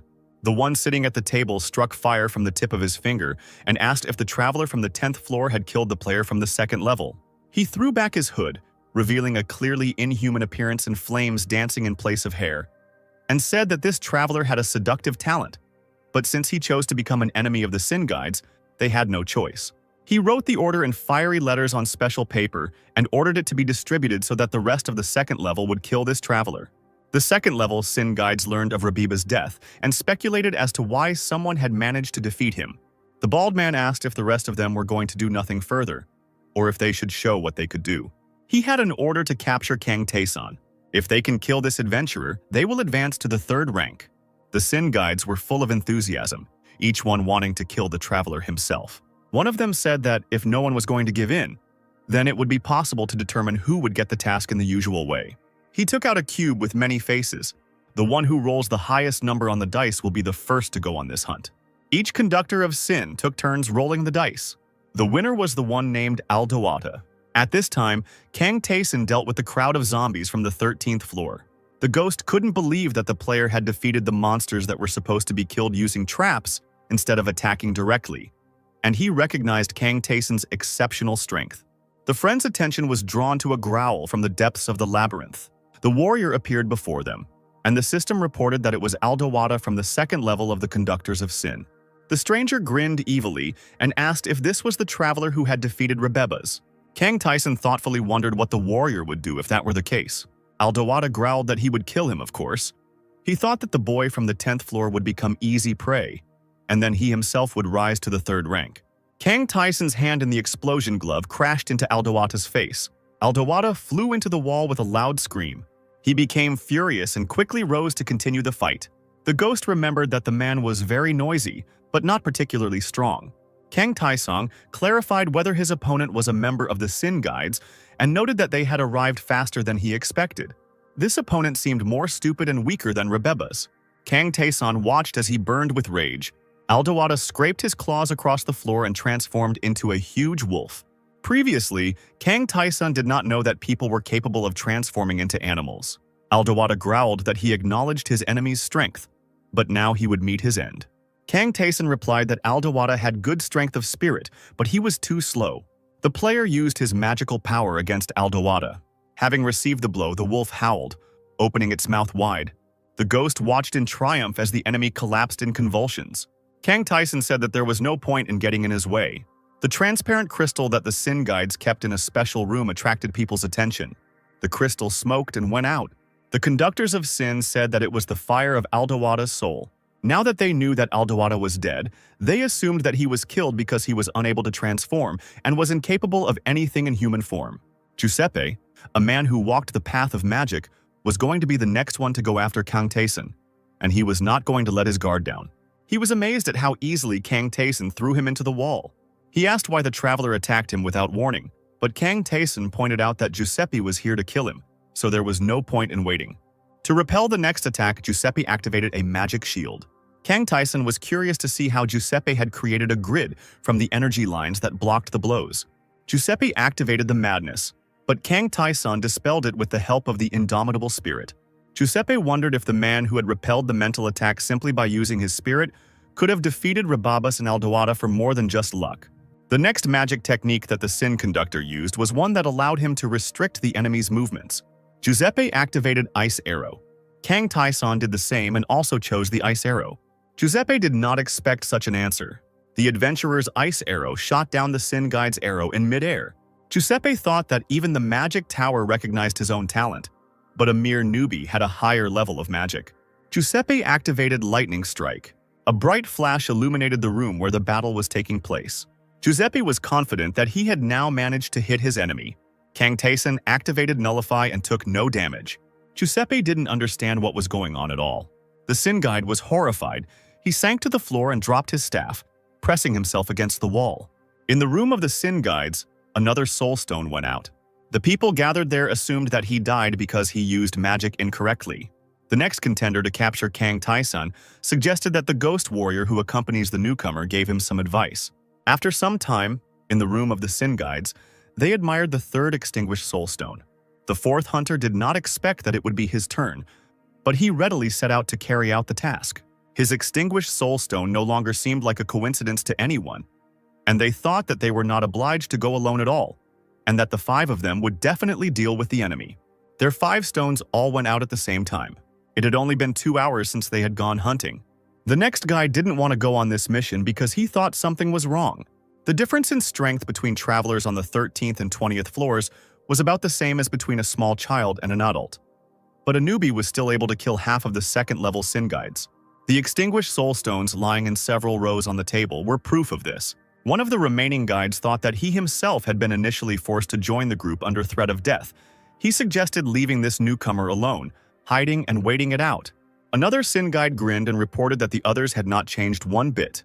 Demon Zagan appeared from the 3rd level of the labyrinth and said that they could not move from the 2nd level because they continued to behave as before. The cautious Sin Guide thought that the 3rd-rank creatures might have stayed on their 30th floor. But this one kept going up and annoying everyone. Demon Zagan assessed that only half of the group members were present and asked where the rest were. They told him that everyone had recently moved to another floor. Zagan smiled at these words. He dealt a magical blow to the speaker, declaring that he did not dare to lie so brazenly. The blow that the Sin Conductor received was quite powerful. He replied that everyone else was dead, and Zagan dismissively asked if half of the level 2 guides had died because of someone from the 13th floor. Zagan said that he came here just like that, but now everything had changed. He was going to prove his strength by killing this newbie. He ordered the level 2 guides to take him to Kang Taeson so that he could avenge them. If they did not agree, he would simply kill them all. Kang Taeson finished the battle, blood still dripping from his sword, and said that the assassins were flocking to him like moths to a flame. The player said the last 5 threw their pride aside and tried to attack him all at once. He looked at them and thought that this decision was too late. These people had high defense, but they had never fought together before, so a coordinated attack did not work. Kang Taeson was happy to be able to increase his stats just by killing one of them. He had already gained 11 levels. One of the new skills was the particle dispersion magic, which caused a huge amount of ice particles to collide with each other and disperse. It was a profitable skill, and Kang Taeson was pleased. Both friends believed that the Sin Guides were now finished, since they must have realized that they were not able to deal with Kang Taeson. With surprise, Kang Taeson saw Demon Zagan and a crowd of Sin Guides standing at the door. The ghost chuckled, recognizing Zagan, and Kang Taeson felt that the demon was different in power from all those who had been sent as the conductor of Sin before. Demon Zagan bowed his horned head and looked at Kang Taeson, noting out loud that he was the one who defeated the 2nd-rank travelers. Zagan looked at the player in deep thought. The demon said that Kang Taeson's strength surpassed the 20th floor. He couldn't believe that it could be obtained on just the 13th floor. Zagan asked Kang Taeson if he was a dragon. Kang Taeson was very surprised by this question, because the dragon was rumored to be a species that could even split dimensions. No one dared to touch this species unless they were high-level demons. Even the weakest dragon cannot be defeated unless it has reached at least the 40th floor. Kang Taeson cheerfully asked Zagan what he would do if he was a dragon after all. The demon bowed and said that if he had indeed met one of the dragons, he had no intention of stopping him, and that the adventurer should continue on his way. The Sin guides watching this scene were outraged that everything ended so easily, because Zagan walked here very confidently. The ghost could no longer hold back his laughter. He stated that his enemies had once again shown themselves at their worst, and Kang Taesong asked him if dragons were really that strong. The ghost replied that they were ancient creatures comparable to gods, and Zagan's face twisted with anger. Darkness rose from his hands. The demon exclaimed that the traveler did not dare lie to him. Zagan activated Decaravia's distorted vegetation. The tree roots, which looked like giant tentacles, headed towards Kang Taeson. They wrapped around his arms and legs. The player had never seen such magic before. He decided to deal with them using fire magic. Zagan saw that his opponent used Blaze Ball, but he believed that his opponent could do anything. It wouldn't change anything. The demon summoned the spirit of the Raven of Decaravia. Enormous figures of monstrous birds created from darkness attacked Kang Taeson. The player waited for their attack, holding a sword in each hand. He shot down dark birds in flight using both hands. There were too many enemies. Even the first sword's ghost wolves couldn't help defeat them all. The ghost exclaimed that Taeson was using the magic of a deity, which was clearly different from the magic created by demons. Zagan demanded that the ghost stop interfering. This was a battle between just the two of them. The ghost said that the demon didn't have to worry. He wasn't going to interfere. Zagan suggested that the ghost easily agreed not to help his companion because they were not on very good terms. This was only to the demon's advantage, and he activated the false flame of Marcosia. A swirling spiral of dark fire emanated from Zagan's hands, consuming everything around him. Kang Taeson activated Ice Arrow, but for the first time, the energy from this skill did not work. The player frowned and activated Nullification. Zagan was surprised that such a skill existed, but it didn't matter to him. Kang Taeson received 24 points of damage. The demon's next blow took away 36 units of health from the player. The demon thought that he could win and used Neberos's despair. Dark magic that affected the deep mind enveloped Kang Taeson. Zagan watched the enemy from the side and reported that this was the end. Kang Taeson had never been in this state during psychological attacks before. He pressed his palms to his ears. The ghost said that black magic is difficult to understand, and those who encounter it for the first time can hardly resist it. He hoped that things would be different with Taeson. He called out to his friend, as if he were imprisoned in a dark sphere. Kang Taeson pulled himself together and grabbed the sword. He said that this was a good experience. He could also learn dark magic. Zagan saw that his mental attack was reflected, and the enemy used only his spirit to do this. The crows of Decaravia flew again towards the invincible adventurer. The raven spirits of Decaravia were weak individually, but now there were too many of them. Kang Taeson activated Reflection, surrounding himself with a golden glow of power. The Reflection skill created a dome of energy around its owner that repelled all attacks aimed at him. Zagan was amazed that his opponent had already figured out how to counter his attacks. Kang Taeson deflected the dark flame that the demon sent at him with a swing of his sword. The player thought that such a flame should have melted him, but he only got a little burned. Kang Taeson touched this flame and had a strange feeling that it was just a substance in the form of fire. Zagan called Taeson a worthless boy and activated Decaravia's distorted vegetation again. Kang Taeson suggested that the principle of demon magic was the same. The roots only emerged from the cracks in the darkness, and Kang Taeson could predict and warn of their movements. This time, the demon managed to create a trap from the intertwining tree trunks, but Kang Taeson managed to dodge them all and remain unharmed. Zagan asked how the player was able to dodge them all, and Taeson replied that it was easy, then lit a glowing sphere on his palm. The ghost noticed that this was exactly what he expected. Kang Taeson understood the essence of the skill and used his findings. The fight continued, the opponents dealing blow after blow to each other. The ghost thought that this traveler was able to deal with the black magic that he saw for the first time. This was Taeson's strongest point. The ghost thought that this was how Kang Taeson learned elementary level magic. Then he found out that the sword movements in the Stormscar technique were very sharp, so he removed this and obtained the second sword mastery. The ghost realized that Taeson had a talent for grasping the essence of something, even if he saw it for the first time. But he didn't know if it was right to call it a talent. Kang Taeson ended the fight, and the demon Zagan fell against the same wall as his predecessors. This is Taeson's own way, the ghost thought. Zagan looked at his winner. Kang Taeson said that he wanted to know about black magic and what he needed to do to learn it. Zagan replied that dark magic is used together with demonic energy and mana. It is possible to study it. Previously, demonic energy was only possessed by the Zagan race. But here in the labyrinth, it can be obtained by fulfilling a condition. They needed to find the demon goddess who had once abandoned them. Zagan said that this deity loves strong creatures. To please her, you need to pass all her tests. Kang Taeson turned to Ghost to ask where this demon goddess might be. Ghost believed that it was not far from here. Zagan asked that his death not be used as an offering to the goddess. He wanted complete non-existence. Kang Taeson agreed to this condition and struck the demon with his sword. The system reported that the player has obtained the entry-level dark magic, Marcosius False Flame. This magic caused a flame-like substance to form, but Kang Taeson couldn't use it until he obtained demonic energy. Now Kang Taeson could address those sin conductors who were hiding in fear behind the door of the hall where the battle was taking place. Only when he promised to pull them all out and kill them one by one did the crowd approach hesitantly. The one who led this group asked Taeson what he wanted from them. The player directly said that he needed experience, characteristics. He initially planned to kill them all, but at his current level this could no longer bring him much benefit. The sin guides were visibly frightened, and Kang Taeson asked if they wanted to stay alive. In exchange for their lives, the player ordered that the other conduits of sin not be told that he was alive. They didn't believe that they were being asked to lie to their superiors, but Kang Taeson told them to say that he had died at the hands of hunters. He suggested that they mix lies with the truth, so that it would look like he died in a fight with someone from the 30th floor. He knew that many had joined the sin guides against their will, and now they did not want to die, and so they agreed to his offer. Kang Taeson asked the ghost if he minded, and he replied that he was not killed by an ordinary person, so he didn't care. The ghost wanted to know who exactly ordered his death. They told him that it was better not to know anything about the person who ordered the murder, but the ghost objected that he would decide for himself and ordered him to speak faster. Then, the leader of the group said that this enemy, who inherited the lineage of the Cursed Kingdom, was the Woman of Dust, Societa Gardenia. The ghost seemed to be struck by lightning. The ghost remembered the forest, the sunlit clearing, the girl next to whom she herself was sitting, still in human form. This girl held his hand and looked into his eyes.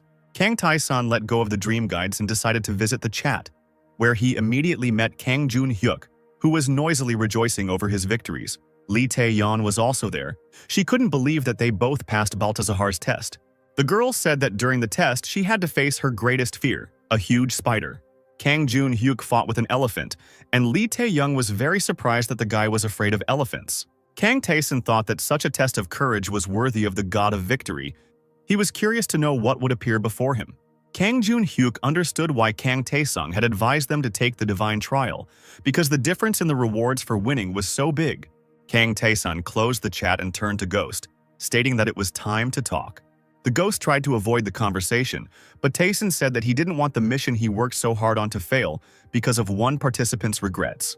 Kang Taesun looked at the Ghost carefully and he, lowering his head, began his story. The Ghost reminded that he came to the labyrinth from a destroyed world in which only monsters remained. And here, he met a girl. She was the only person the Ghost could communicate with. They felt a kinship because they had similar fates. Now the Ghost would like to know why she ordered him to be killed. He assured Taesun that nothing would change in their mission. Kang Taesun agreed that this was enough. They cleared the 14th floor of the labyrinth. Then Kang Taesun rid the 15th floor of the skeleton army. Before entering the 16th floor, the friends met an excited Lilith. Kang Taesun told the sorceress that there was almost nothing he could do to increase his level. He had no choice but to come here and bring some new magic items. Having received the trophies, Lilith took out her staff and called upon the deity. Kang Taesun was able to learn basic magic and now had mastered invisibility and slowing spells. Lilith admitted that this is the first time she has seen slow magic, so she doesn't know how it works. The girl suggested that Taesun practice on her. The player used his new skill on her and concluded that the slowdown was about 20%. Lilith said that it was time to dispel the spell, but Taesun didn't know how to do it. Lilith was very afraid that she would now remain enchanted forever. As they went further down into the labyrinth, Kang Taesun and the Ghost talked about how they now knew that the spell lasted for 10 minutes and then dissipated on its own. The friends entered the 16th floor of the labyrinth. The Sin guides warned Kang Taeson that there was a room on the 16th floor where he could meet a blacksmith. The player needed exactly this door, and he easily found it. Opening it, Kang Taeson found himself at the threshold of the forge. A strong man in a leather apron turned from the anvil he was working on. It was the dreamsmith, Kafran. In her past life, Lee Tae-young said that she met a blacksmith who exorcised dreams named Hafran. The girl described him as a cold and unemotional person who always saw her only as a business partner. Due to the disdain and insults she received from the other characters in the labyrinth, Lee Tae-young was grateful for his treatment. Kafran asked Kang Taeson if he knew what he was doing. He added that local monsters can drop two things: equipment and materials. Kafran said that from the materials the travelers give him, he can create any equipment they want, and for the first time he is willing to work for free. Then Kafran greeted the ghost, whom he had last met when he was still alive. Kafran's hands continued to work, the blacksmith stating that he had always believed that the warrior would come down, no matter in what form. Kafran asked if he had accepted his task this time. Judging by the commotion caused by the Sin Guide, the blacksmith believed that Kang Taeson had already been expelled and did not expect to meet him here.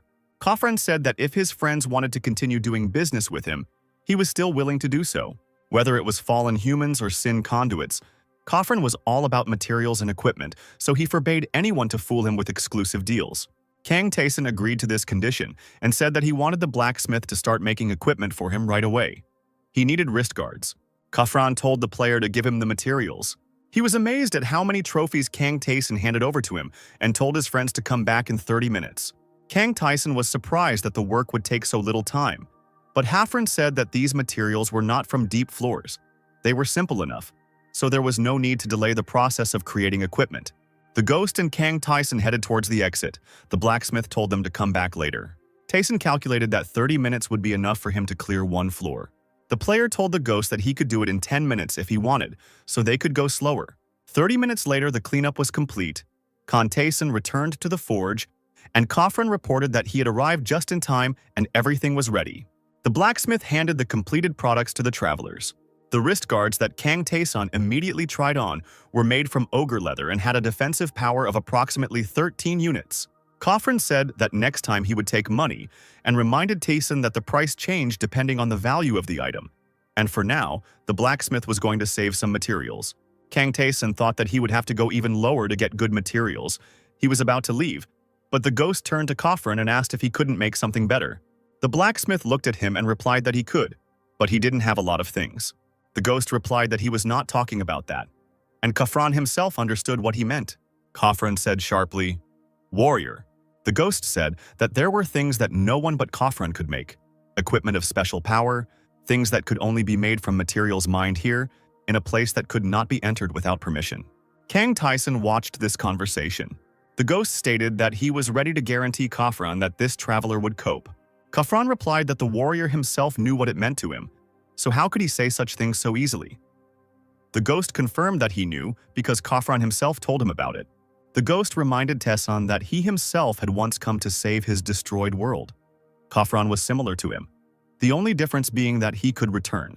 The blacksmith said that since Taeson accepted the warrior's mission, he could be trusted, but he was worried that he was a newbie who hadn't even reached the 20th floor. Kafran wasn't sure that he could trust him with all his secrets. Kafran said, 30th floor. The ghost reminded that Hafran thought that Kang Taeson was destroyed by the Sin Conductor.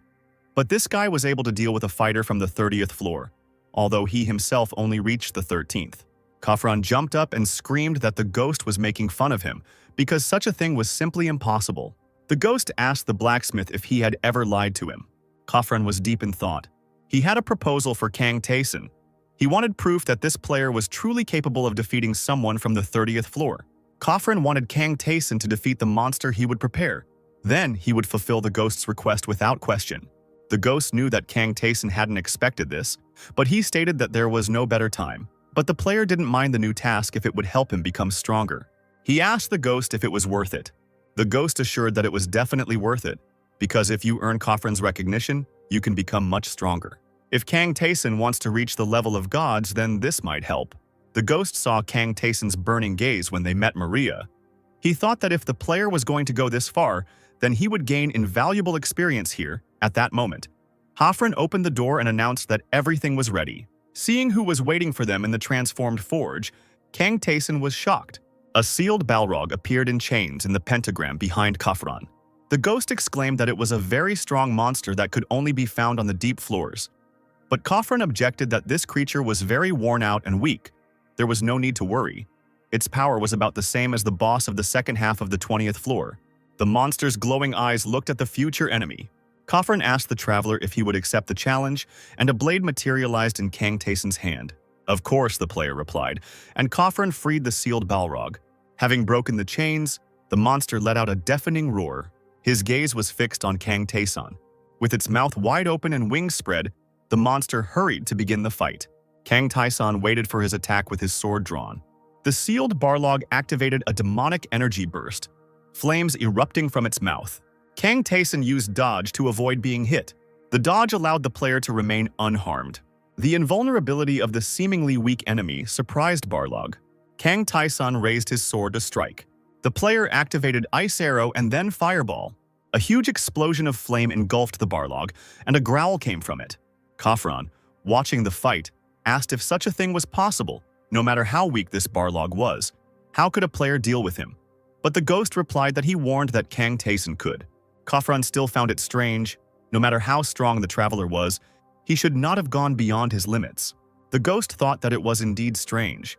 Taeson's skills were mostly beyond the standard values, especially spiritual strength enhancement. Strengthening spiritual power not only increases your own stats, but also allows you to use your opponent's skills. This skill is an order of magnitude higher than all existing skills, thought the ghost, while Kang Taeson finished off Balrog. The ghost wondered if a mortal could even possess something like that. Khafran was silent for a moment, thinking about what had just happened. "Okay," said blacksmith Kang Taeson. "I will let you into my world." Kang Taeson asked if Kang Taeson could send him there, and Khafran showed his friends a special artifact. The blacksmith said that his world was destroyed in a special way, so now he can send Kang Taeson there with the crystal. Khafran admitted that the conditions in his forge are not bad, but he is still limited in his skills. He is the master of the ruined world, and only he can handle the materials found there. So if Kang Taeson brings them, then Khafran will be able to create something truly powerful for him. The blacksmith wondered what a player with Taeson's current abilities could bring. He said that wild roots from the Grey Forest would do. When Kang Taeson descends into the labyrinth and becomes stronger, it will allow him to bring materials from the deeper parts of his home world. Having given the traveler a map, he said that Khan himself would understand how to get the roots when he got to the forest. Khafran clutched the crystal in his hand and cast a spell that created a portal. The bright light forced Kang Taeson to cover his eyes with his hand. The gates to the ruined world were open, and Khafran extended his hand in an inviting gesture.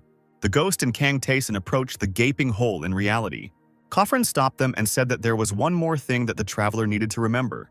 "The world will try to kill you," Khafran said darkly. With this parting word, Kang Taeson set off on a new journey. Together with the ghost, they fell surrounded by stars, the stern figure of Khafran melting into the gap in reality. Kang Taeson asked the ghost what kind of currents were surrounding them. The ghost explained that this was the movement of space, and it would continue as long as light traveled between the stars. The currents led the friends to a planet that seemed like a cracked, lifeless ball. Kang Taeson was going to a destroyed world for the first time, although in a sense, the Earth was also on the verge of destruction. It was interesting to see how different the star of this world was, which could become the future of the Earth. Kang Taeson landed on the gray soil of this planet. The player's breath immediately caught and he began to cough. Something foreign got into his throat at the first breath. Could it really be poison? Taeson thought, and activated breath holding. The player moved his hand and felt nothing. If there had been air here, he would have felt at least a slight breeze. Kang Taeson looked down in amazement. His feet sank into the gray dust, as if the earth was trying to swallow him. Kang Taeson thought that there was hostility from all sides. The player thought about this dead star. This star itself tried to kill all living things. Each new step on the planet's surface brought the player 2 units of damage. Kang Taeson covered his face with his cloak and thought that there was still some oxygen in this world. He and the ghost decided that it was better not to move unnecessarily, since moving more than necessary might attract the attention of this star, whose world was dead. Kang Taeson opened the map of Khafran to see how much further he had to go to the forest. He wanted to understand if he was going in the right direction. The system recorded 4 more units of damage caused by the player's actions. They continued on their way. Kang Tyson asked the Phantom what the difference was between him and the Wanderers, and the Phantom noted that the characters inside the labyrinth call themselves contractors. The ghost explained that everything was simple. The difference was that some were limited and some were not. The Wanderers were free, like Kang Tyson himself, while the contractors were bound to the labyrinth and could not travel. In exchange for the fulfillment of their wishes, they made a deal with the sorcerer, so they could no longer leave the labyrinth. The Phantom's desire was revenge. Lilith wanted to master magic. Einskall made a deal to find his goddess. The merchant and the blacksmith were no exception, so they had to ask someone like Tessin to do their errands. The player thought that this was how requests turned into tasks, and asked how one became a contractor. The ghost replied that there were different ways, and the sorcerer himself contacted him. Kang Tyson asked who this sorcerer was, but the ghost could not say. The traveler himself had to find out the answer when he went down below. The protagonist wondered if it was too early for him to know about this. Streams of power swirled around them and the ghost. It was a large tornado that sucked travelers into its core. Kang Tyson thought it was a sandstorm, but the star was actually going to kill him. The player activated dodge and cover, but despite this, he took 9 points of damage and wondered if his skills were helping at all. This storm did not go away, as if it was aimed at destroying the traveler. Kang took up a sword in each hand, as if for battle. He tried to influence the tornado using dark arts. The darkness didn't seem to affect him. The guy activated the incinerating ball. The next moment, he added ice arrow to the fire magic. Magic attacks also worked on her. Was it really impossible to destroy the tornado? Then Kang Tyson had one more tool left, slowing. This reduced the speed of the tornado. Luckily, it worked for the basic skills too. The player activated acceleration and applied it to himself. With the help of this skill, he managed to escape from the influence of the tornado. Kang Tyson ran off to continue the fight against this phenomenon. Suddenly, he stopped, observing the changes. The tornado dissipated, no longer continuing its attempt to destroy Tyson. The ghost assumed that if he couldn't hit his target, then his existence no longer had any meaning. System notification has detected a player's spirit boost. Kang Tyson has acquired the awakening skill. The player didn't quite understand what it was. He had never heard of the awakening skill before. The ghost had never seen anything like this before either. With a look of surprise on his face, he fell into deep thought. Kang Tyson asked his friend if he knew anything about the skill. The ghost shook his head. He wasn't sure yet, so he was going to tell about his guesses when he collected his thoughts. Kang Tyson looked closely at his companion and said that it would be nice. The friends continued on their way, despite the debris falling from the sky trying to hit them. Kang Tyson declared that he had already been through everything here and activated psychic acceleration. He moved through the gorge, and stones fell from the sky. Yet they moved forward resolutely despite the obstacles. The player activated Wolf Fang and Dance, turning to the art of cutting dawn. The sword's skill cut through the boulders that threatened the traveler. The skill of attack while holding breath allowed one to fight without fear of the poisoned air of this world. And yet it was able to break through the defense. There was no end to it. A new phenomenon caught the player's attention. Something was glowing brightly among the falling debris. Kang Tyson said that there was something there on the cliff, but the ghost objected that he couldn't see anything. The player used haste again. He pushed off from the rock and headed towards his new target. He knew it was a matter of skill. The acceleration helped him move, using falling rocks for support. This made moving around the gorge easier and safer. The player still has just a little bit to overcome. The attacks became more and more assertive, but Kang Tyson knew in advance that this would happen. He almost reached the cliff. Tyson noticed that the target was moving away as he approached. It was like a dark core hanging in space. Kang Tyson used his magical abilities to finally catch up with him. Crossing both of his blades, the player struck the target with one blow. Dark vortices swirled around the blade of the sword. Kang Tyson froze, holding out his hand in the dissipating darkness. He summoned a system window in front of him as the rocks continued to fall around him. The system notification showed a 2% increase in spiritual power, as well as the awakening skill and desire. The ghost looked at the last line of the notification with confusion. He didn't understand why desire was indicated there. In Khafran's world, the star itself tries to destroy the world. Tornadoes and rockfalls greeted the traveler here. The star's wish is to prevent any creature from surviving. It was the desire of the world itself. Kang Tyson, the ghost realized, was able to resist the very desire of the star. The player asked what kind of skill this was. The ghost thought that this star takes away a person's strength, not only physically. When the extortion skill is low level, the star cannot take anything away. But Kang Taeson's increased spiritual power was a level higher than the star-destroying power itself. This power was similar to superhuman. Kang Taeson and the ghost reached the forest, and the ghost reported that he had also collected roots here once. The player asked if he could get better equipment if he brought the roots to Khafran. He started running towards the forest.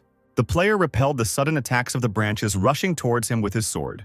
Kang Taeson chopped the predatory branches into splinters. After a short fight, the player landed at the base of a thick branch near the tree trunk. A satisfied grin appeared on the hero's face. These trees were truly enormous. Smaller branches still tried to hold the traveler back, entangling his legs. Kang Taeson activated the jump to escape from captivity. A golden shining sphere surrounded him. He said that the branches were in his way and told them to go away. The tree attacks shattered the sphere, the fragments flying under their blows. Kang Taeson activated mental acceleration and asked where the roots of such plants were.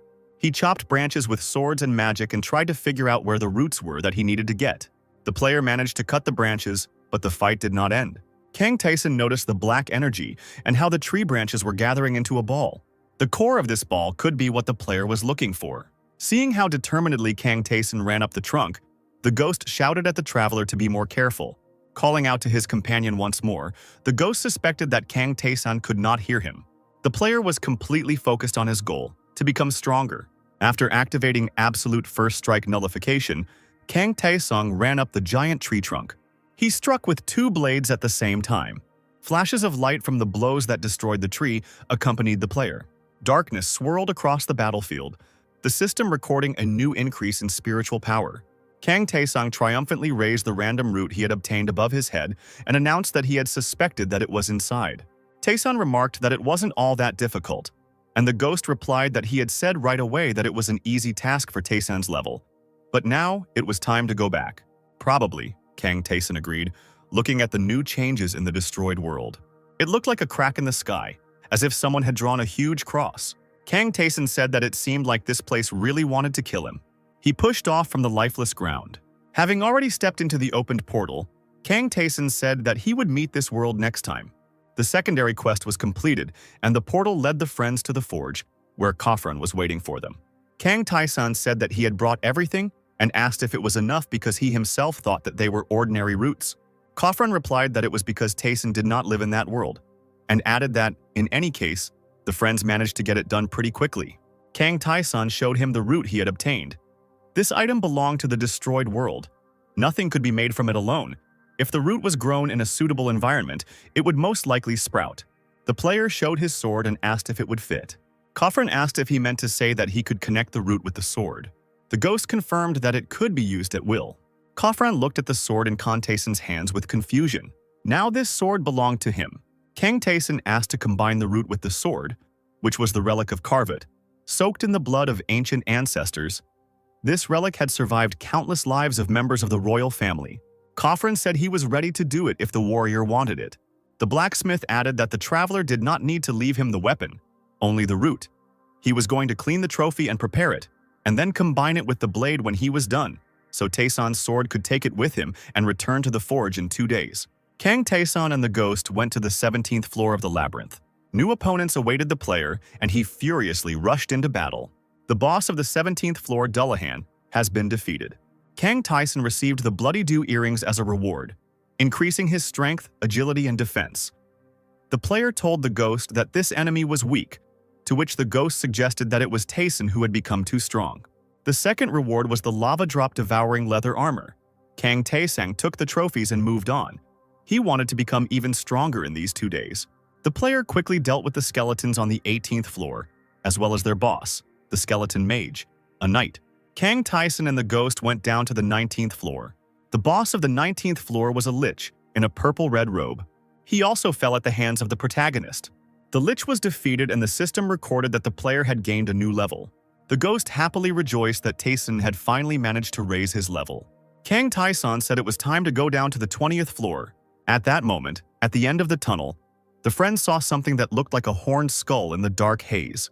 Kang Taeson wanted to know what it was. He came closer to the mysterious object. The ghost said that this is the demon god's altar. He is a demonic entity himself and controls all other demons. The altar of Lucifer was created by the followers of Lucifer and was a corridor connecting with God. Through this place, Lucifer was able to exert influence. The system immediately noted an increase in the player's intelligence and mana. Kang Tyson asked if the ghost knew what kind of test this god would give him, but the ghost did not know the answer, and Tyson asked if he had found this place before.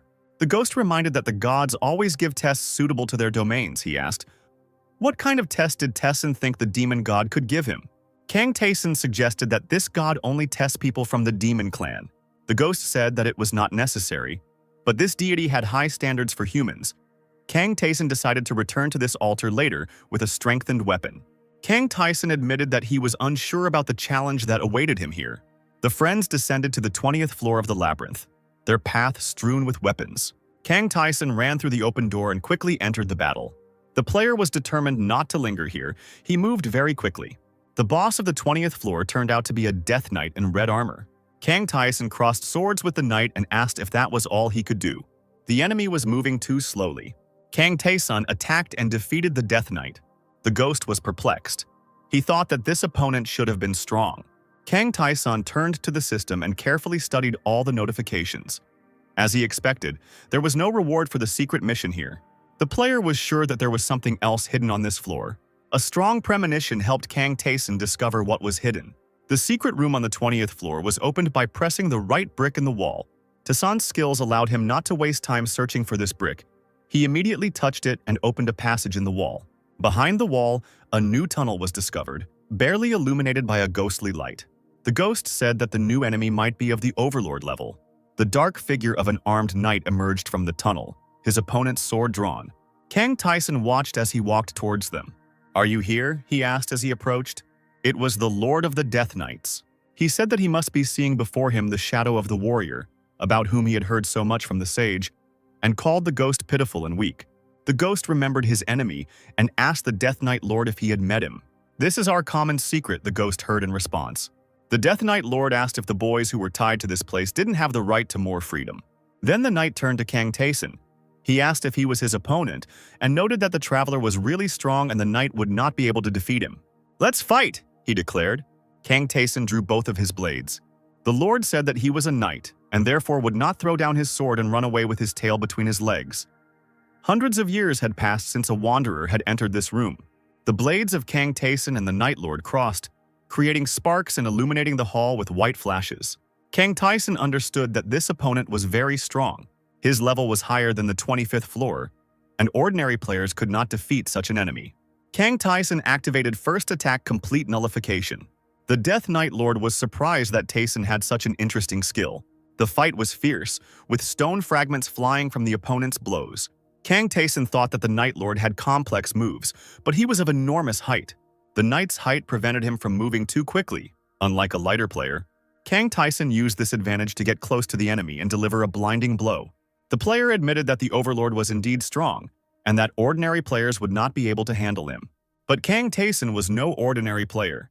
He delivered a double blow, plunging both swords into his opponent. This blow did not deal the expected damage to the Night Lord. The Lord of the Knights stood his ground and responded with his own attack. His gauntleted fist slammed into Kang Tyson's cheekbone. The duel continued, and bright flashes illuminated the battlefield. The ghost asked why Kang Tyson wasn't using his usual skills, magic or haste.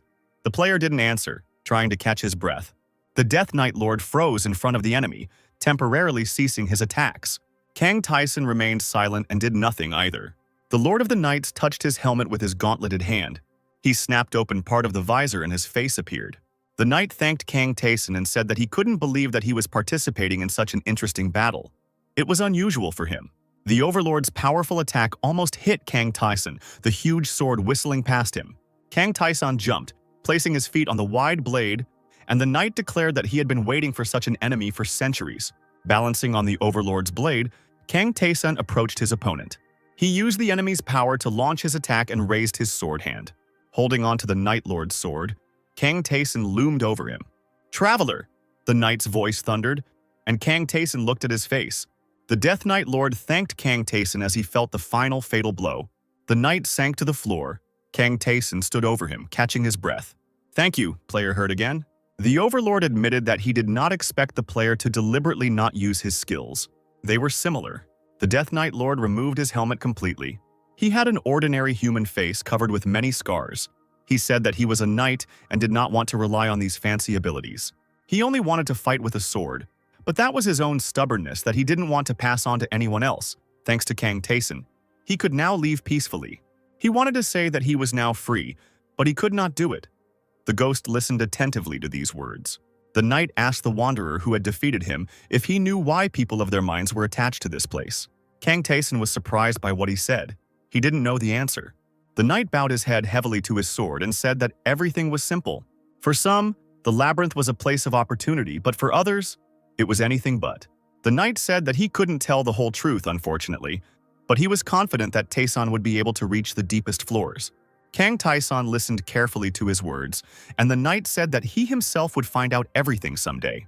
He will learn who the wanderers, the characters of the labyrinth, and the magicians are. The knight asked for compassion for those of them who could not escape. The strong, his heavy sword plunged into the stone floor, shining sparks flew from the blade. A system notification informed the player that the player had defeated the Lord Death King of the 20th floor, Valorant, and as a trophy, Taeson received the helmet of the Great King, whose soul was tainted, but the will hidden in his armor did not disappear. Kang Taesang noted that one of the helmet's stats was labeled as action speed, which was usually only found on shoes, so it seemed to mean that the helmet was good. The player said that it had much higher stats than any armor he had worn before. In addition, there was a passive special skill. You had to prove that you had the will to become a phenomenon among those around you. Lee Tae-young said it was a scary skill. A more understandable trophy was the sharp boots, boots of an unusual crooked shape, the impact of which was extremely painful. The rune of strength added 20 units to the player's strength. Kang Taeson said that he would soon be able to catch up with Lee Tae-young before her changes. In one of the box-like buildings on the 16th floor, the friends discovered Lilith's room. The girl sat surrounded by her books. She was glad to see Kang Taeson and asked if he had gone down further. He told her that he had gone up to the 20th floor. Lilith beamed even more and assumed that the player had come to offer her something. Kang Taeson called up the system window and replied that he wanted the girl to start training him sooner. Lilith took up her staff and called upon the god of magic. The new spell that Kang Taeson learned was air jump, while the player could only use it once. Kang Taeson thought about a new skill. He decided to test it right now. Lilith watched him with delight and laughed that he immediately tried it. As always, Kang Taeson activated air jump. Now he could move without support. This magical jump pleased Kang Taeson. Back on the 20th floor of the labyrinth, the player had removed all of his gear, and the ghost assumed that he was about to do something weird again. Kang Taeson sprinkled fairy dust on himself. The ghost asked if he would learn the attack nullification skill. The player replied that the companion knew him well. The ghost was surprised that there was still something left for Kang Taeson to learn in this skill. Without weapons or protective armor, the player appeared before the new enemy and said that he would now find out the answer to the ghost's question. His opponent, a knight in red armor, attacked him. Kang Taesong repelled the attack with his bare hands, activating absolute first attack nullification. Following this, the player used absolute second attack nullification. The ghost stated that if Kang Taeson was going to use third attack nullification, he would hardly be able to do it. Kang Taeson checked his indicators. He took 62 damage while taking hits, and another 61 after that. The enemy's third attack dealt 65 points of damage. All of these attacks hit the protective shield, and until the third attack, Kang Taeson's indicator did not decrease. He received a specially activated skill, absolute nullification of the third attack. The ghost could not believe what was happening and began to scream in excitement. Kang Taesang stated that he had guessed that there was a third attack nullification, and Ghost remarked that such a skill was not easy to obtain, as it should not exist at all. The ghost guessed that this skill primarily relied on the protective shield. No one had been able to pass Rakuratas' test before, so it was no wonder no one knew about it. Kang Taeson expanded the system notification again. The ghost asked if he was going to rest and remarked that it was right. That was what Taeson needed now. The player looked at him questioningly. The ghost rushed to him saying that he was only thinking about becoming stronger, but he could rest a little. The player interrupted this speech. The friends headed towards the forge, which was located on the 16th floor. Kang Taeson was a master of an advanced level skill. It was the Sword of Cutting Dawn, an art that came from the ruined world. At the moment, only one person could master this skill. The ghost noticed that it was easy to lift it now, because Taeson was in the process of organizing what he had absorbed. It would be harder from now on. The ghost specified that in 2 days Kang Taeson was able to raise it by 5%. This was a lot. The player said that since the 2 promised days had passed, they would go to the blacksmith. Kang Taeson entered the door of the forge. Khafren was immersed in work, and the player asked if he had arrived too early. The blacksmith replied that the wanderer had arrived on time, he had just finished, and we could look. He demonstrated his product and said that he created it in its simplest form, and when combined, it would transform and become stronger. Khafren told the player to hand over his weapon and handed the glowing orb to Kang Taeson. As soon as it touched the blade, the sphere shattered into pieces. Kang Taeson watched in amazement as the darkness and light from the ball swirled around the carved sword.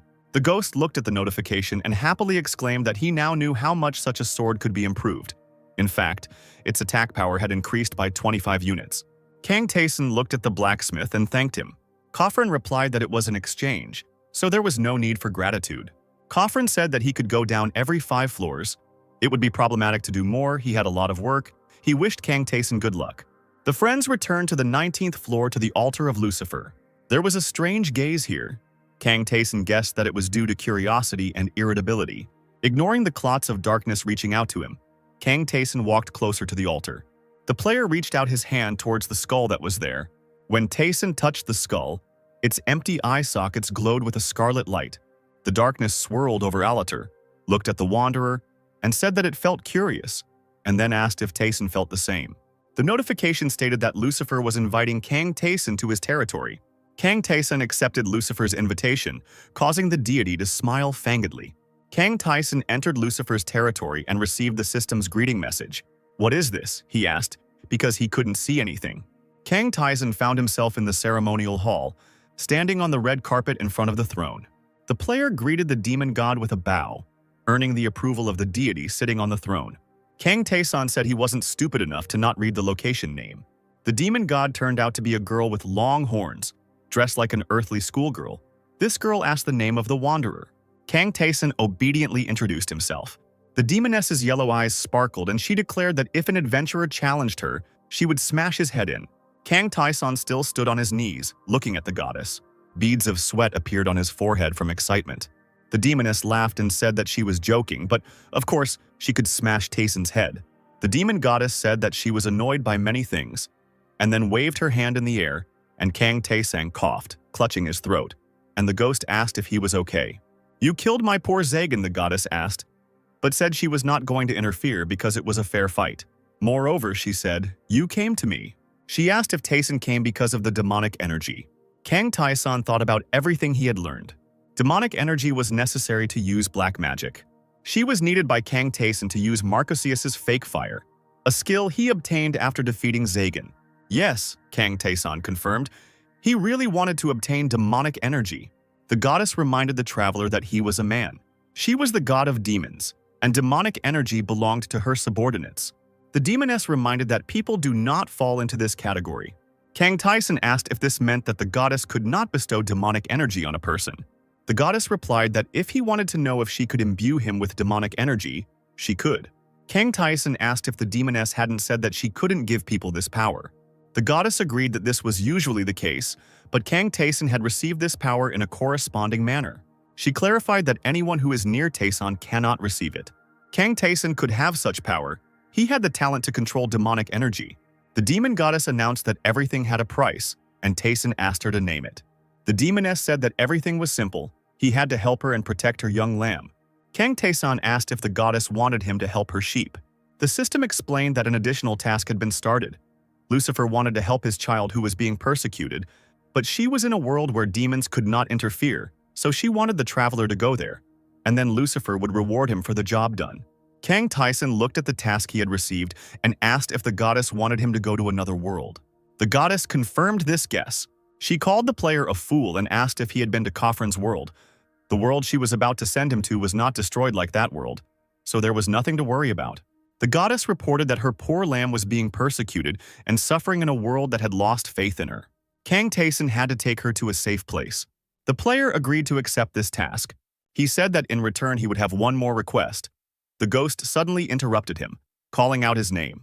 The goddess was angry that the player dared to ask something from the god without the appropriate payment. She said that she usually breaks heads for such insolence, but the demoness allowed Taeson to speak. warning that if it was something insignificant, she would ignore his request. The ghost stared at his friend with a question. Kang Tyson asked if the demon goddess knew anything about the invaders of his world. The demoness smiled. She forgave Kang Taesan for asking her for something for free. She understood that the traveler wanted to know who had invaded his world, and she was ready to tell him the truth if he completed her task. Kang Tyson said that this would be enough. The goddess opened a portal and said that although it was problematic, the basics needed to be explained to the traveler. The world he was about to enter was called Beguseta. In this world there was magic, and its laws were guarded by dragons. The power of the world itself was at an average level, but the world was protected by a certain person. Haman watched over the world. Haman was the god of light who was born on this earth. This is where Kang Taesan was supposed to go. The demon goddess wished her messenger good luck. Kang Taesan moved to a place where rays of light pierced the green crowns of tall trees, streaming from the clear sky. The player fell from that clear sky onto the green grass. "This is Beguset," he asked, and added that there was nothing like that in this world. In this world, birds circled in the sky, and large azure butterflies landed on the leaves of flowers. Kang Taesan rose to his feet. The ghost asked if it was not obvious from the sin conductors that the human form was the most common. Kang Taesan said that it was good that no one would disturb him here. The system reported that presence detection was available. The ghost noticed that they had no time to indulge in nostalgia. Kang Taesan immediately agreed that he was right. He pushed off from the thick grass. Activating air jump, Kang Taesung soared into the sky. Another notification reiterated that presence detection was available. Kang Taesan decided to take it into consideration. Below on the ground, he saw people chasing one man. Looking at the fugitive, the player assumed that this was the child that the demon goddess had spoken of. The ghost replied that judging by the dark clothes, it looked like this girl was from a demon clan. The girl ran from her pursuers with all her might, and they began shooting at her feet. It was obvious that these people would soon catch up with their prey. The rope loop caught the fugitive's leg and she cried out, "No!" When the girl fell to the ground, someone shouted that they had caught her. The girl tried to throw the rope off her leg and heard one of her pursuers say that it was no wonder she had not been caught for many years. "You run great," the man said to the frightened girl and called her a professional. He leaned over her to hit her and said, "I'm sorry, princess, but get some sleep for now." These people were happy with their luck. If they shared the reward, they would each receive 100 gold pieces. The others began to argue whether 100 gold pieces was enough. The guy with the quiver said that he had already paid all the debts for the chase, taxes, and the bribe for silence. He said that it would be enough for everyone to receive 90 gold pieces, and he would take 190. The other pursuer was indignant, but the red-haired one said that the one who was against it could simply die. Kang Taesan suddenly joined the group and asked if he could join them. The guy behind whom the player appeared jumped back a few steps and shouted that Taesan had scared him. People noticed that the stranger had dark hair and assumed that he was a demon, but his hair was a little lighter than that of demons. They asked him who he was, and Kang Taesan thought that the demon clan had black hair. It turned out, as a characteristic feature, the player said that he had business with this horned girl. One of the pursuers called Taesan a thief who steals loot from demon hunters. He grabbed the girl and drew his sword, threatening her. He shouted that he would not allow her to be taken away. Kang Taesan punched him in the jaw. He threw his opponent back a few steps, taking the girl from him. Now she lay on the grass behind Taesan, and her pursuers wanted to know who he was. The girl was unconscious. Kang Taesan stated that he had business with her. By drawing his sword, the player easily caused panic among these people, and some of them already promised to tell him everything. They promised to tell everything they knew, if only the stranger would spare them. They begged for mercy, but Kang Taesan had no intention of leaving them alive. First, he killed the one who threatened the girl with a sword. Kang Taesan agreed to listen to the last of the pursuers, and he told him his story. "So, it means that 10 years ago you were given a revelation," Kang Taesan clarified. The man hesitantly confirmed this. People and the demonic clan had long ago divided this world into two parts. Before this place was quite ordinary, everyone tried to coexist peacefully.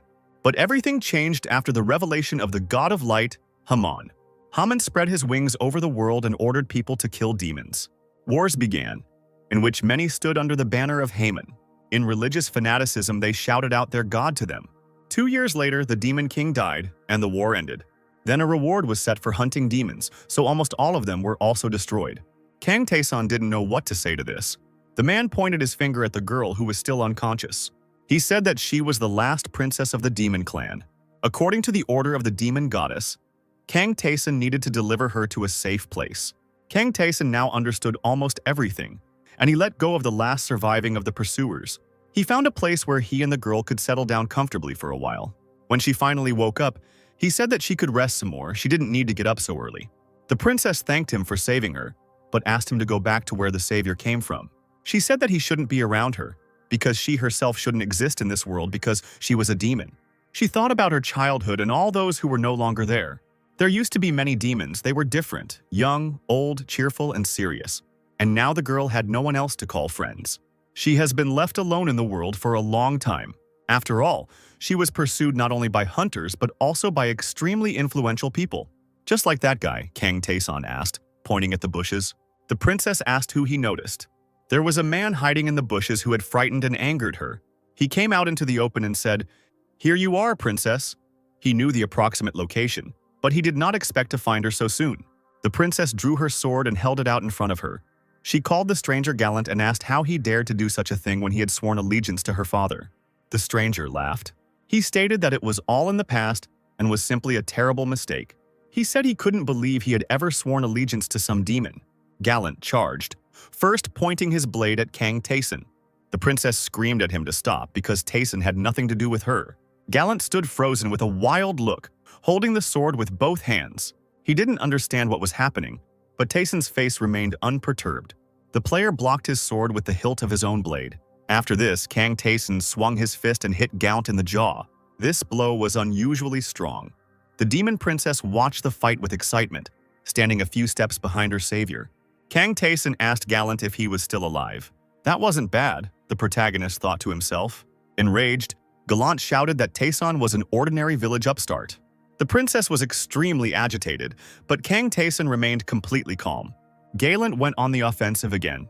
Kang Taeson asked the ghost if this aura was the same one, and in response he asked how he understood it. The player replied that he owned something similar, and then ordered Gallant to attack. He rushed into the attack. He figured some clumsy country boy was no match for him, so he was going to just finish him off. Gallant delivered a blow that he believed would be fatal, but his opponent blocked it, taking it on his blade. Gallant was surprised to receive this rebuff. Kang Taeson said he didn't think it would be enough to break his sword. Gallant became furious. With renewed energy, he tried another technique. Flashes of power surrounded him, but his blade couldn't even touch Kang Taeson. Gallant screamed that he would kill him. The demon princess closed her eyes in fear. She was surprised to see that her protector remained unharmed. Kang Taeson used first strike nullification, and the enemy was unable to deal any damage to him. Gallant was sure that he had touched the stranger.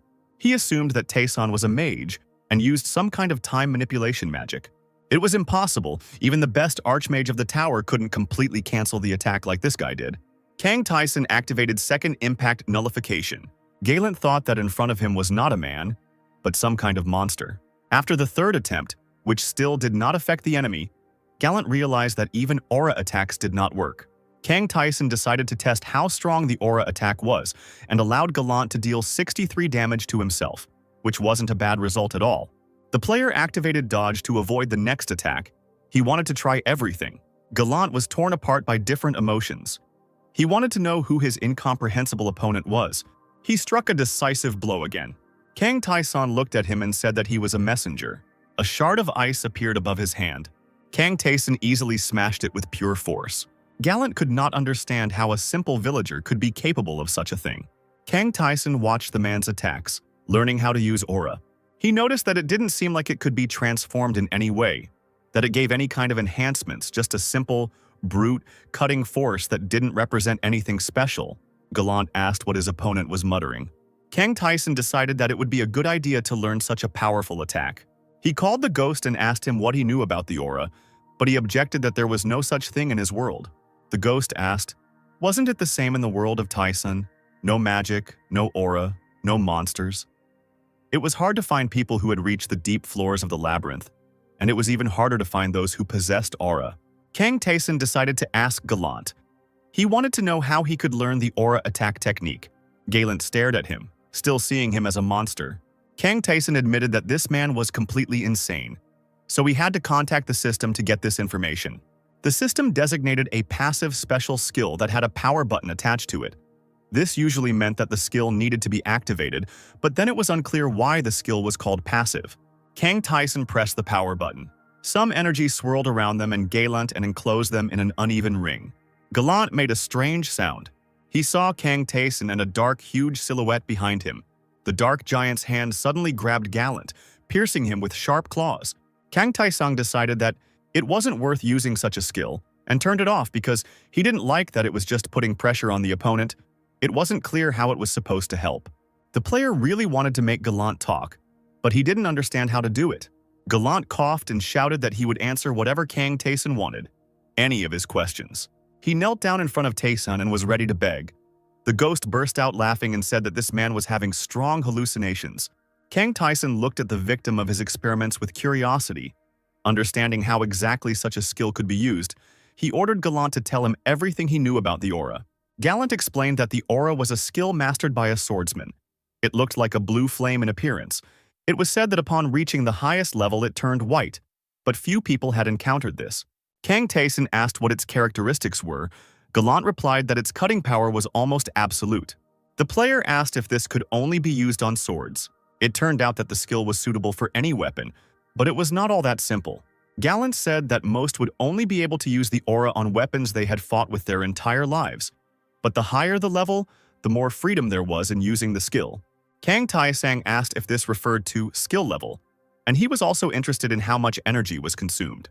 Galant replied that no energy was expended at all, which surprised Kang Taeson. There was a limit to how much aura could be used, but there was practically no time limit. Only slight fatigue appeared. Kang Taeson thought that this all sounded like a useful skill. Now he needed to find out how to learn it. Galant replied that there is no particular method. This power comes to everyone on its own. Everyone goes their own way. Galant honestly admitted that his knowledge was not that deep, and that these questions should be addressed to the sword masters who knew the aura. Kang Taeson said that he understood a little, and asked if Galant was sure he couldn't help him. Galant replied that he could not, and asked if this was all that Taeson wanted to know, and asked to kill him, end his suffering, and let him die in peace. Kang Taeson did not refuse the man's request, and Galant called him great. This victory did not bring the player any reward, because the difference in state between his soul and the soul of the defeated was too great. That evening, as they sat by the fire, Kang Taeson asked the demon princess what her name was. Her name was Anesha, and she also wanted to know who her savior was. He said that his name was Kang Taeson, and that he was her protector, a statement that amazed the girl. The ghost told Taeson not to admit to the princess that he came here at the behest of the demon goddess, but instead to lie to her. Kang Taeson said that several years ago, someone from the demon clan came to him and gave him all his wealth so that he could protect the princess. Anesha wanted to know who it was, but the player said that he died as soon as Taeson agreed to the mission. Kang Taeson asked if the princess knew of a place in this world where she could hide. Anesha replied sadly that there was no place she would not go in this world. Everyone was chasing the girl and wanted to kill her. Kang Taeson said that he understood everything, but it was time for them to move. He assured that there would be a place where it would be at least a little safer than here. They set off, Kang Taeson walking first with Anisha behind him. They walked past high, beautiful mountains. Someone was constantly trying to attack Anisha, but Kang Taeson easily dealt with them, only asking where they came from. The demon goddess wanted the wanderer to protect her young creation. She said that her demons were now being persecuted and suffering in a world that had lost its faith, so the princess needed to be taken to a place where she would be safe. Now Kang Taeson wondered where this place was, and he and Anisha walked and walked, their path leading through forests and gardens. They passed by strange rocks. Sometimes Anisha would kneel down and pray to the demon goddess for the blessing of salvation and peace. She had great faith in her goddess. In order not to waste time, Kang Taeson trained a lot. He was practicing his fencing skills. No matter how hard he tried, there was one thing he couldn't do. Suddenly, he noticed that Anisha was watching him. He asked how long. She admitted that she had been sitting there for about 2 hours. The princess asked what her companion was doing. He admitted that he wanted to learn aura. Anisha was surprised that he was trying to learn this, because she believed that Taeson had it. But the player said that he came from far away and learned about such an ability for the first time. Anisha said that because of all the commotion, she never thanked her savior. I, Anisha Brichet, Princess of Demons. Thank you sincerely, said the girl, curtsying. She called the player Sir. Kang Taeson said that he was paid for it after all. Suddenly, the ghost announced that they would soon have guests. A crowd was approaching them. These people were looking for the demon princess. Kang Taeson asked if they were magicians. Their leader said that he was a magician from the Malfrey School of the Great Magic Tower. His name was Barmandor. Kang Taeson smiled. He was glad that someone other than hunters showed up. Perhaps he could even get something here. Barmandor asked if he was protecting the princess, and called Taeson impudent. Barmandor declared that they were under the command of Haman, the god of light, and were therefore obliged to kill the demon princess, and they ordered Kang Taeson to kneel. The magicians stood at some distance from the princess's Taeson, and a tension of power emanated from them. Anisha said it looks like he's going to unleash his oracle because Haman wants to destroy them all. Kang Taeson said that they were very stubborn and told Anisha to hide in the cave. Kang Taeson's power easily swept away all the opponents, and some of the younger magicians began to ask for help.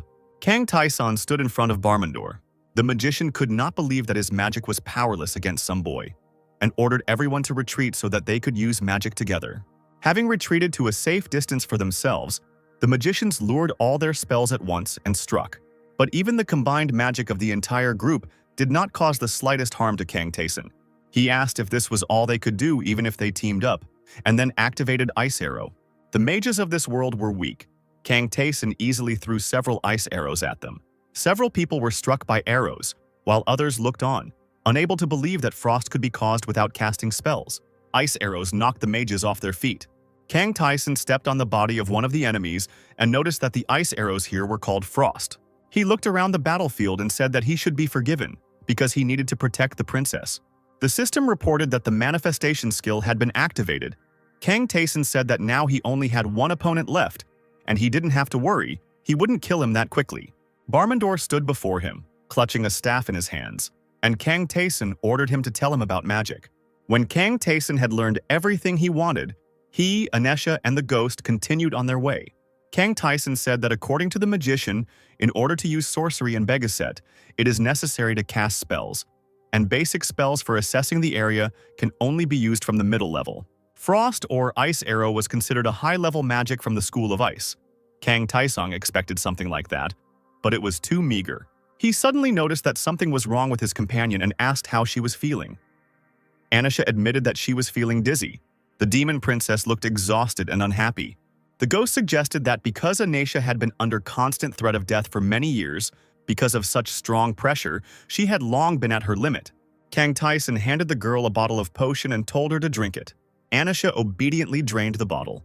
She immediately felt better and asked Kang Taeson in surprise what it was. The player explained that it was a potion that restored strength. He knew it would help.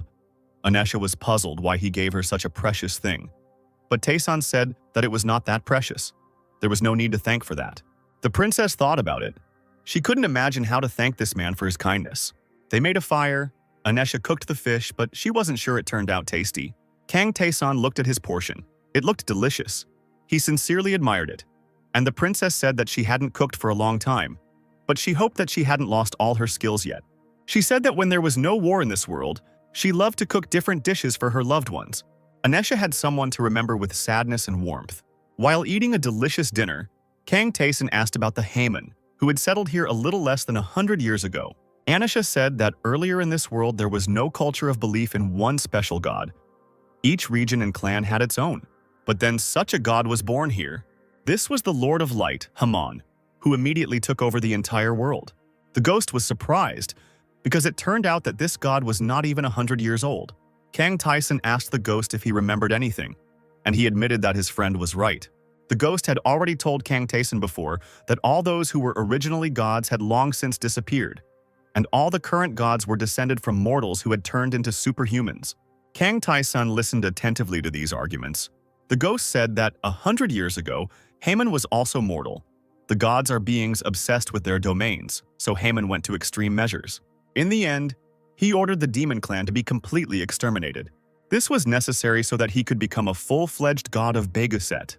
Kang Taeson asked if the demon goddess should do nothing and let things slide. The ghost explained that this was the case. That was why Lucifer sent him to a world where she had no power. No matter how strong Lucifer is, it will be difficult for her to fight a god outside of her territory. Even though the demon goddess is on a higher level, Begaseta is still a Haman land. Kang Taeson realized the essence of Lucifer's mission. He needed to stop Haman and protect Anisha, the demon princess. They discussed this story while warming themselves by the fire. Kang Taeson was confident that he could handle such a task. And if he fulfills the order of the demon goddess, he will be able to learn about those who tried to destroy his homeworld, Earth. An armed detachment came out onto the road. One of the warriors was amazed at how many people he saw. In front of these people stood a group of magicians, among whom was even an advanced sorcerer. The warrior noted that such a crowd could destroy an entire city. "Kill the demon princess," the order was given. "Kill the demon princess," the people repeated over and over again. Kang Tae-san sadly noticed that there were so many of them. He looked at this whole diverse company, sitting on the edge of the cliff that hung over the road along which this procession was walking. "Are you the guardian of the deposed princess?" they asked him. The magician stated that Tae-san could retreat, since they only needed the princess and had no intention of fighting him. They were here to carry out the will of Haman, the god of light, and kill the demon princess. Kang Tae-san refused and stated that he had his own reasons for protecting her, and he also asked those people to spread rumors about him. The magician was very surprised by such a request. Kang Tae-san asked if everyone was there because for him, the more people the better, but people didn't understand what he had in mind. "Well, go ahead," Kang Tae-san commanded. "It's easier to get rid of everyone at once." The crowd wanted to know what the impudent stranger had just said. They thought that Kang Tae-san was still too young to say such absurd things. They thought he was playing the hero to gain fame. Kang Tae-san asked if he was hard of hearing. He jumped off his cliff and told them to attack together, because he didn't want to deal with each one separately. The player activated Ice Arrow and said that it just so happened that he needed to experiment with something. "It's Frost," the crowd shouted.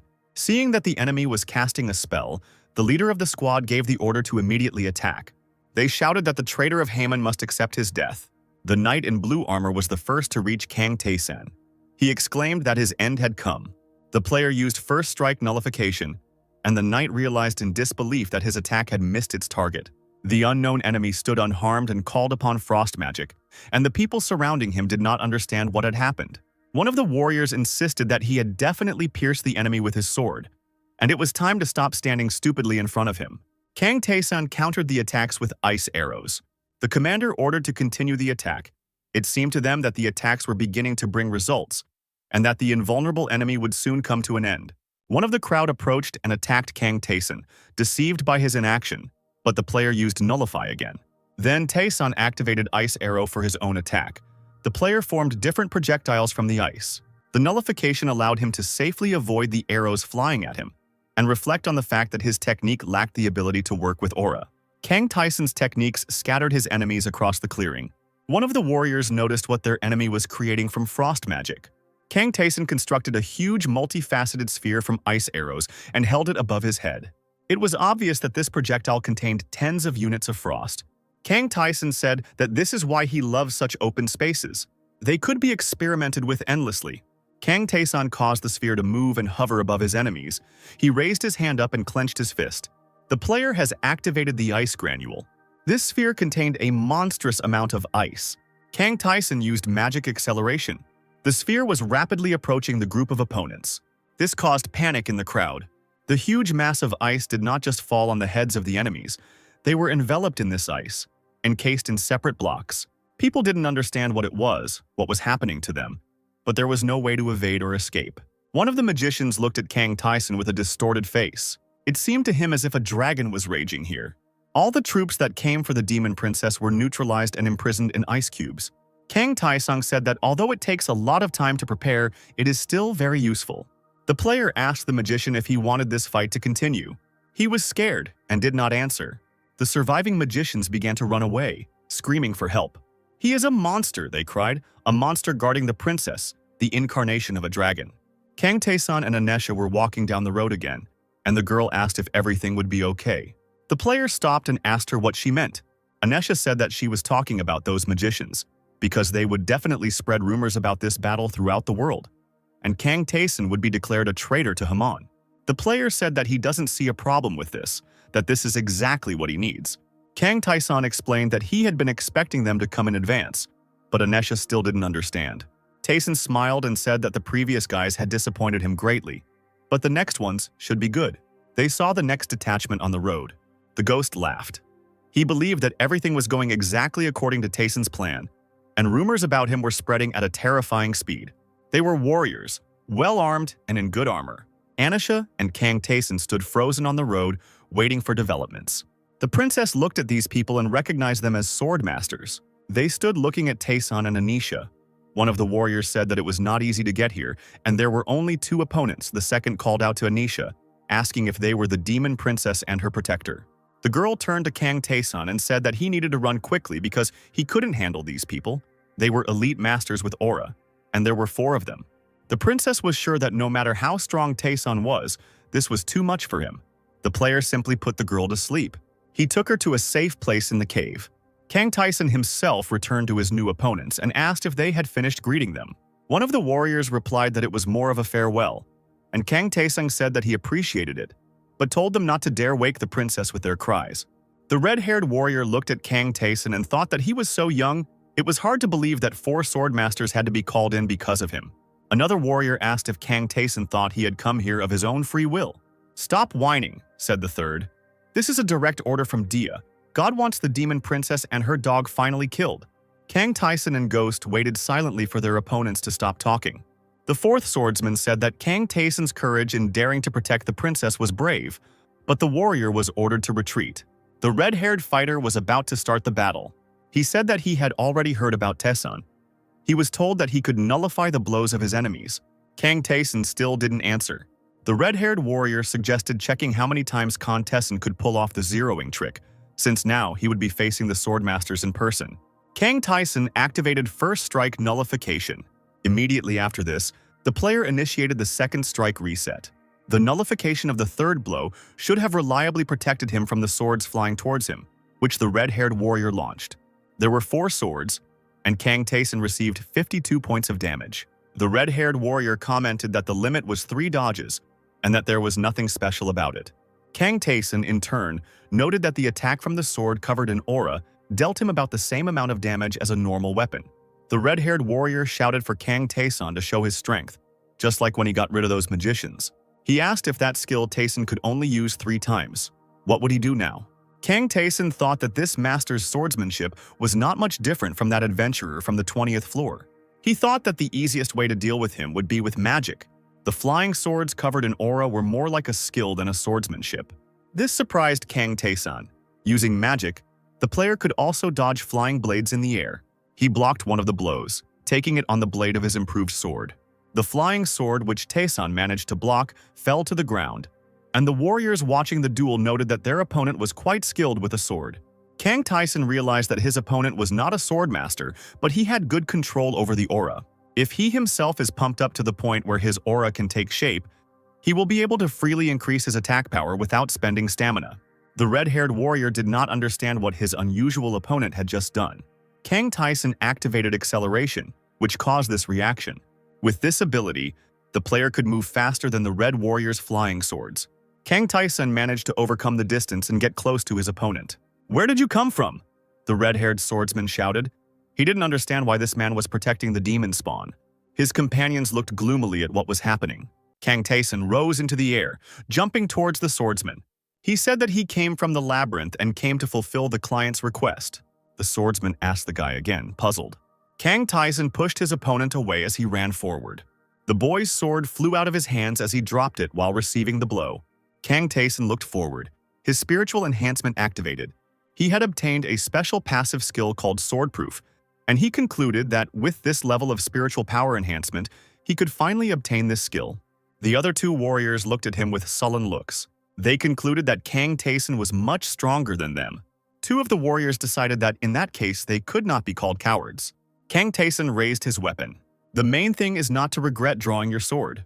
Kang Tae-sun complained that he was in pain. He was tired after defeating those 2 grim warriors who lay defeated behind him.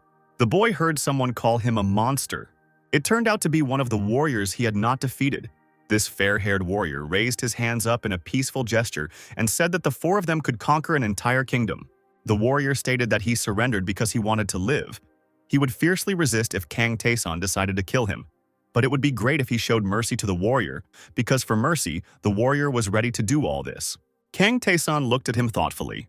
He ordered the warrior who had surrendered voluntarily to get rid of his allies, as the boy needed a place from which Haman could see the defeated people in full. The fair-haired warrior looked at Kang Tae-sun thoughtfully. "What a horror," he said, looking at the defeated warriors. This was a clear demonstration of Kang Tae-sun's strength. A horned adult man in a cloak watched them from afar. He said, shedding tears, that he had finally found their Princess Anisha. A silhouette appeared at the entrance of the cave. The silhouette turned out to be a princess emerging from the cave, who had already managed to wake up. She was wondering where Mr. Tayson was. The guy the girl mentioned asked her if she was awake. The princess ran to Kang Tayson, asking where he was at that time. The guy said that he had to take care of a couple of corpses. The girl threw herself at the guy with hugs, and he was slightly surprised, not expecting this reaction. The blonde warrior who was watching this smiled widely, finding the sight cute, and Kang Taeson ordered him to be quiet. The princess turned her attention to the warrior, stopped hugging the guy, and turned to the fair-haired youth, calling him Atria, who replied that they had not seen each other for a long time. The warrior said that he did not come for the girl. He claimed he was simply lost. The ghost asked if the warrior and the girl knew each other. The princess reported that this man had visited them when her father was alive, and asked if what was happening meant that the warrior was now hunting her too. The blonde guy said that her guess was correct, but he then became confused and certainly wasn't going to demand a rematch, so the girl and Kang Taeson shouldn't worry. Kang Taeson stated that the warrior was too cunning to be the one who carried out God's orders.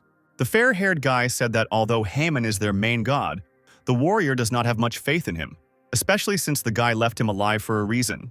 Kang Taeson said that the warrior himself knows everything. He is very interested in the aura. The trio settled down in some forest under the trees. The fair-haired guy claimed that with Kang Taeson's level, it was already possible to learn aurora, although the guy did not learn it. Kang Taeson noted that he was from another world, so he might be different from what was said.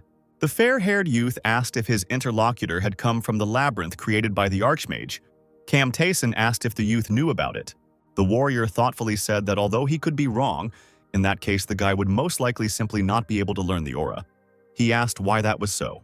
It is said that the aura is a power bestowed by the god of swords. He chooses the world and rewards it with his power. This means that residents he did not choose simply cannot learn this power. The warrior is sorry, but most likely Kang Taeson will not be able to learn the aura. The guy objected. He was confident that he could, since he had just received the right to do so through notification. The sky changed its color from light blue to bright blue. Kang Taeson was training with a sword in a forest clearing. He stopped, realizing that all he had to do was swing his sword, and he had been wrong to leave the warrior alive. The fair-haired youth asked what he should do now. Kang Taeson replied that he no longer needed him and could go. The warrior scratched his chin thoughtfully upon hearing this, after which he smiled, stating that he wanted to go with Kang Taeson. The guy asked why the warrior needed this, and he replied that he was curious and wanted to see Kang Taeson's training in aura. And if the guy was worried about the princess's safety, then the warrior was ready to swear that he would not touch her. The girl said that she didn't mind, but Kang Taeson had to decide. The guy then decided to act in a certain way. The warrior felt something tingling in his heart. Kang Taeson offered a warrior named Atria a contract that would prevent him from harming either Kang Taeson or the princess. The guy explained that this was a temporary contract, because of which Atria would not be able to harm any of them. If the warrior agreed to such conditions, then he could go with them. Atria was amazed that the power of the labyrinth could do such things. He found this interesting and the contract was accepted. Kang Taeson rushed forward, swinging his sword. He swung his weapon looking ahead. "It's amazing," said Atria, who was watching this together with the princess. It was already the third day, and Kang Taeson continued to swing his sword for 22 hours. He asked why no one was hunting them. Before, something was always happening, but now there was silence. Atria said that there were only 8 sword masters in this world. 4 of them went after Kang Taeson, but were defeated by him. So now it was unlikely that there would be anyone who would dare to look for the guy. Kang Taesong said that it was logical and it was better to continue training. The princess noticed some silhouettes in the distance. These individuals in cloaks were heading towards the trio, and the girl wondered who it was. The individuals in cloaks began to remove their hoods. They turned to the princess. It was a crowd of demons who greeted their highness. The girl burst into tears when she recognized one of the demons as Habern. She couldn't believe he was alive. The man, Habern, knelt before the princess, telling her that he had escaped while the castle was burning. Asking the princess to forgive them, they had betrayed her for the sake of survival. The princess said that it didn't matter. The main thing was that her subjects were alive. She hugged Habern in tears of joy, glad that she was not alone. The man shared the girl's feelings. Kang Taeson decided that the demons should be left alone. The glowing blade rushed forward. Kang Taeson continued his sword training. He thrust his sword forward. The guy noticed that he seemed to have reached his limit and decided to work on it further along the way. and the swordsman will work until he learns the aura. Atria watched him from a distance. He was surprised that Kang Tae-san sensed the aura already on the fourth day. Atria assumed it was the power of the labyrinth. The more he looked, the more impressed he became. The demons knelt before Kang Tae-san, thanking him for risking his own lives to protect the princess. The guy said he had already received the payment, so everything was fine. LABYRINTH thanked him again and asked the princess if they should return to their lands. The girl happily agreed and asked Kang Tae-san if he wanted to join them. He said that since they were going, he should go with them. LABYRINTH objected, because their place was secret and a stranger could not be brought there. The princess told them not to worry because the guy could be trusted, since he protected her. LABYRINTH reluctantly agreed because it was the princess's will. He frowned in panic. Atria suggested that in that case, and given the feeling of the aura, he should leave. He decided that in that case he should say goodbye and leave. Atria waved goodbye and left, not forgetting his sword. LABYRINTH handed the princess a blue ornament on a string, asking her to take it. She looked at the thing in his hand. LABYRINTH explained that this decoration was made from a dragon's fang, and it would help hide the girl from the god's sight. They offered to take this thing to Kang Tae-san as well. The princess and Kang Tae-san followed a crowd of cloaked demons leading them along a path between the rocks. The ghost said that he didn't think the guy would be swinging a sword the whole way, and also asked about the aura. The ghost said that although Kang Tae-san had received permission to follow the path of the sword, he didn't think that the guy would really succeed. He said that although the aura doesn't consume mana, there is still a certain limit. Kang Tae-san's mastery skill was 1%, and he still lacked the experience to fully utilize the aura. LABYRINTH said they had come to the right place. He wanted to tell them something later so as not to shock Princess Ansha and Kang Tae-san. The boys stared at LABYRINTH, ready to listen. The man said that there, on the mountain covered with autumn leaves, lives a dragon. Kang Tae-san wanted to ask again about the dragon, but he heard a voice that greeted them all. The guy realized that, judging by the lack of reaction from his companions, he was the only one who heard this voice. The voice addressed him again, calling him a traveler who had set foot on these lands following the will of the goddess of demons. LABYRINTH, Anisha, and Kang Tae-san reached the demon village where they used to live. The boy looked around, examining the villagers. Many of the villagers had already died or fled, so there were only 50 demons left. The village is a bit run down, but the demons are still willing to provide Kang Tae-san and their princess with the best hut for the duration of their stay in the village. One demon guy who was stacking boxes on top of each other saw Anisha and called out to her. "Welcome, princess," said the young man. The princess was glad that these demons of her people had survived, and the crowd reported that they were glad because of the news of the princess's arrival. Seeing all these demons, the girl burst into tears. She was very happy that they all survived. Kang Tae-san thought about something, but decided that now was not the time for it. The princess considered it necessary to introduce him to her subjects, since he had brought her here. The girl opened her eyes in confusion, realizing something. Kang Tae-san simply disappeared, leaving Anisha in an awkward position in front of an empty seat. The ghost asked the guy if he was sure they should have run away from there so quickly. The ghost said that he felt incredibly strong. Kang Tae-san looked around thoughtfully as he listened to his words. The guy said that the dragon is indifferent to demons, and this could well mean that he is indifferent to people as well. Kang Tae-san stopped and stared ahead. He stood in front of a giant cave entrance in the rock. The cave was dark, although the front part was slightly illuminated by the light that fell through the passage into it. The ghost wondered if it was his imagination, or if the dragon's power was equal to God's power when Kang Tae-san announced that they had arrived. He felt incredible energy. Even 100 like the guy would not be able to defeat this creature. Kang Tae-san was welcomed as he came to this place by the will of the demon goddess. The boy met the golden dragon, Valbenerus. This dragon was gigantic and shone with golden light. Kang Tae-san said that he hoped that the dragon would not kill him, following God's will. The dragon chuckled and said that he would never do that. He said that this had nothing to do with the gods, and that no one would dare raise a hand against the children of the demon goddess who had settled in these lands, the lands of the dragon. The golden dragon called Kang Tae-san here only to satisfy his own curiosity. The guy asked his interlocutor again about his curiosity. The creature was a dragon that protected the earth. In other words, he was a creature attached to Begaset. That's why the golden dragon has always been interested in the place created by the archmage, where gods and goddesses live. This place is the Great Labyrinth. Kang Tae-san asked his interlocutor to wait and clarified what he meant in the last point. The dragon narrowed his eyes thoughtfully, hesitating to answer. He reported that the young demon goddess was currently furious. She was especially angry at Haman, who tried to kill her people. The goddess of demons was ready to tear this world into small pieces with her own hands, and she is waiting only because there are still her people left in this world. Once the demons are saved, this world will end. Kang Taeson paused thoughtfully. The dragon thanked the young man for satisfying his own curiosity. The creature decided to do one more thing, because Kang Taeson is the first mortal the dragon has ever seen. The golden dragon gave the boy a piece of the tip of his giant claw. It was a small gift from him. If Kang Taeson found someone who knew how to handle such things, the claw would be very useful. Now they should say goodbye. The dragon thought that this was their first and last meeting. It was time for him to go and get ready. Kang Taeson wondered what this creature was talking about and what kind of preparation it could be talking about.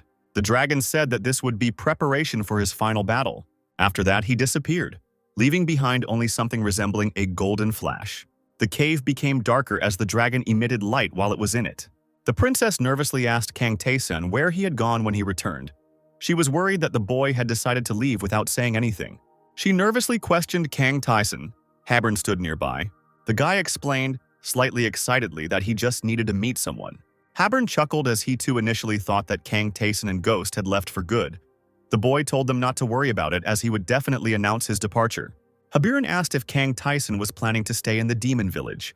The guy said that he would most likely stay here, knowing that if Anisha were safe here, his mission would already have been completed. It was still too early to leave here. Haburn said that in that case he went to prepare the rooms for the boy and the princess.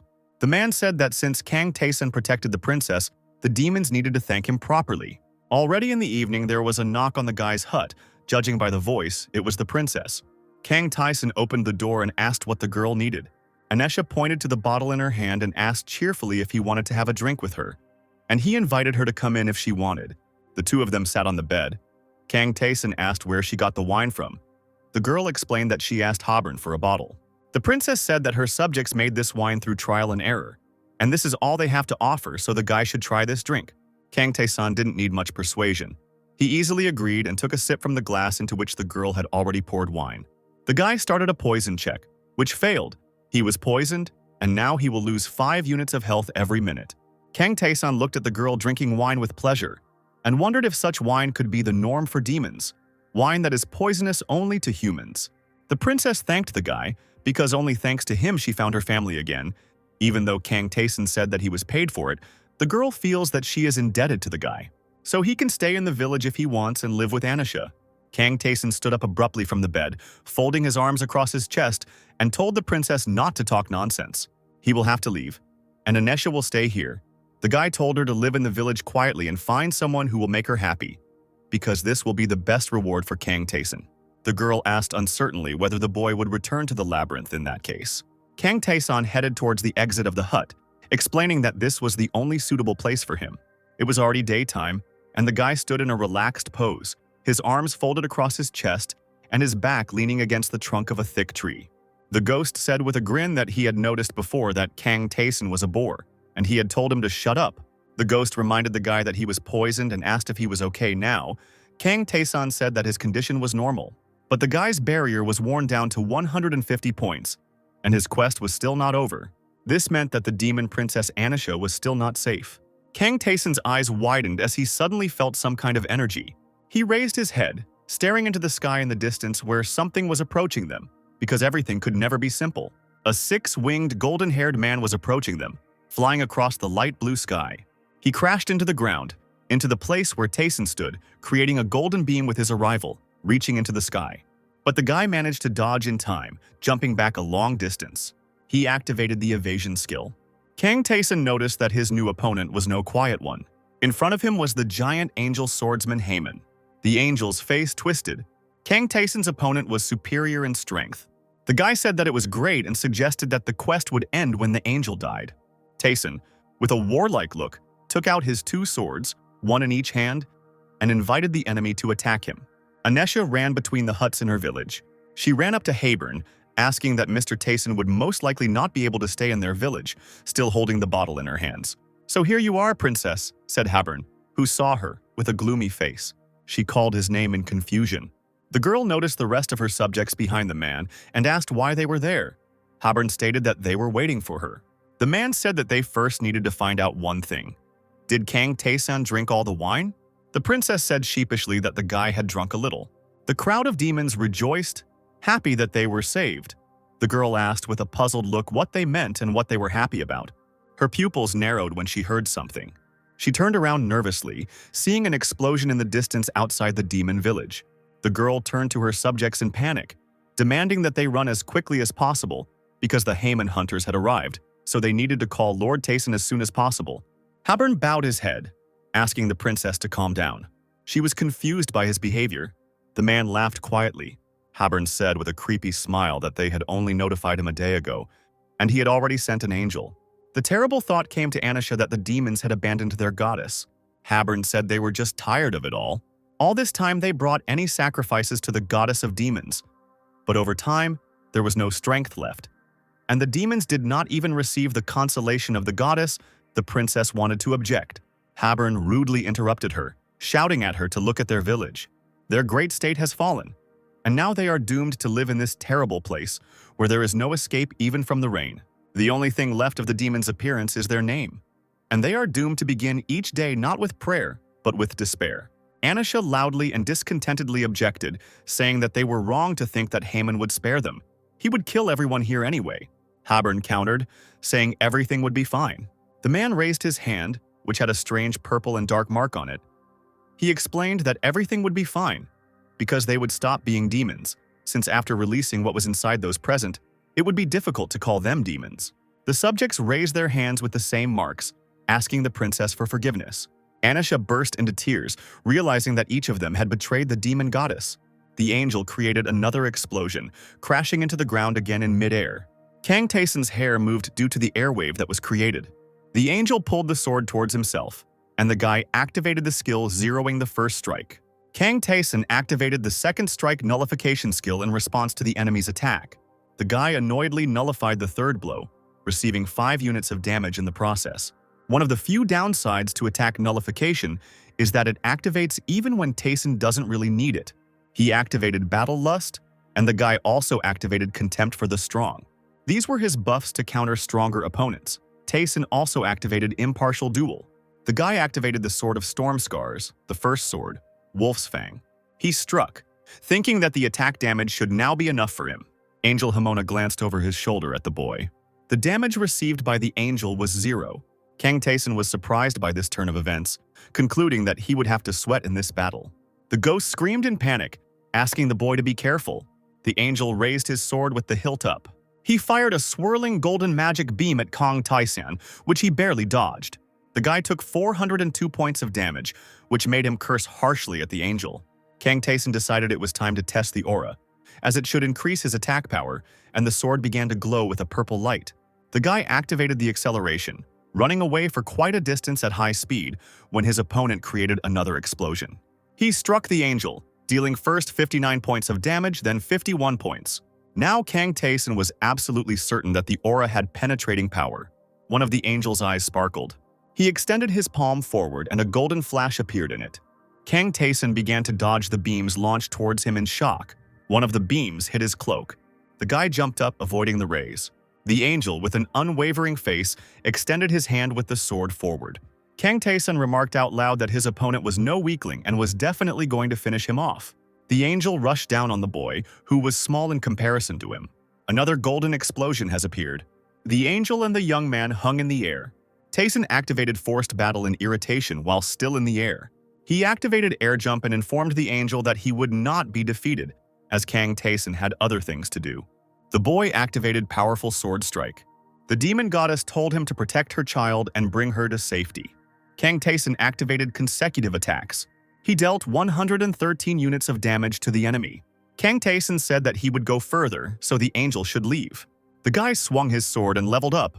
Kang Tayson defeated God's messenger, thereby obtaining the eternal skill Antitheism. His spiritual growth was activated. The guy's strength increased permanently by 32 points, agility increased by 22 points, and intelligence increased by 1 point. The guy gained divine power.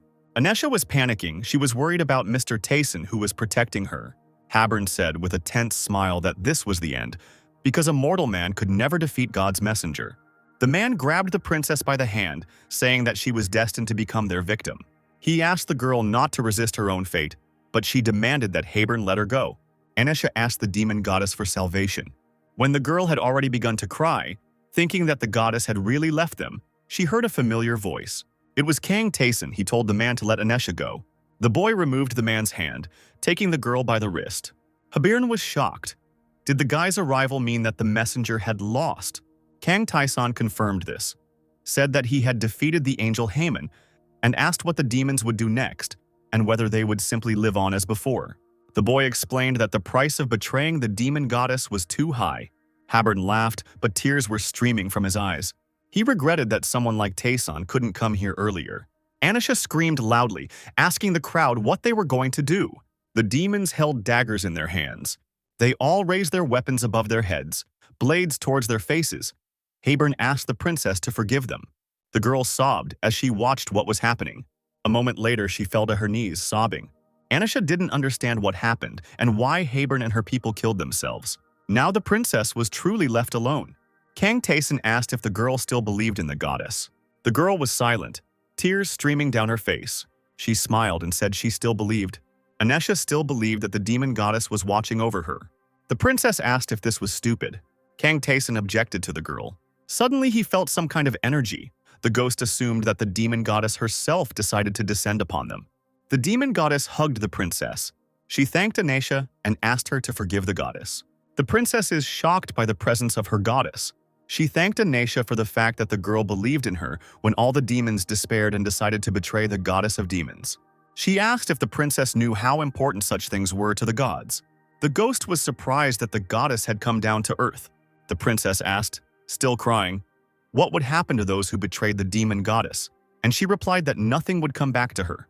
There will be no souls or bodies of traitors left. This means that these demons will be abandoned here forever.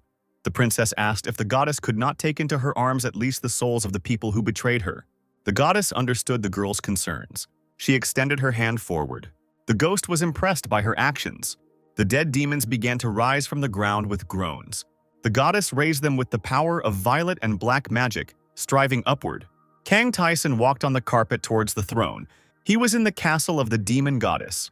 The guy reported that he and the ghost had returned. His additional task had been completed. Kang Taeson wondered where Anisha could possibly be safe. If he thought about it, there was no such place in all of Begaset. But if he thought about it more deeply, it immediately became clear that the safest place for demons was next to their goddess. The goddess, who looked like a long-haired horned girl and sat on the throne, noticed that the boy had completed the task. Kang Taeson asked if this was her plan from the beginning. Why couldn't the goddess do everything herself if she could descend to earth? The girl on the throne said that it was necessary to wait for the right moment. If in the whole world there was at least one person who believed in her, the consequences. When Haman sent an angel against Taeson, the goddess finally had a chance to descend, and thanks to him, everything went as planned. The guy asked if it was all over then. The demon goddess answered negatively, because Kang Taeson was too good. She said that he could enjoy the show, and after these words, the guy and the ghost found themselves in outer space. Kang Taeson heard the goddess's suggestion to look at something. The girl showed him the planet. She said that it was Begaset, a world where her people no longer existed. So now the demon goddess can do whatever she wants. She asked Haman if she was right. The ghost nervously said that demonic energy was enveloping the planet. A loud cry was heard. The owner of it was outraged by this because this is his world. Haman, who looked like an old, bearded, gray-haired man, said that this was his place. The goddess said he was right. This was his place now. So let Haman die along with this planet. The girl held out her hand, clenched into a fist. Haman opened his mouth, screaming, enveloped in demonic energy. His planet was also enveloped in the energy created by the demon goddess to destroy this place. That's all, the girl said with a satisfied smile. Ghost and Kang Taeson looked at the remains of what had happened. The guy looked surprised, and Ghost looked nervous. The planet perished. Only a remnant remained. Kang Taeson thought that the goddess was indeed a monster. The difference between her and Haman was too great, and the girl could have done everything herself without Taeson's help. So he asked if the girl really needed his help so much. The goddess said that if she simply destroyed the world, she would not be able to take back what was hers. Souls, lives, will. All of this would be lost in that case, and the horned girl doesn't like it. Kang Taeson asked if by belonging to her, she meant Anisha. The demon goddess confirmed this, saying that thanks to the boy, she was able to return the princess unharmed. Anesha is a poor and grateful child. She was betrayed and made to suffer, but she did not lose faith in her goddess. The princess was saved by Kang Tae-sun, and the goddess wants to express her gratitude. Since the guy fulfilled her request so well, she is ready to reward him properly. Kang Tae-sun received demonic energy and learned black magic. The ghost was shocked because he considered it impossible for a person to possess black magic. The goddess smiled and told the boy to check his status window, which he obediently did. She explained that the amount of demonic energy increased just like everything else. As he leveled up, Kang Tae-sun would gain energy. But the goddess decided that this was not enough, and she wanted to give him another reward. Kang Tae-sun's eyes sparkled with curiosity. He gained a new skill called Darkness Capture. After each kill, the boy's demonic power will increase. Kang Tae-sun received the achievement, awarded the favor of the demon goddess. If a guy prays to the demon goddess, he will be able to better understand black magic. Of course, Tae-sun will not be able to obtain this knowledge for free. But by making offerings to the goddess, things related to demons are best suited for this. Today the goddess is in a good mood. So the guy also studied the distorted flora of Decorabia and the emotional arousal of Raum. Tae-sun said that the first skill was used by that sinner's guide. The goddess claimed that there was one last thing left. There remained the entities that brought the world of Kang Tae-sun to destruction. The girl said that the boy's assumptions were correct. These entities were super beings from the moment of their birth. In the present time, they are called the old gods. Once upon a time, all the gods in the universe were old gods, but their place was taken by new deities, including the demon goddess, and the old gods were sealed, including the demon goddess. The boy asked why the old gods attacked his world. The demon goddess stated that he was a little mistaken because these super beings destroyed not only his world. In 12 years, they destroyed 258 stars, and the old gods approached this task with enthusiasm. Kang Tae-sun was shocked by the information he heard. He asked why the old gods did such things. The goddess did not know, claiming that the losers were simply trying to fight, and considering that it was not at all necessary to know the reasons for the old gods' fight. However, there are a few things that the girl can figure out for herself. The old gods hate the new gods who have taken their place in the labyrinth. Adventurers enter the labyrinth from every world. Kang Tae-sun wondered if the old gods could simply destroy the worlds inhabited by people who could enter the labyrinth. The demon goddess said that all of the above was just a guess, and that one couldn't know for sure until one checked with the old gods personally, but the guy said that the probability was quite high. Then Tae-sun is interested in something else. The demon goddess said that she could not tell him more. It was too early for him to know about it yet. What she told the guy was already a considerable favor, and he would be able to find out about the rest by going further into the labyrinth. Tae-sun agreed, thinking whether the old gods, and not only they, could store a certain amount of information on each of the floors, and the guy had only been on the lower floor so far. The demon goddess rested her cheek on her own palm, looking thoughtfully at Kang Tae-sun. She said that the guy is strong, but only on the first floors. The further he advances, the stronger the enemies will be. This also applies to the tests of the gods. The gods who don't care about Tae-sun can prepare a real hell for him. The guy said that he would put his full strength into it, and the goddess must understand this because she was watching his actions. The girl said that she could tell about an easier way. There is an easier way to become stronger. Tae-sun asked if she meant the apostle's contract. He was, of course, grateful for the offer, but he wanted to object. The goddess indignantly, loudly, and sharply asked who had spoken about this contract. Kang Tae-sun was puzzled by the girl's reaction. He clearly didn't expect it, and asked what it was about if not the apostle's contract. The goddess cried out in embarrassment that it didn't matter, and threatened that if the guy said one more word, she would split his skull open. The purple and dark energy of the demon goddess swirled around Tae-sun. The girl said that this would be her last favor. If the guy meets some nobodies in the labyrinth, he can use her name. The goddess smiled creepily, stretching out her clawed hand. Tae-sun thanked the girl. Now he could use the name of the demon goddess herself. The guy exhaled, finally reaching the 19th floor. The ghost was surprised that the gods were such powerful beings that they could just go and destroy a star.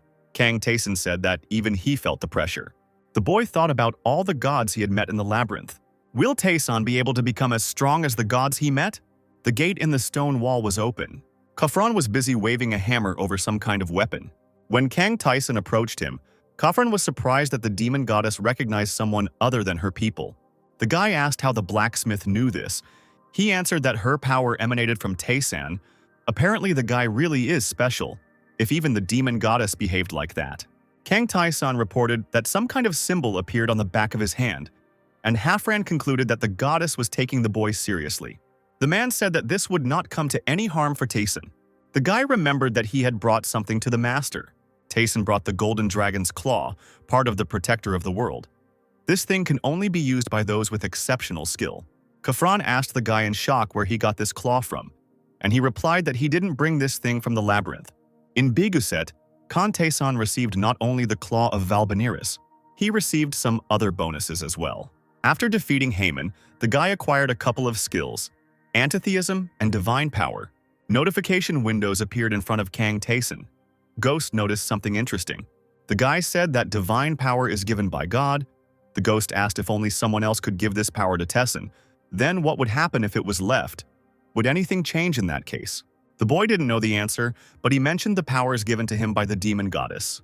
The description of black magic is very different from normal magic. Tayson himself determines how much energy he uses. The question was whether he can also change powers with range. The boy began learning the low-rank black magic, Marcosius False Flame. The skill captured darkness, and received the title of Honored, the favor of the demon goddess, thereby receiving 5 points to demonic energy. This mark acted as evidence, the mark on Kang Tayson's hand. The guy asked if the black magic that the guide used was really what the demon goddess called a simple addition. The skill, Distorted Flora of Decarabia, summoned plants controlled by the demon Decarabia. But apparently, Tayson could only summon a tiny part of the roots that had absorbed the star. Another skill, Emotional Excitement of Raum, used the demon Raum's manipulation abilities, thanks to which the owner could influence the target with the help of hallucinations. But for now, the guy can only influence the imagination. Khafran asked if the young man who visited him had looked at all his skills, and said that the golden dragon's claw he had brought was an extremely interesting thing. Tayson asked if the man could melt the claw. Khafran said that it was possible, but in order to create something from it, it was necessary to select materials of the appropriate level, and most likely, in order to find materials, Khan Tayson would have to go down another 10 floors of the labyrinth. The guy said that he was then ready to leave the claw with the blacksmith, and as soon as Tayson got the materials, he would return for the claw. Khafran agreed with his decision. The guy turned to the ghost, asking if there would be spirits waiting for them on the 20th floor, and he asked how Tayson knew this. The guy remained silent, deep in thought. He remembered the story of the blue-haired girl who told him about the spirits after the 20th floor, who were not affected by physical attacks, which made the task more difficult. She decided to tell about the first spirit, which was fiery. The girl was not mistaken then, because now a low-ranking fire spirit of the labyrinth appeared in front of Tayson. The 21st floor quest began, and in order to go further, you need to defeat the floor boss. The guy's face was illuminated by an orange light emanating from the spirit. The spirit created a giant flash. Tayson activated Air Jump, followed by Ice Arrow. The boy activated Fire Blast by stretching his arms forward. He pushed away with all his might. The ghost suggested that Kang Tayson take things a little easier. It turned out that the guy's actions had no effect on the fire spirit, which meant they would have to act differently. Kang Tayson didn't know how to use divine powers, but he hoped that it would work. The guy activated Marcosius False Flame, dealing first 106 units of damage to the spirit, and then 302 units of damage. Tayson defeated the spirit of the labyrinth and obtained the spirit core. The guy was surprised that black magic was able to damage the fire spirit. The ghost said that after all, spirits are a natural form of life. Spirits are not affected by natural attacks.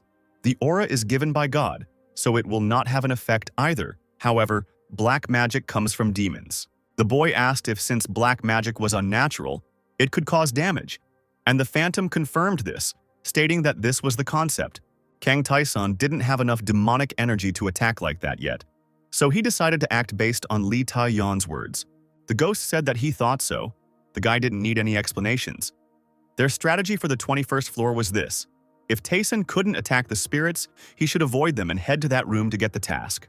The guy and his hovering companion ran to some door. Kang Tayson switched from running to walking. He heard someone laugh.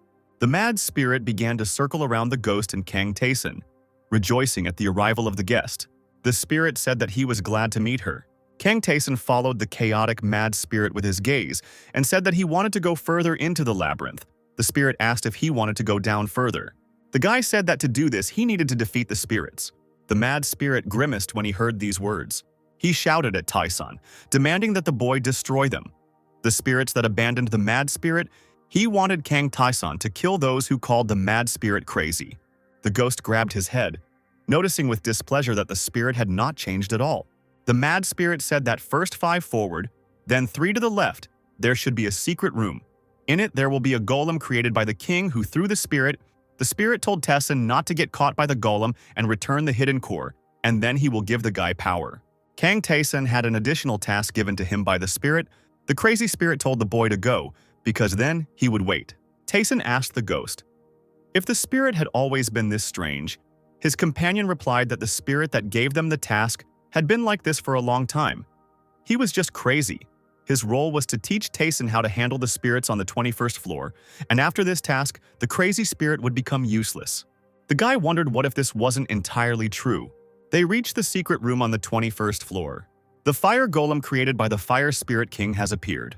The ghost said that the golem stops working every day for 1 minute, and suggested that the guy take the water during this period of time. Taesan asked what would happen if the golem was defeated. The ghost said it wasn't impossible, but too dangerous. The guy said he'd just fight the golem then. The golem swung its fist at Kang Taesan. The guy activated the jump, jumping on the enemy. Upon impact, Taesan realized that he had dealt 0 damage to the fire golem. The guy noticed that lately he's been lucky with opponents who don't take damage. Kang Taesan decided to use his aura and dealt 47 damage to the golem. The boy struck with his swords. Taesan's assumptions were confirmed. Since golems are not spirits, the penetration power is effective, and he will be able to defeat the enemy. After 2 hours, the boy dealt the golem many blows with his sword, defeating it. Taesan's level increased 3 times, and a spiritual enhancement was activated, increasing his strength, agility, and health. The ghost said it was incredible. It was like watching automatons fight, so the ghost asked how the guy managed to fight non-stop. Taesan obtained the Spirit King Fragment, the Core Guardian Ore, and also gained the Tenacity skill through simple, relentless repetition. The guy smiled. Now he has all the basic skills to learn something new. He also received the Observation skill. Kang Taesan decided to try out the new skill and activated Observation. The ghost was shocked. The guy saw the blood-stained status of the ghost, who entrusted his dream to someone. Kang Taesan smiled, and the ghost asked indignantly why. They returned to the task door. Kang Taesan reported that he had brought spring water and activated Observation again.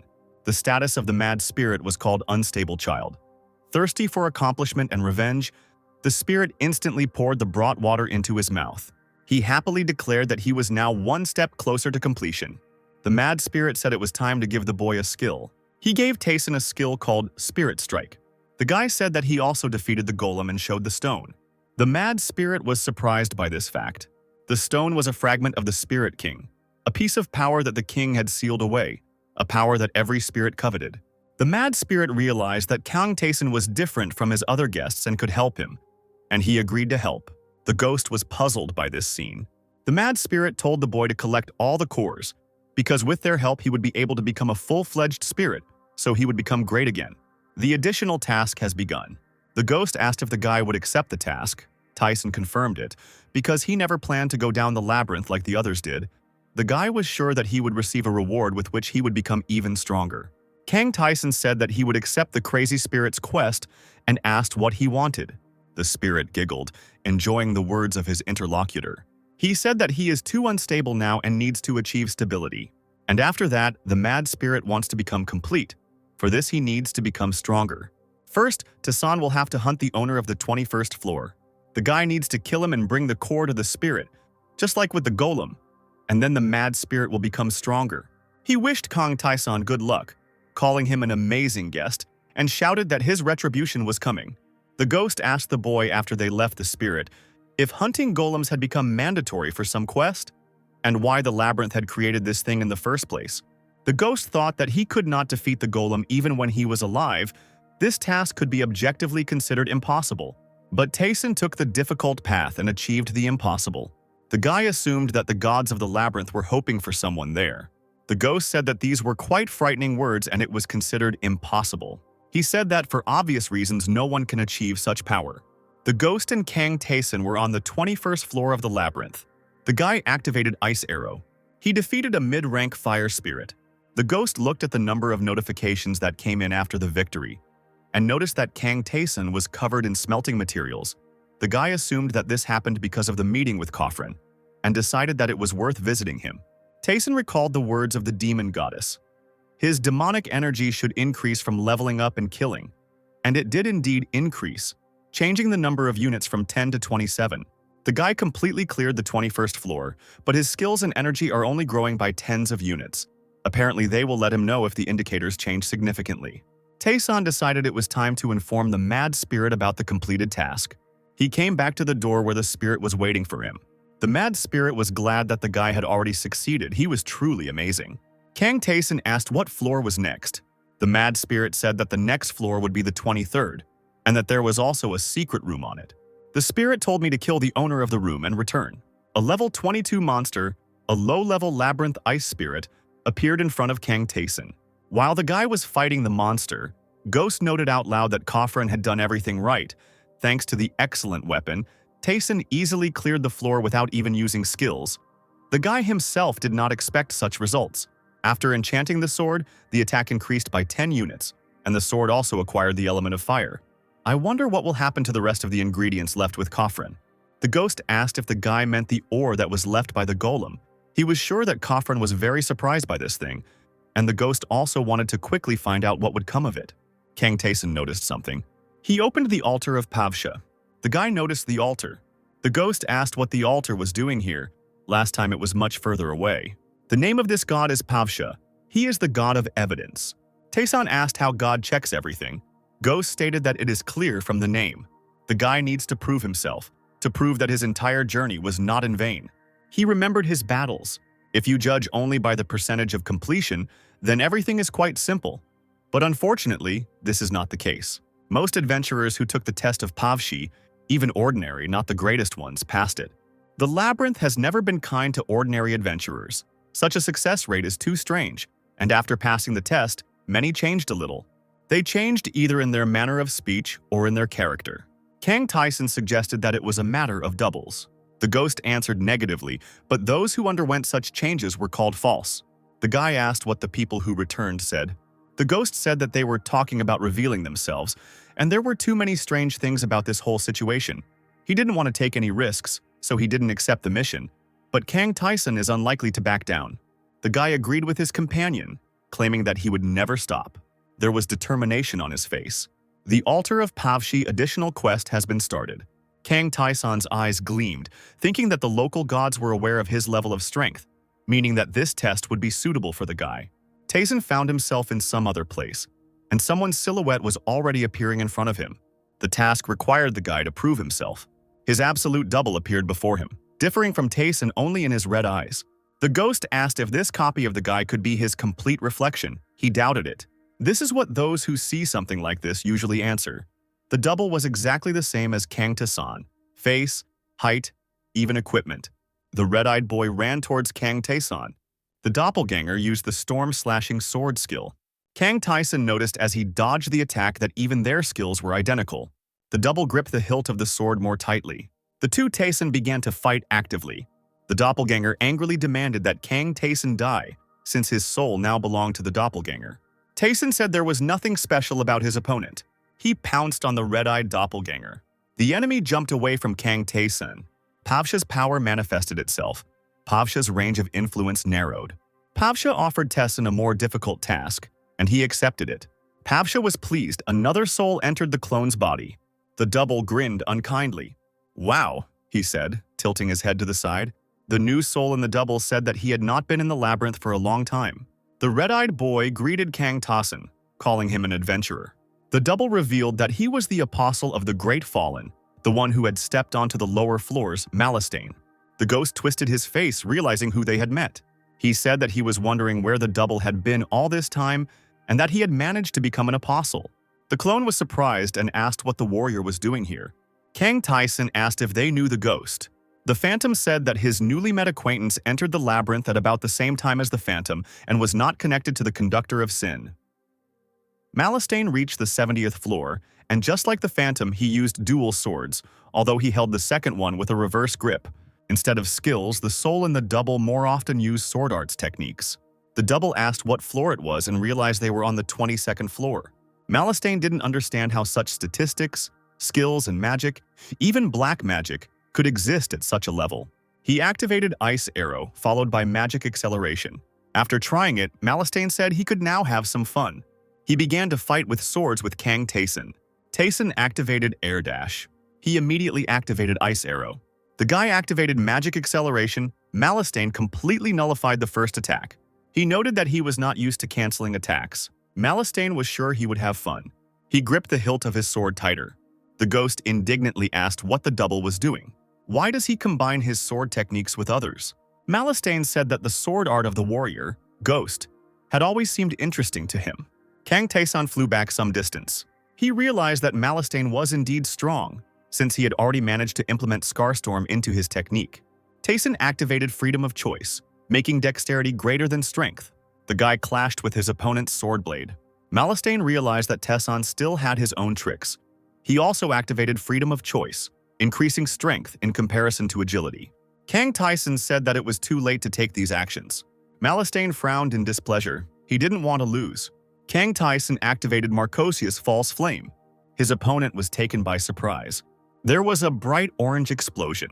The ghost said that this was to be expected. Malastane activated the hold. The fatal attack was nullified. All damage was reduced to 0 for 1 second.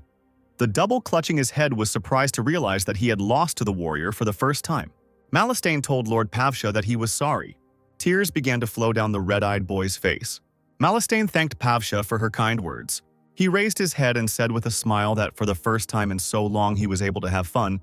Pavshi's test was completed. Taeson's level has been increased. Malastane disappeared. Kang Taeson activated Spiritual Enhancement, and his mastery of all skills increased except Spiritual Enhancement, the Soul skill. The ghost was shocked. The guy noticed the increased level of skills, including the level of Black Magic, which he did not really use. Taeson calculated that since he had about 80 skills, his overall skill had increased by 200%. The Cold Mind Mastery has reached 100%. Cold Mind has become the permanent skill.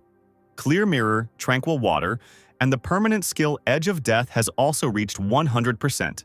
Pavsha offered the guy an apostle contract, but he refused. The ghost grinned. Pavshi's range of influence narrowed. Taeson passed his test.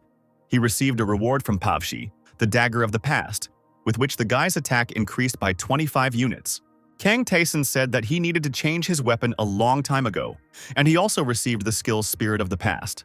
Because of this skill, when the guy's soul is close to death, he will receive the Pavshi trial. This skill can be used once. Taeson asked the ghost about it. The ghost said that he didn't know about the test, but he knew about the proximity to death. Skills often save lives. Taeson asked if it would be like a second life. The ghost suggested that it most likely would be. The guy noted that it would be much more difficult for him then. He wondered why Malastane had done this. A contract with an apostle means that your soul is connected to God even after death.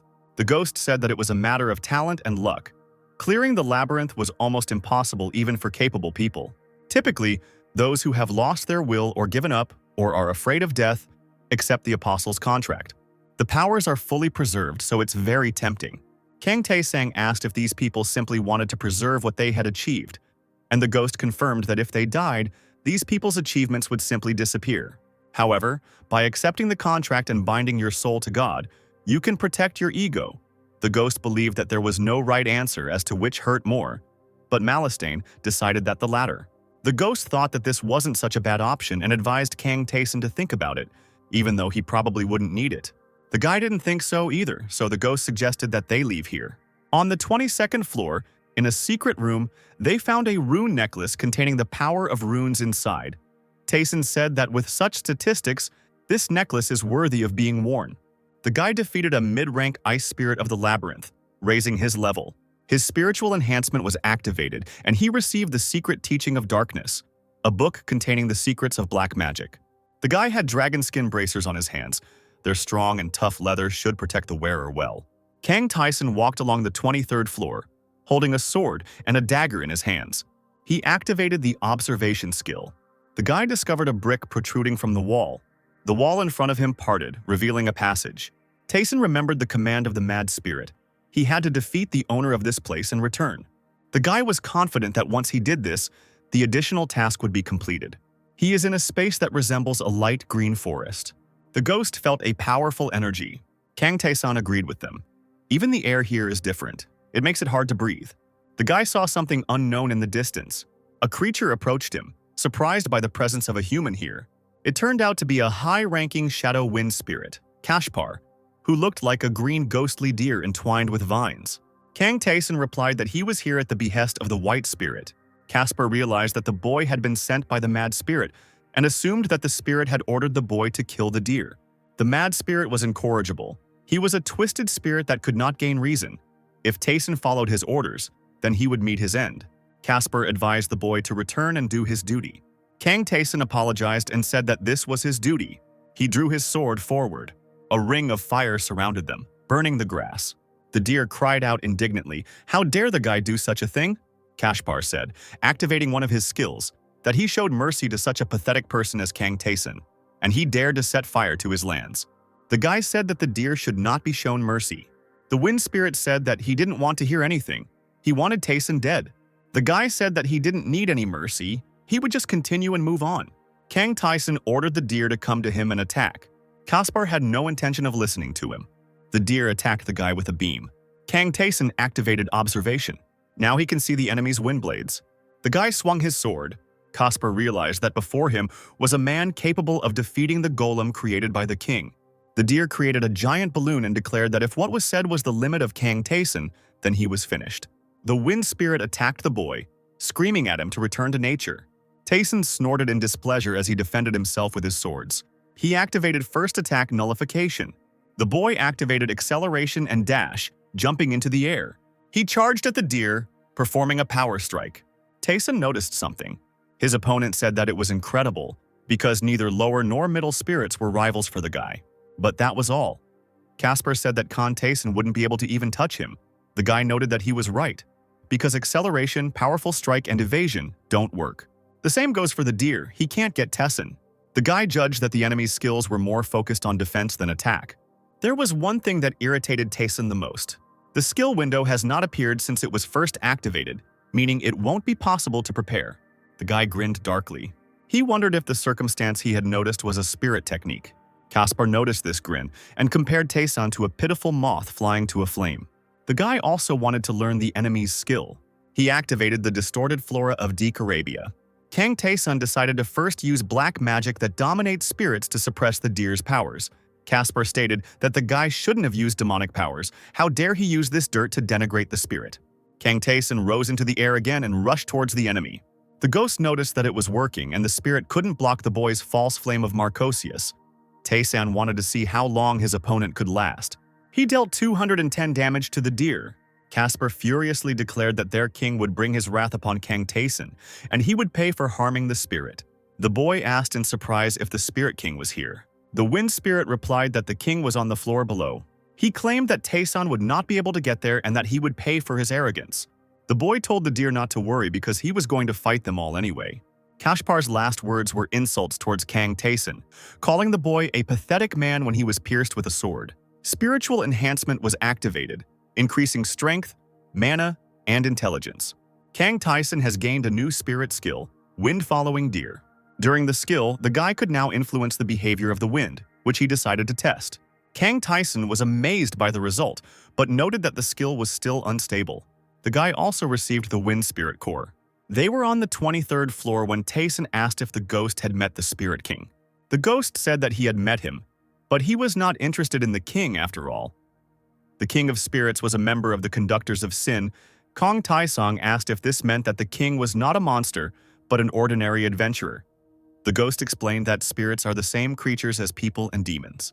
The ghost suggested that this might mean that the king was connected to the ghost's murder, and therefore needed to be torn to pieces. Kang Taeson said that we first need to deal with the rest of the enemies and head to the 20th floor. The boy defeated a mid-rank wind spirit, raising his level to level 55. Using the labyrinth system, Taeson reached the level required of a magician. The magician, satisfied with this, granted the boy an ability. Kang Taeson was given a choice of 6 different types of rewards. Ghost said he got this choice window on later floors, and then he chose the gear, getting a very good item. The ghost admitted that this item was not as good as the weapon he gave to Taeson or his ring, but to get something like that, one would have to go down at least 10 floors. Kang Taeson said that if all the awards are at the same level, then the skill should increase by 3 or 4%. After thinking about the various points offered, The guy chose the sixth point, which offered one piece of desired information. Something appeared in front of him and the ghost, causing them to open their eyes wide in surprise. It turned out to be a wide brick wall. The wall called itself a servant of the great mage. The living wall's name was All-Seeing Balvabamb. He asked what Taeson was interested in and why he had called him. The guy asked the ghost who it was. The ghost explained that the wall was a guide that taught basic strategies, and as you progressed through the floors, it would appear to give you some tips. Balvabam said that he was a servant of the magician. In his hands was absolute power, as well as knowledge. He knew this labyrinth and was ready to give the young man an answer.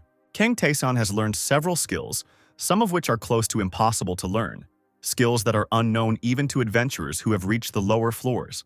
The guy said he was interested in acquiring skills. He asked if the magician himself creates the skills, or if this result corresponds to other conditions. The magician's servant understood Taeson's question. He understood why the guy asked that question. While Kang Taeson was thinking about the question, Balwabam mocked him, as he was sure that the guy would waste the question. But it seems that he was hasty in his conclusions. Kang Taeson asked, "So what is the answer to the question asked?" The answer was that skills are not created in advance. They arise when a person reaches some extreme level or repeats the same thing over and over again. Once a skill is created, other adventurers can learn it as well. Such are the skills of the labyrinth and the grace of the mage.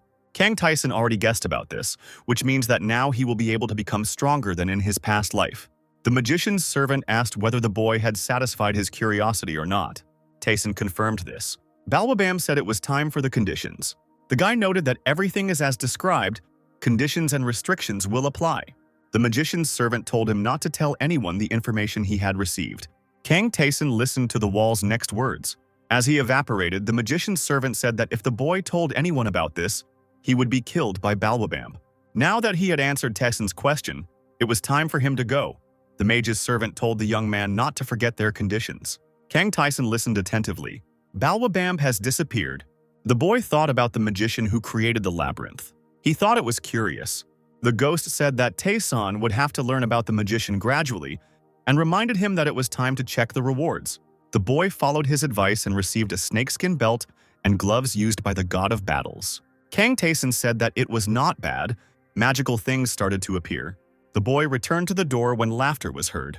The mad spirit took the core that had previously belonged to Caspar with a satisfied chuckle. There was a mad but jubilant smile on the spirit's face.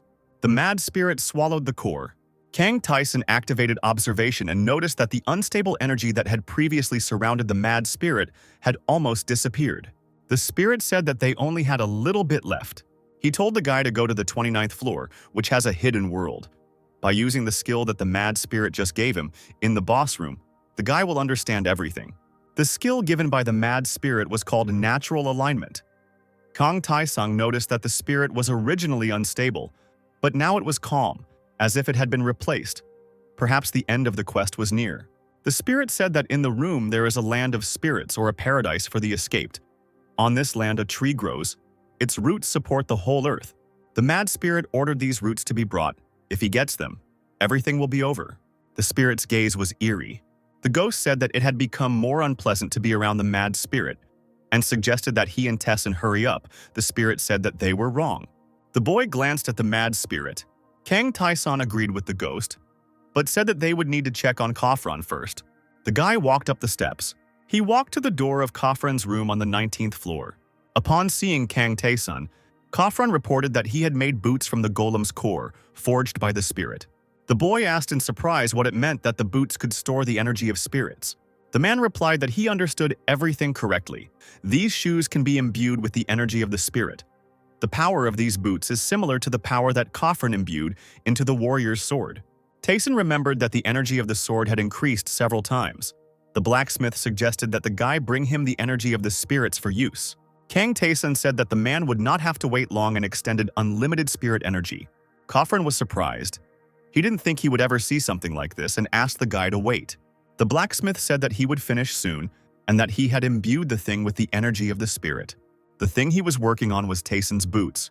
Boots now have a skill to remove restrictions, but recharging once a day adds difficulty.